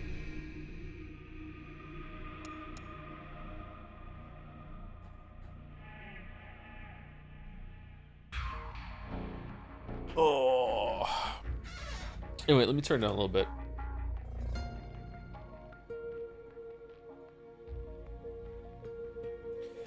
I think that this game in particular, and like the answer to everything about the Patriots and the Lolly Lule Low. Where's the line about the Lolly Lule Low? That when isn't there an explanation that when some people say Patriots because of the nanomachines, it censors it and changes it to Lolly Lule Low? Where's that line? Is that in a codec call or something? I've been waiting for that the whole entire time and it never happened. I think they implied that. It's inferred. Okay, all right, that's where it is then. All right, so there you go. So in case you're wondering why that came from, when some people say Patriots because of the nanomachine technology, they're saying Patriots, but you can't hear it. It's Lolly Lule Low instead. That's what it is. It's like a form of like a real-time censorship that you can't even say it. Yeah, so it's interesting. I think the idea of a shadow cabinet group. This was a very popular kind of thing, kind of still is, but you know, it feels like the conspiracy has come out of the closet, so to speak, with everything that's going on with the world and especially Trump at the moment. In the past like 8 years or so, like I feel like conspiracies have kind of fallen by the wayside, and we're just living in the world of active conspiracy. This kind of shadow government thing that is controlling the world was a very popular idea back in the early 2000s, late 1900s. I think it's a very romantic idea in a way, because I feel like it's trying to make it so the world is a lot more comfortable. Weirdly, it sounds like it's a horrible idea, but it's actually about like there is some control in the world. Someone is at the wheel of the ship. It's not just a bunch of us just traveling in the dark. Someone is actually running the show.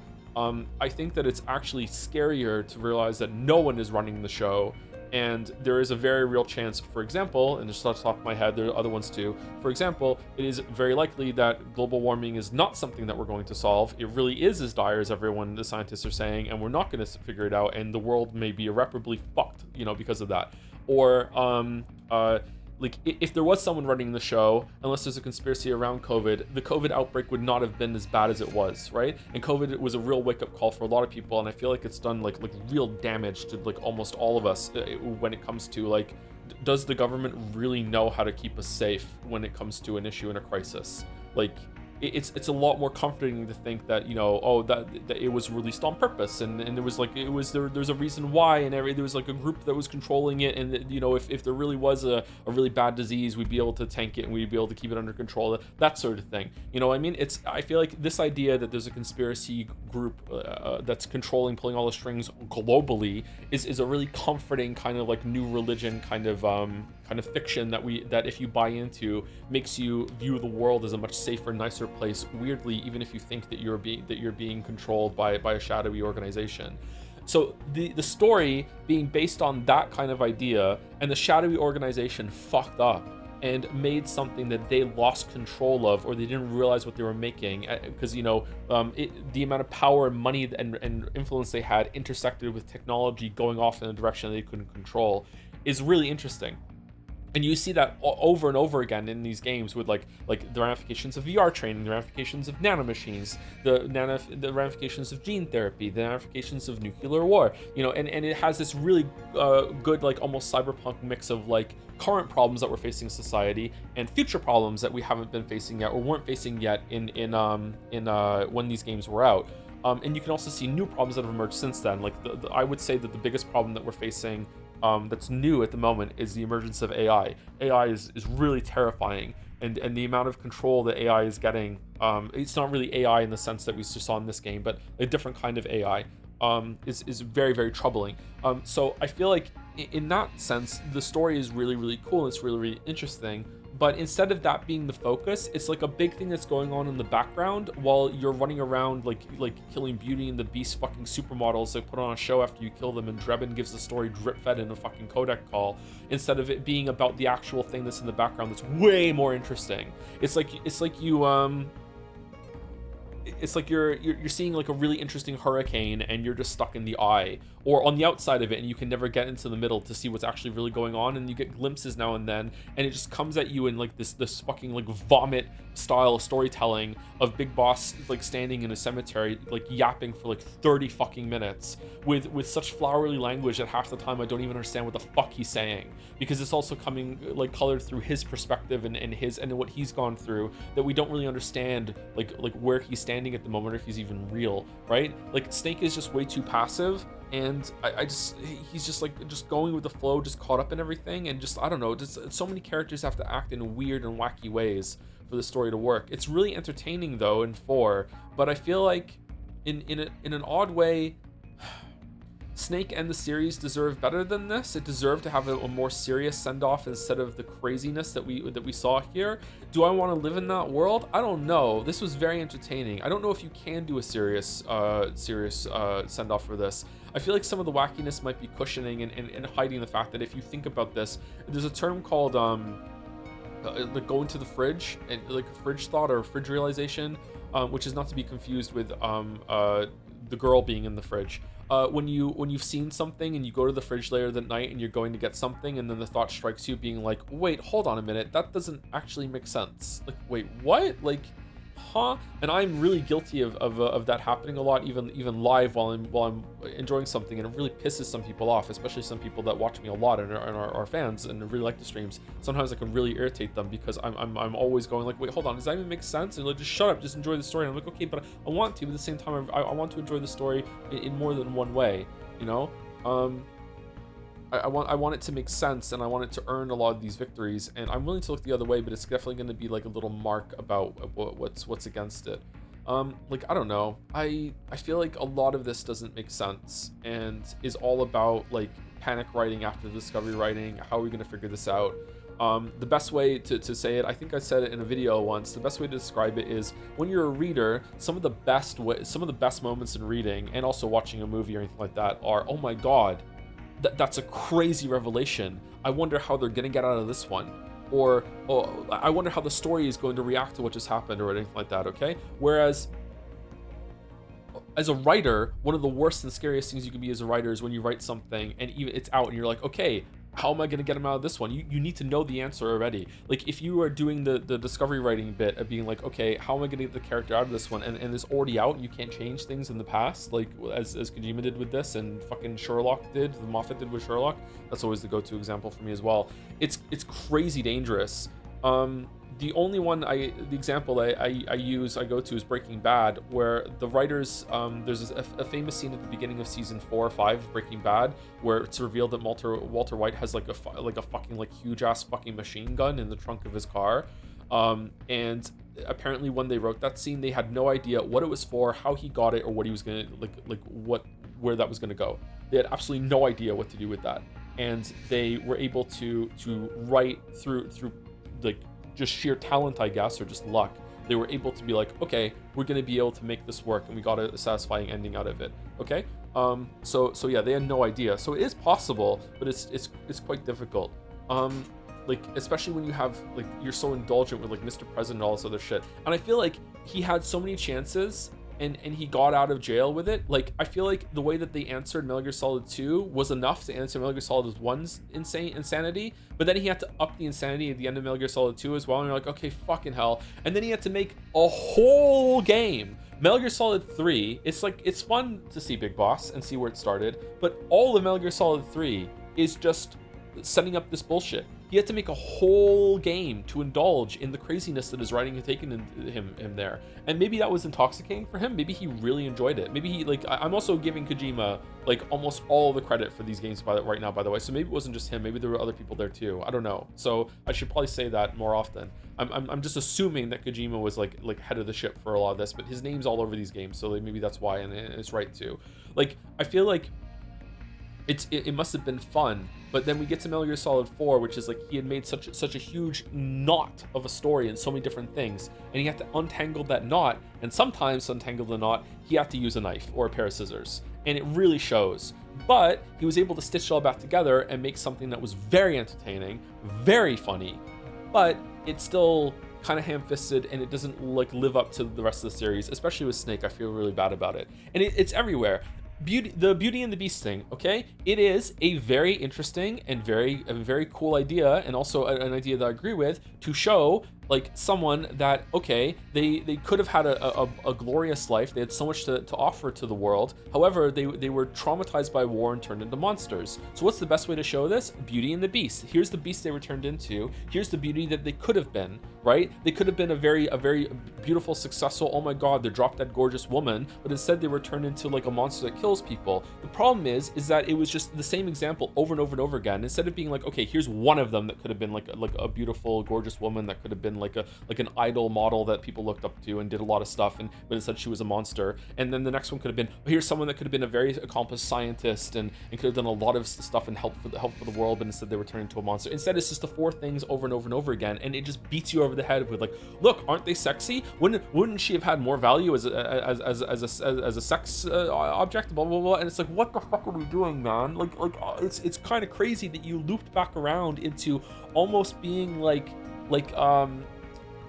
pro-feminism by showing that they had more agency as the monster. So like, as he said, more control of their life. Like they were able to be free and do more shit. But then even that's taken away when it's like, oh no, Psycho Mantis was actually controlling them all along. And it's like, what the fuck are we doing? Like, I don't know. Like, I feel like there's some really good ideas here, and in the hands of not a better writer, because I think Kojima can write, at the hands of a writer that wanted to do more planning, and was able to be reined in a little bit more, and to be more, and someone to say no to them and take it more seriously. I think there could have been something really interesting here. As it is now, there's so much here that I have to infer from the setting, especially the beginning, like how the world is. It kind of dawns on you the more you play the game how fucked up the world is and how all-encompassing this war has changed speech that Snake is talking about at the beginning. You know what would have been way better if we saw more of that. If we saw more of it, if we were able to experience that way more throughout the game, instead of it being just like, you know, just figure it out yourself, and then we're just gonna talk non-stop about like the intricacies of the system and like, oh, it's all about computers and nanomachines. Like, okay, I'll get that. Like, you don't have to over-explain that part. It's okay. We don't need to keep switching over to storyboard time and showing fucking slideshows. It would have been better to see more of that. And also everything with Johnny, just having a character that was from Metal Gear Solid 1 just come back like that is really entertaining, shocking, funny. It's really cool. But like to have him constantly like shitting his pants and just showing all that stuff, and then he ends up being like hot and marrying Meryl, who's actually quite a well-regarded character from Metal Gear Solid 1. Like she deserved more, I think. It's really weird. Just everything is just there's so many good ideas, but almost all of them are executed so poorly that I still respect it. I still like it, but I would be curious to see if you could do another take. Like, to me, like Kojima has shown that he's grown so much as a creator from to Death Stranding 1 and 2. I appreciate Death Stranding 1 and 2 so much more now that I've gone through Metal Gear Solid again. Like wow, there's still some craziness in Death Stranding 1 and 2, and it is kind of wacky, but I feel like there's way more artistry in Death Stranding 1 and 2, and just much better pacing, and just so much like letting a scene just kind of sit and let you simmer in the mood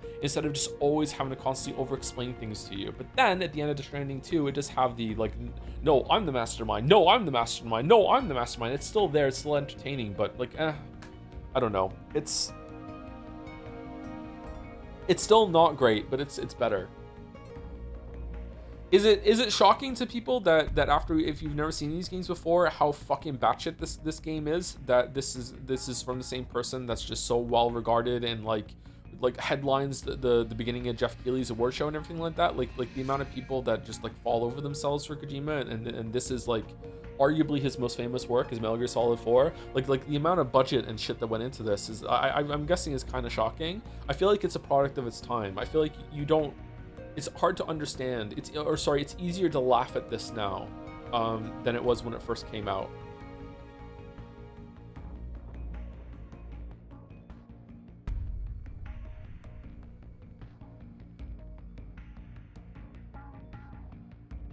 Wait, there's no scene that confirms Drebin made up the BB backstories, or did I miss it? I was riffing. Sorry, it was a Joe original joke. I think it's funnier to think of it that way.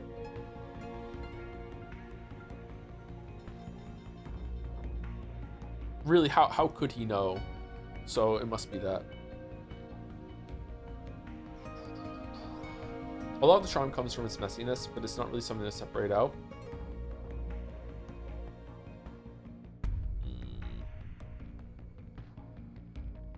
Maybe. I don't know. I'm having difficulty parsing all of this right now.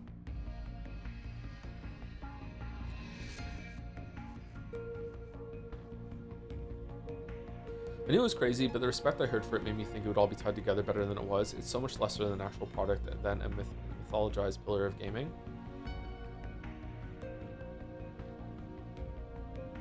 Well, I hope you enjoyed going through them all and seeing how it progressed. It's a lot different to go through them so close together than like the years and years and years, like it's like a decade or more until you finally got to play as just Snake again in Metal Gear Solid 4. Yeah.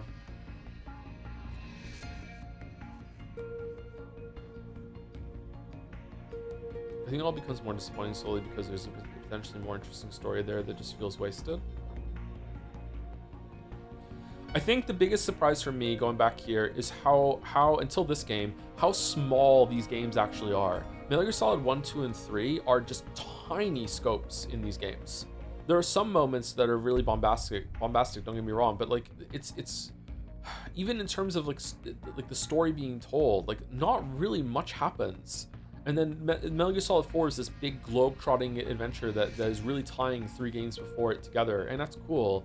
but like I think maybe in my mind the 3 that came before were more like 4 and are meant to be like these bigger deals. Maybe it's because there weren't that many games that came out back then, so you might play Metal Gear Solid, like when Metal Gear Solid 1, 2, and 3 were out, you might play them and play them again over and over again and like really sink into them and have a lot of time to think about them. And his post-credits bullshit were really like things that you would talk to your friends about, and you would talk online and you'd be like, okay, like what do you think this is all about? And they were a lot, and they grew bigger through public consciousness than they actually were.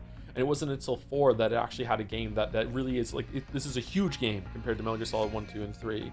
Not in terms of just length, just like so much goes on and there's just so many moving parts to this. I mean,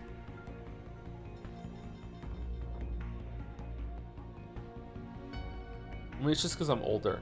When I played these games as I grew up, I felt like I was in the hands of like a masterful storyteller that really had everything mapped out.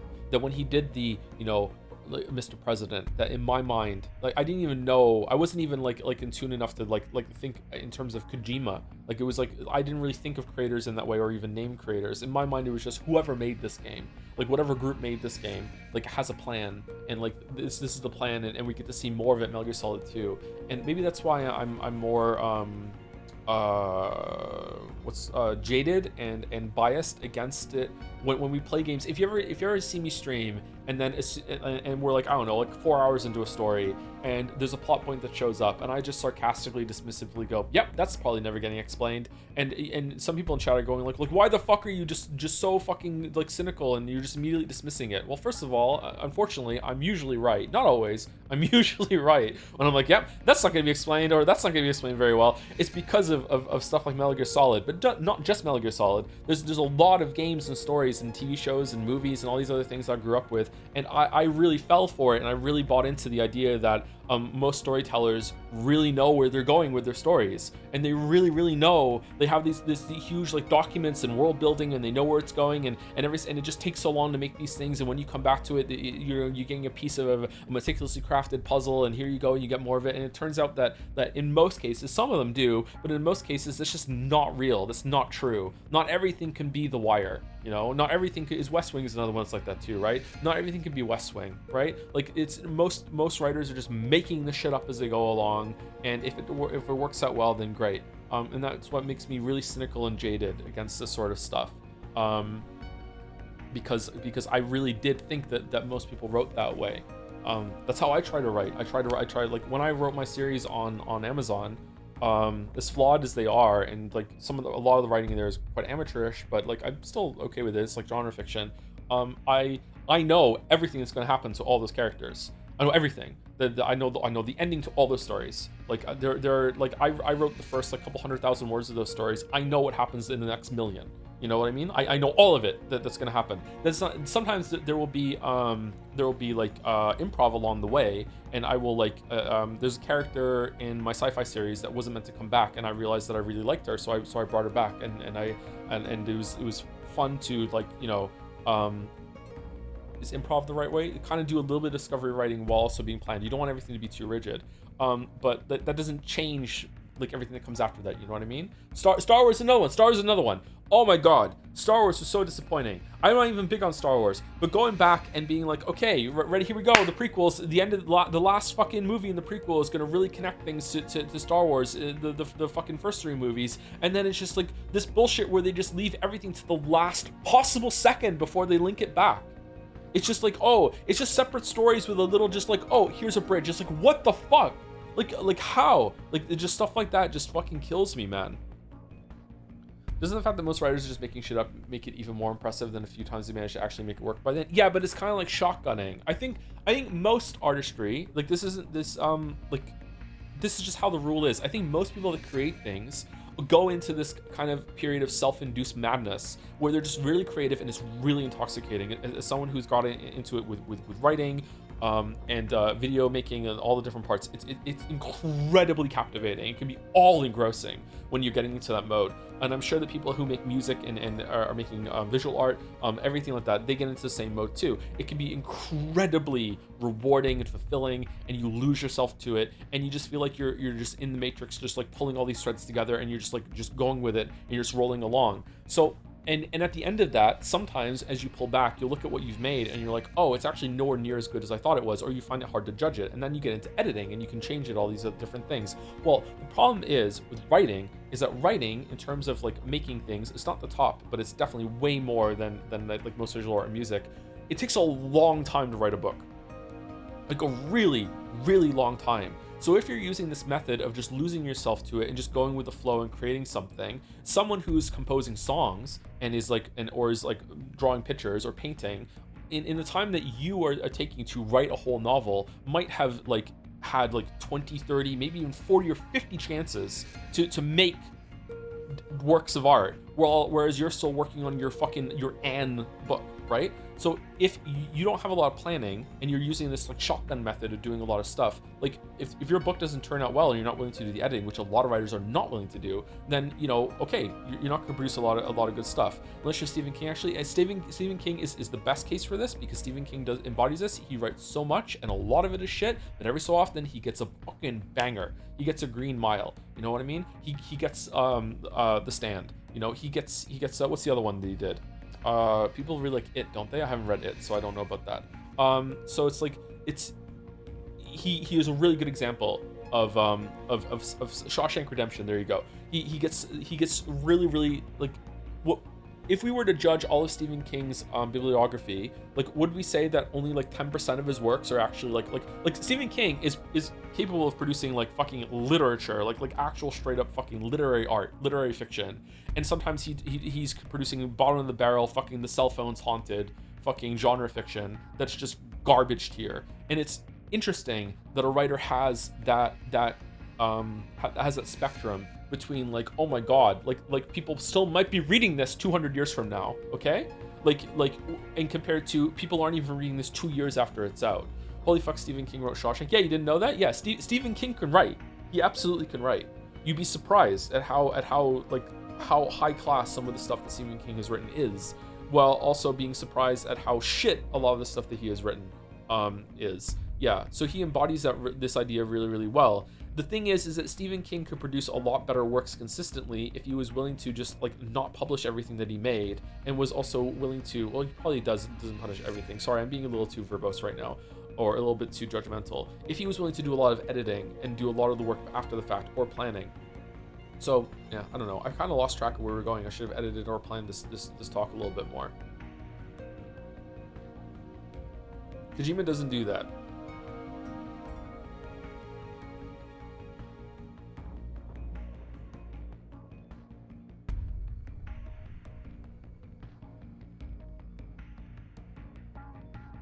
Shotgun Artistry is less respectable to me because it shows a lack of specific intention and true capability of creating great art using one's developed skills, senses, and understanding of the world. What's your take on this? I see where you're coming from, but I disagree, because I feel like some artists, not all of them, I would say most of them though, most artists don't really know what they're doing. Most people don't know what they're doing. Most artists are kind of like, okay, so a lot of it when it comes to producing, I shouldn't talk about this because I don't know music. I don't know music and visual art. I shouldn't talk about that because I don't know. I feel like there's probably a lot of parallels and a lot of it is transplantable, but I don't know.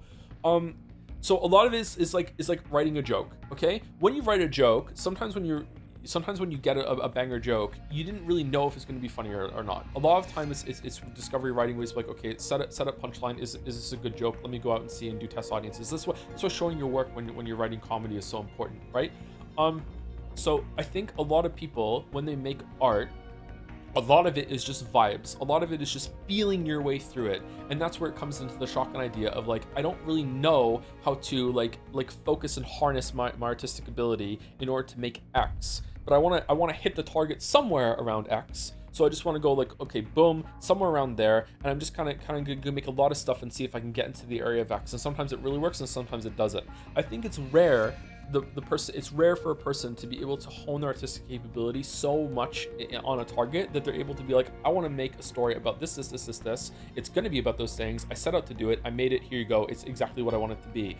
Like the writing and like making art is very often a sense of discovery in yourself as well. Not just about the topic that you're going for, and it might be very surprising, like when you're making something that you're like, actually, you know what, this is going in a different direction that I didn't plan. I didn't plan to go in this direction, but man, oh man, this just works, man. And I can call back this thing that I did over here, and I can do this, and I can work with the limitations that I have. Like that's all to me a part of the shotgun process that you go through, where you can't really control what you're doing. So you can't really control where all the pellets spread when you fire the shotgun. So you just keep shooting and hope that you hit the target, and also you take a lot of shots, that sort of thing.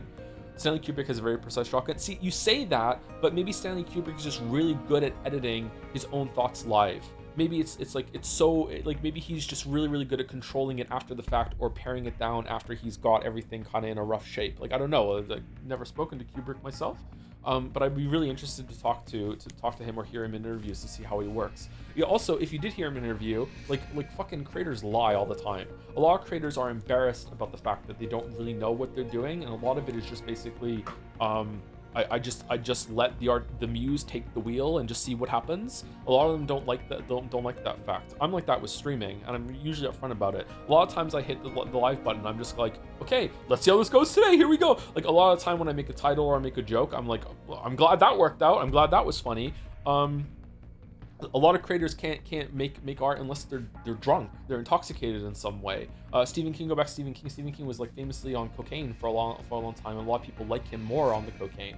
Charles Bukowski was drunk off his ass like almost all the time when he was writing. He needed to be drunk very often in order to write, or at least he claimed. Maybe he's lying about that to make him sound cool. I don't know, but yeah, a lot of people need to be in a compromised state in order to do these things. It eases their mind. It's not just about tapping into creativity, it's also getting rid of their inhibitions. Like, I don't know how many times I've had to sit down and record a script, and I'm hearing my own words out loud as I'm speaking to the microphone, and I have to fight off the demon of, this is so shit, like, you sound awful, this audio is going to be terrible, you're not really good at this, like, this point can be made better, like, this is a bad delivery line, say it again. It's just like the amount of like, just shut the fuck up and just let me fucking do the work, like, you have to go through sometimes in order to get something done, is can be very helped if you are compromised in some way. And that compromise doesn't necessarily have to be like alcohol or drugs or something. It could be that you're just really tired. Sometimes, like, it's better to do things when you're really tired and you're kind of like okay, I've had a hard day, and it's just kind of just ease into it, just like, hey, here I go. Narcissism helps. Yeah, narcissism helps. I should maybe I should be a little bit more narcissistic. I don't know. I don't know.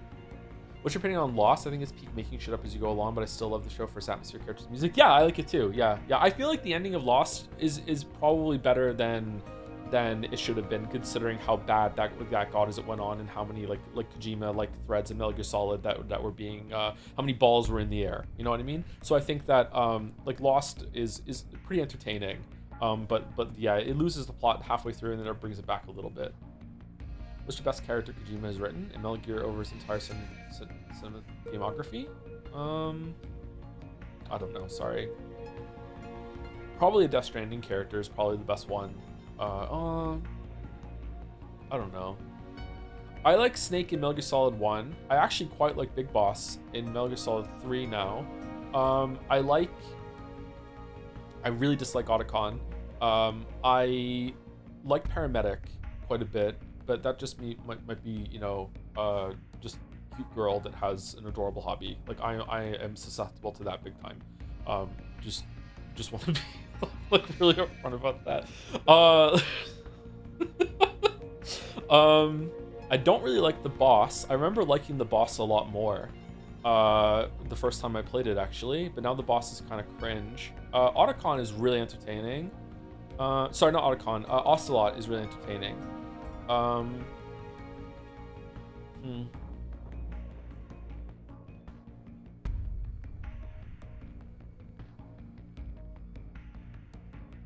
What's going on in chat? There are essays being written.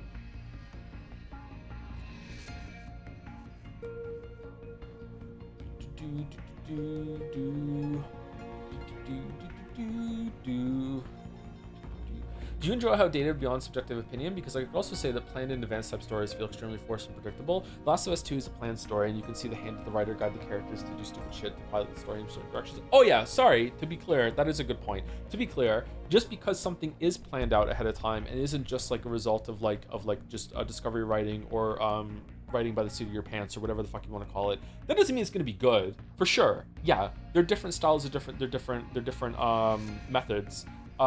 Just that I thought for a long time that the world was more planned and more people, kind of like the conspiracy kind of shadow cabinet we were speaking about earlier, oddly enough. I thought that most creators had way more like Bibles that they were following of their own design, you know, like this is what we're going to be doing, this is the story, this is where it's going to end, you know, I'm gonna make like 5 or 6 games, and I'm gonna have this one to be about that, and here's the world building I've done and everything like that.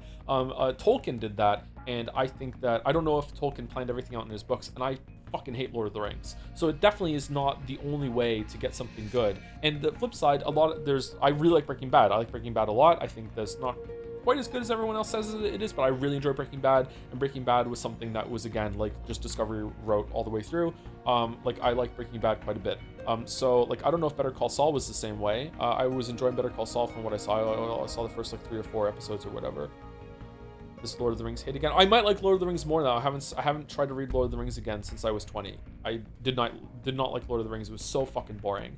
But maybe I would like it now. I'm not sure.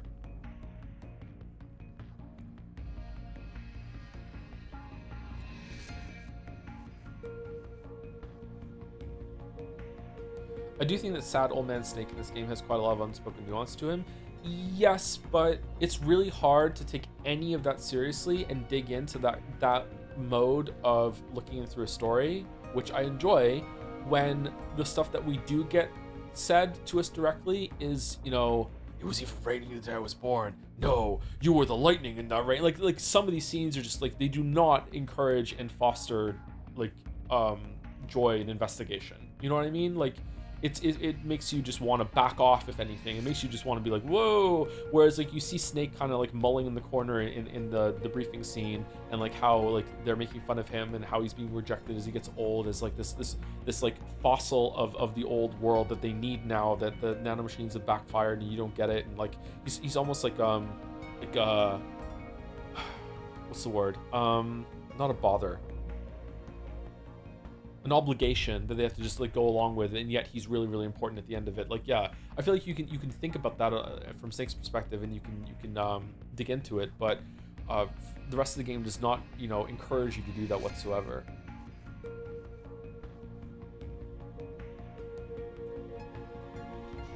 Alternatively, you can plan everything like Dark Creators in 1899, and then your series got fucking canceled. That is the problem. The problem with having everything planned out is that you might not plan out. Discovery writing, again, is very intoxicating, and that can lead to like very moments where like it actually comes through in the end product, where you wrote something. If you were really, really excited when you wrote something, you're like, oh my god, how am I gonna get the characters out of that one? That the audience will feel that. The audience will feel that. Be like, holy shit, how is he gonna get the characters out of that one? And but then that is really exciting and can pull your audience in, and they can fall in love with your work. That's what happened in Metal Gear Solid. But then if you don't know the answer and you don't have any good answers, then you might disappoint them. However, you're also more likely to get another shot at making something else because you excited the audience. Meanwhile, if you know all the answers and you're kind of like dripping out the questions at a very kind of like mathematical rate, it can be less exciting. So it comes back to like the idea that you still have to be a good writer, and you still have to like be exciting even if you do everything planned out. You need to be able to simulate that idea of like, ooh, what do you think is going to happen? I'm pretty sure a lot of people go through this anime that's very long running as well, where I'm sure it's an easy trap to fall into. Wasn't Attack on Titan really disappointing for the weebs? I remember Attack on Titan being someone like, I thought that they knew what was going on, and then it turns out that at the end it was kind of like, oh, it was that sort of thing. Like these long-running animes, like you might think they have a plan when really there's discovery writing through the whole entire fucking thing. Yeah, I don't know. Brandon Sanderson talks about how his characters have veto power over his writing decisions. Yeah, that's what I'm talking about, where like a character can come in and be like, no, we're gonna do this instead. Yeah, if it feels, you have to stay true to the characters, you have to do it. Yeah, but at the same time, you're in charge of them. You can veer them back into the storyline. So I would say that like like ideally, for me, that you would have the whole thing mapped out from A to Z, right? And then you have it's a straight line from there to from the beginning to the end, and then you have to be flexible. And as you're writing, to realize, oh, there's a whole offshoot here that I can do. I'm going to go on this journey that's improv, but at the end I'm going to tie it back into the main line. And if I can't do that, and I really like this idea, then I'm going to go back and I'm going to edit my main line. I'm going to make sure that I have everything planned from this new development that's going to knock on. So like your goal should be a straight line. That's your plan should be a straight line, and then at the end of your story, it should actually look more like a heartbeat monitor, where it's like up down up down up down up down, but it's still going return to that straight line almost all the time. And that would be like the ideal for me, which is it's still the beginning and the end are still there, and the ideas survived, but you have all of this flexibility to be able the characters to live and breathe, and the you know the directions and the ideas that you get can all have you can go on the journey with them, and you can follow them. You can follow that idea that's in your head and be exciting and really enjoy it, and then but you still bring it back to the end, and you're not disappointing readers that were with you at the beginning that wanted those answers to the questions that you set up, that sort of thing. That's what I think, and I don't know exactly how any of this translates to music or visual art, by the way. Like this is not saying that visual art and music is lesser to by any means, and in fact I think most people enjoy them way more than writing, especially nowadays, and I do too some days. But like there are a lot smaller experiences in scope that people return to and enjoy multiple times, whereas most people usually go through a story like maybe once or twice at most. Again, it depends.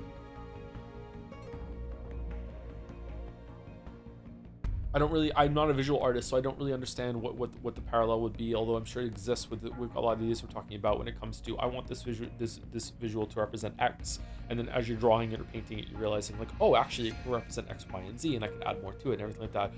Can you lose sight of what an image is meant to be as you're drawing it? Almost certainly, yeah, but like, I've never done it, so I don't know.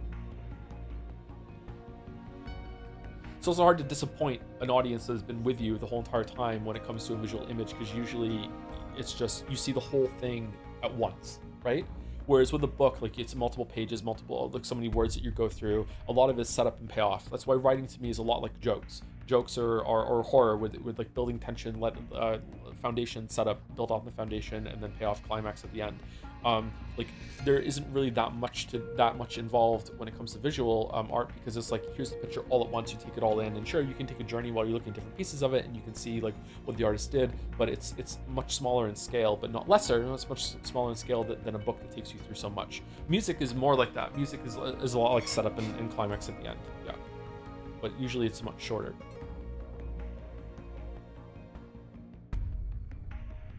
Oda, creator of One Piece, has given multiple interviews where he said that he knows exactly how it ends and has known since before the first chapter was published. I think that's part of the reason it has so much trust.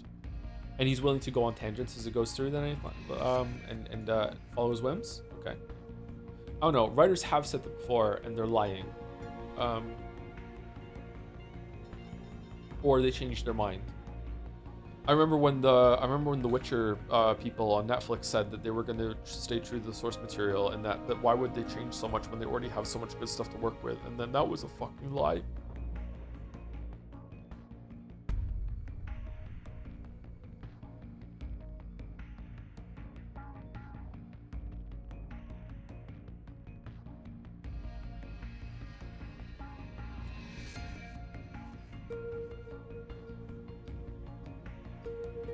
I would genuinely be curious to hear your opinions about this as it applies to One Piece law.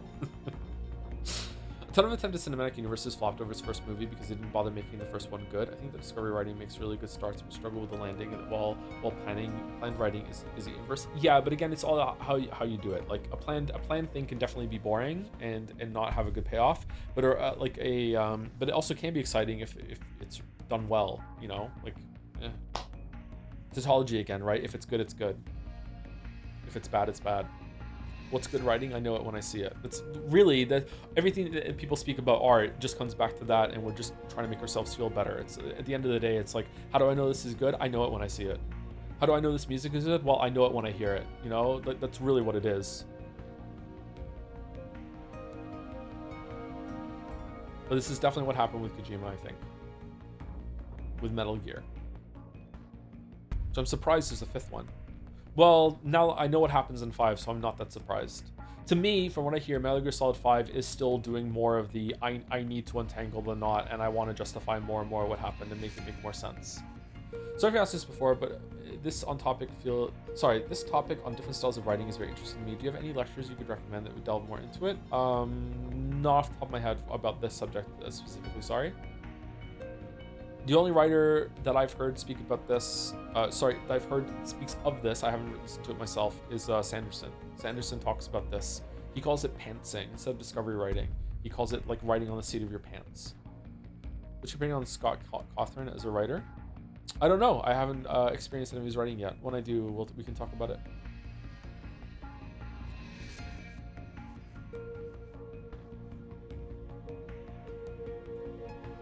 A lot of what I'm saying right now is just coming straight from me, where like this was my experience of, like I said, growing up thinking very highly of a lot of creators, and through like the last 20 years or so, realizing that was like not true, and I have like huge crisis of faith. And you're actually experiencing me coming out of the other side recently, the last couple of years, where I'm starting to have more faith and trust in a lot of creators, but in a different way, you know. I'm willing to give myself over to creators a bit more now than I was when we first started streaming. I'm less cynical, but I still am like guarded when it comes to a lot of stuff that I experience.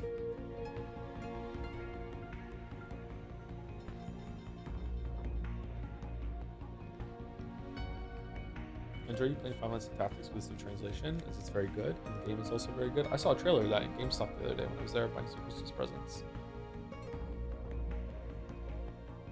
Do you think he can make something so influential in the future? Fizzant looks like a return to the Metal Gear style. It is weird that I feel like Kojima is not really that influential or important anymore. I don't think Death Stranding 1 and 2 are it. He needs to make more stuff, or he needs to find a better way to stand out.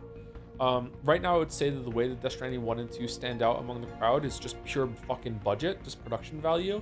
Having like celebrities in this stuff and everything like that. I feel like Kojima just like, because gaming has quality has increased, and we have more stories, more cinematic, you know, direction, blah blah blah blah, whatever you want to call it.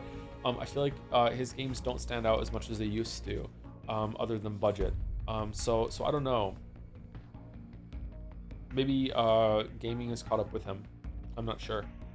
I'm surprised that he hasn't just tried to make a movie.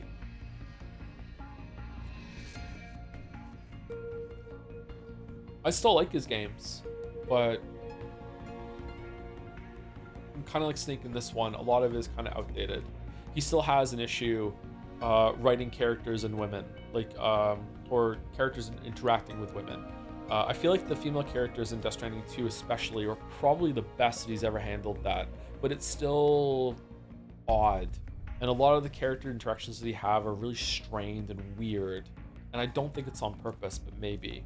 I don't know. I feel like Death Stranding 2 has a lot more heart to it than any other game that he's made, though.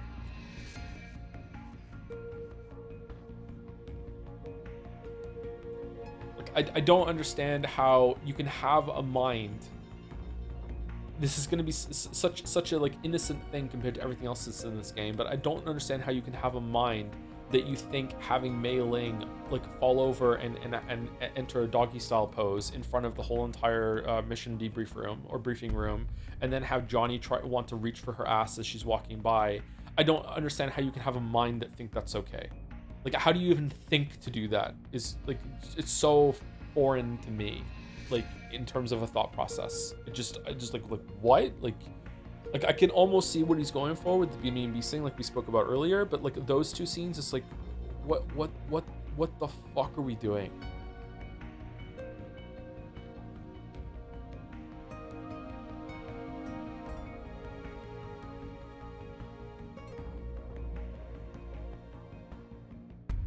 There's a Death Stranding movie that's in the works, but I don't think he's the one who's making it, which kind of shows that when people say that he just wants to make a movie, are wrong about it. Maybe he's just being contrarian. I don't want to make movies, I'll show you by not making one, even though he does.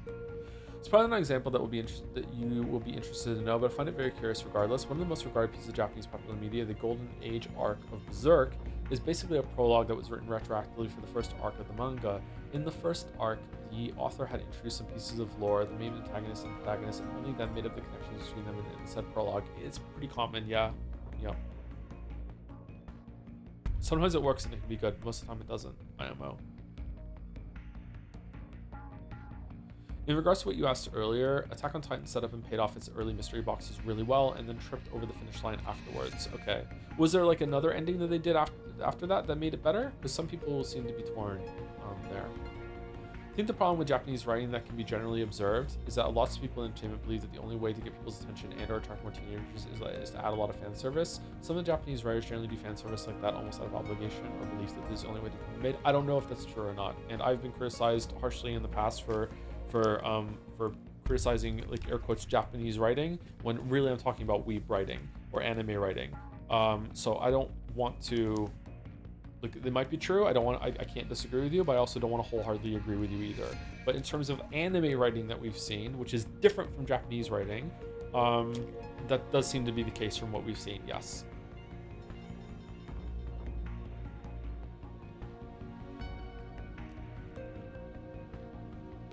A really great example that I'm surprised someone in Moa just brought it up, so that's why it made me think of it.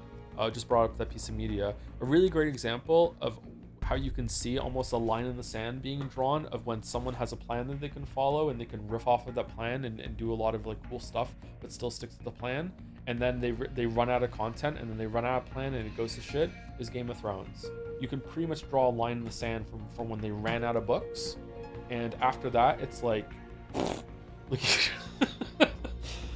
so like I'm sure there's a lot of Game of Thrones that in the show that is not in the books, or changes that work well and they can riff off of it, but they still have something to come back to. And then as soon as they run out of it, it's like, well, so it's difficult for some people to operate under that. Yeah, there's a lot of people in the world that, a lot of people, it's some creators do way better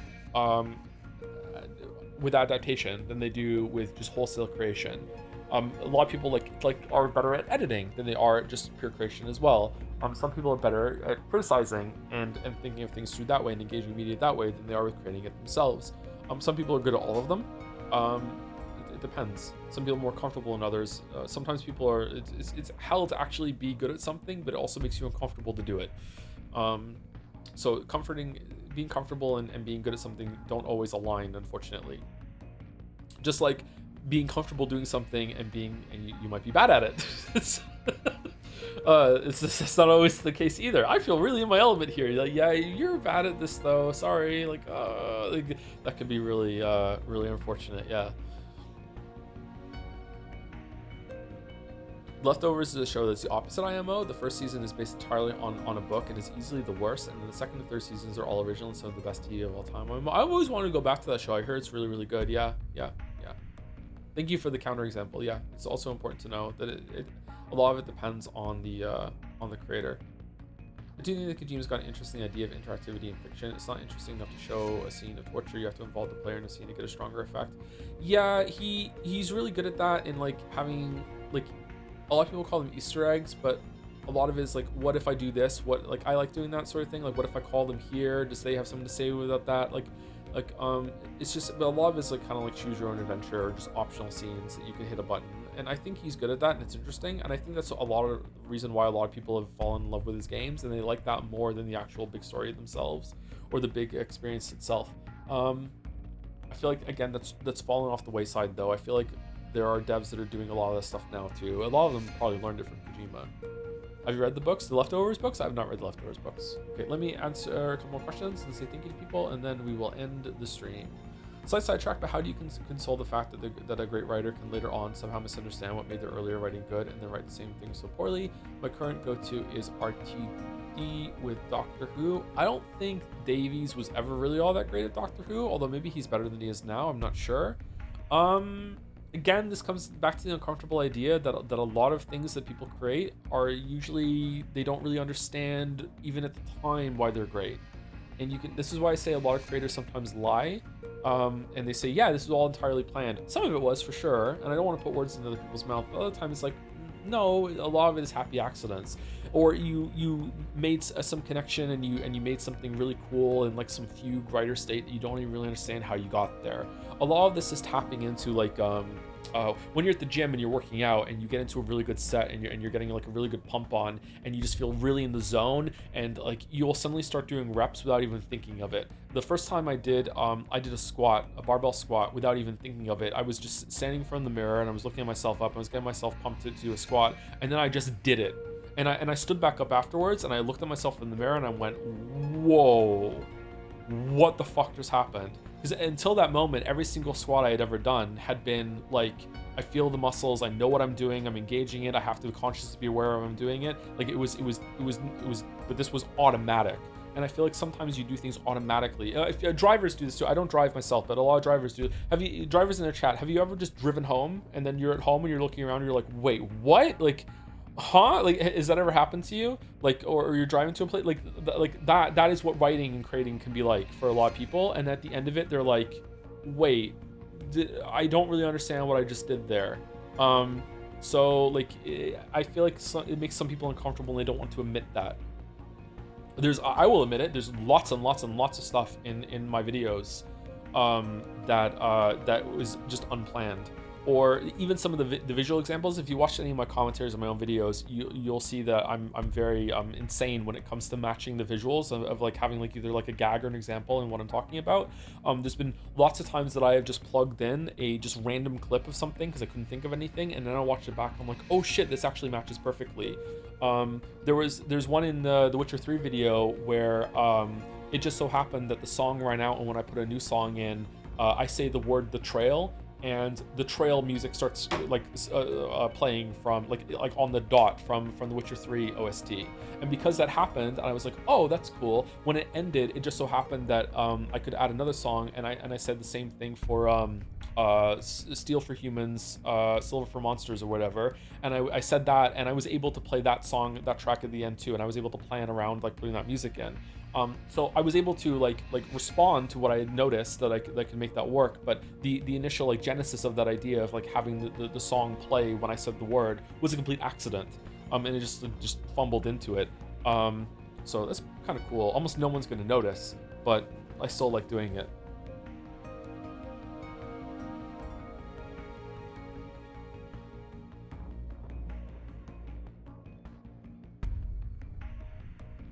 Anyway, let me say thank you to people, and then we are done. Who's I supposed to say thank you to?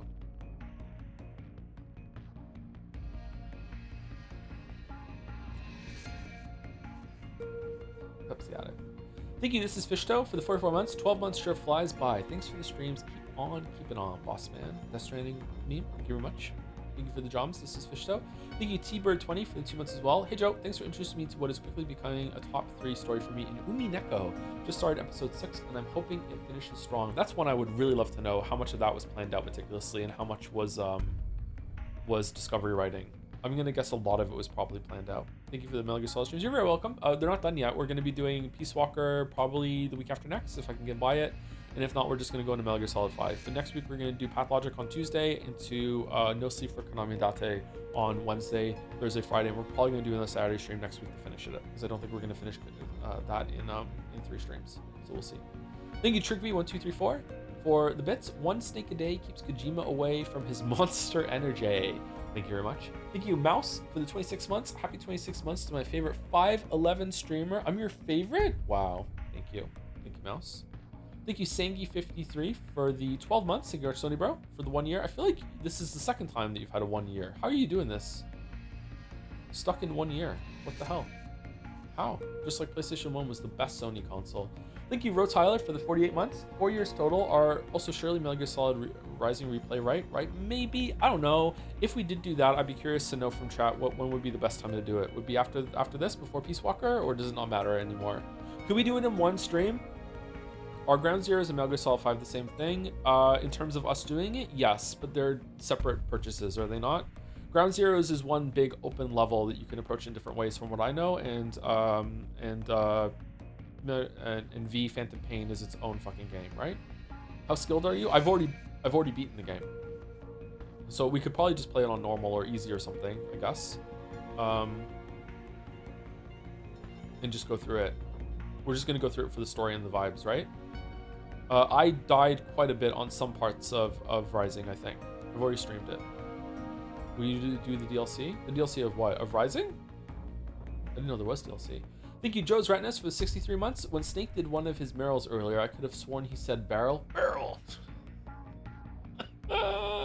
Thank you, Retinas. Thank you very much. Thank you, Harriger, or HeRager12, for the 5 months. Thank you very much. Hope you enjoy Metal Gear. Thank you, Harry White, for the bits. Thank you, Joe, for playing all Metal Gear Solid. Now that I saw you stream it, I can safely play Metal Gear Solid 5 myself without Jads up my owies about skipping previous games. The real reason to do it. So Pathologic is just on Tuesday. We might do Pathologic on Tuesdays and Saturdays, but today I wanted to finish Metal Gear Solid 4, and next week I might want to finish Konami Date. I'll also see how many people are here on Tuesday. If a lot of Pathologic fans show up on Tuesday and it's like, holy shit, like we really want to see you play it, then maybe I'll prioritize it and do like Tuesday, Wednesday Pathologic. But we'll see. I don't know how Pathologic is going to go and how long it's going to take, but like I'm very looking forward to getting back into it. Yeah. Thank you, Blacklight, with an underscore for the 16 months. Thank you very much. With a snake. Very topical. Thank you, Nick Zacy, for the 22 months as well. Thank you very much. Thank you, Infatuated Hades, for the bits. With the message, would love to hear more of your takes on Discovery. I think that intention should be found in Discovery, and Discovery is great, but feels like lots of artists don't care for intention, just like the idea of being artists instead of having something important to say. If Discovery ends in a mess, then the artist should take a step back and try to understand what they're trying to do and how to construct their piece. I agree with you, but I would also push back and say I think that there's definitely a lot of room, and I think most art should be like this way, for just, this is just entertainment, dog. I feel like the world is already a very complicated, crushing place, and art is an escape for a lot of people. And I think that as long as people aren't losing themselves to just entertainment art, as long as they do have like some stuff that challenges them, and it's not pure escapism, that they have things that have a message and a point, then I think that a lot of art should just be like, I'm just doing this to decompress. I just want to be entertained. I just want to like lose myself to this for a while, because man, oh man, I had a really hard day, and I don't need to, you know, like have I don't need my entertainment tonight to be yet another movie that's about how the world is coming to an end because we didn't handle COVID all that well. You know what I mean? Like, I feel like that definitely has its place, and we should have it, and you can definitely learn lessons and have a message come through. I would argue that, again, conspiracy thought, that a lot of the media that I grew up on TV was kind of conditions you to shut up and just accept the status quo as it was. Like, a lot of propaganda is just like, wow. Like, I feel like it's a really, I'm on a fucking tangent now. I feel like it's a really rude awakening to realize that, you know, you think the world is like CSI, where it's like, oh, they really care about catching the criminal, they really care about getting the right person, they really care about like the punishment suits the crime, if it's the crime, and no, we're being tricked into getting the wrong perp here, and we need to go back to the evidence and figure out if we're getting the right person and make sure the right person goes to prison. No, most people just don't care about that. They just want someone to go down for the crime. They just want to close the book. They just want to be like, okay, this crime was committed, we found the person, I don't really care if it was them, they're going to jail, the end, case closed, boom, on to the next one. You know, I feel, obviously there are exceptions, and some you know, people, not everyone's like that, but the world that I was brought up in, with a lot of the media that I watch, was like majority are this way. Majority really care about truth and justice and blah blah blah blah blah, when in reality the world's a lot more complicated than that. It has a lot more horrible people in it, that sort of thing. So that would be an example of like, kind of like, it's not escapism, it's just propaganda. It's trying to like give you a like a view of the world that's different, to make you shut the fuck up. Like, yeah, I do think that societal standards are really important, and that working together as a group is really, really important for our continued survival as a species, blah blah blah blah blah blah. But like, man, oh man, like a lot of my adult life has just become disillusioned and like really scared about how like it feels like you really do have to look out for yourself and be out for number one. Like, there's like medical stuff, like doctors are not these saints that are really looking out for your best interests, and all you have to do is go to the doctor and respect the doctor, and you're going to get the help you need. Like, no, you need to like go to multiple doctors and advocate for yourself and put pressure on them nicely and respectfully, but put pressure on them and be like, no, like there's something wrong with me, or no, I really want to have this procedure. And like no, you have to, like, my kid actually is sick, you need to look after my kid, like that sort of thing. Like, yeah, it's kind of fucked up to realize that we don't live in the world that like Sesame Street and etc. And CSI, which is Sesame Street for adults, like, we don't live in that world. I wish we did, but we don't. Thank you, Dark Well Duck, for the Resub? It doesn't say how many are here though. I'm not sure. Thank you, Dark Duck, for the resub. I'm not sure how that's going through. Oh, to answer your question, Infatuated Hazel, I agree. Like, yeah, I feel like a lot of artists should have more of a point in what they say, but I also think there's room for not. That doesn't always have to be the case. Yeah.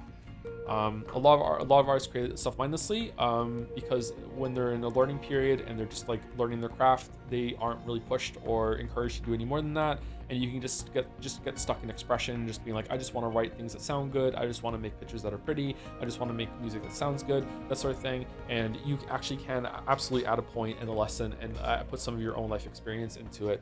I think a lot of that comes back from like how I was raised. Again, the generation I was raised was that like everything, all writing should be like written like you're a stuffy like old like English white guy, and that's like the best. Like Tolkien is like the epitome of what writing should be, which not even Tolkien would agree with, I think, but like that's the mold that we want you all to be in, and you have to have that kind of like stuffy approach to all of writing, and that's just not true.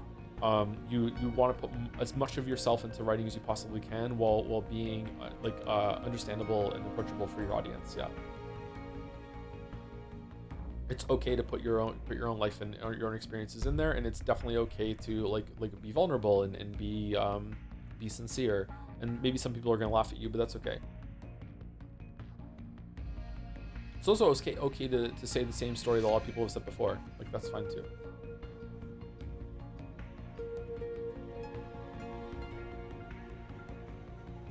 Propaganda and yourself. I'm not that far into the deep end. I know where that's coming from. Like, but you have to admit, like, it is kind of an issue. Oh, you're laughing at the end of that. Okay, that's fine.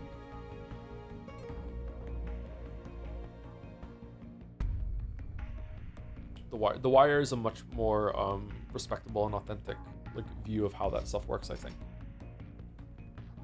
The Wire is so good.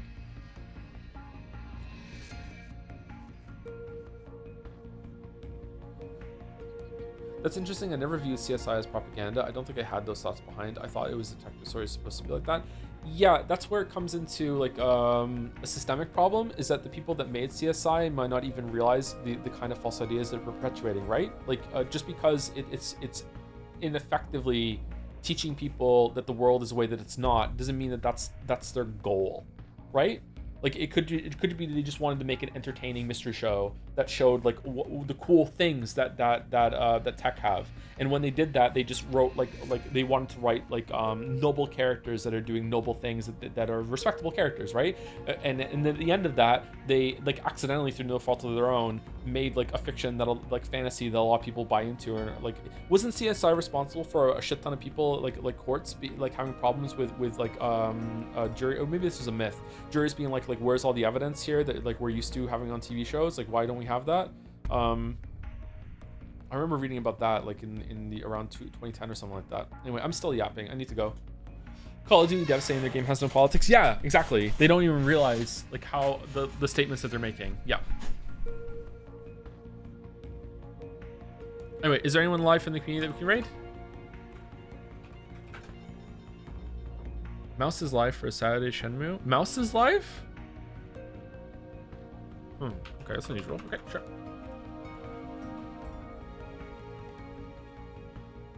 Excuse me.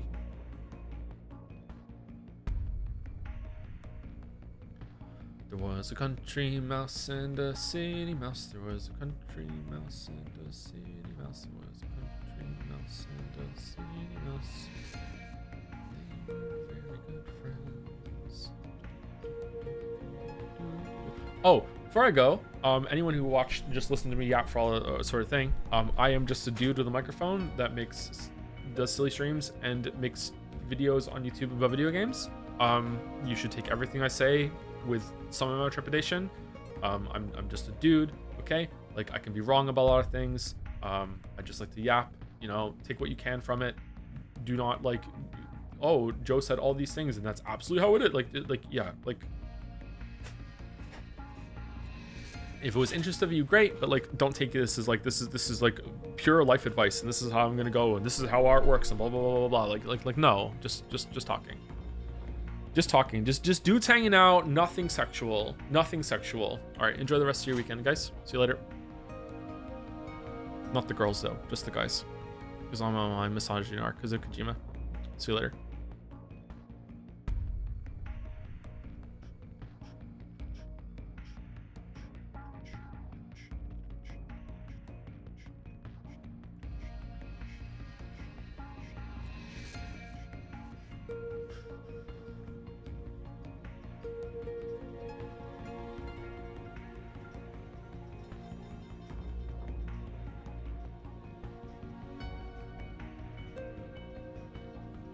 This game kind of sucked. Very entertaining though.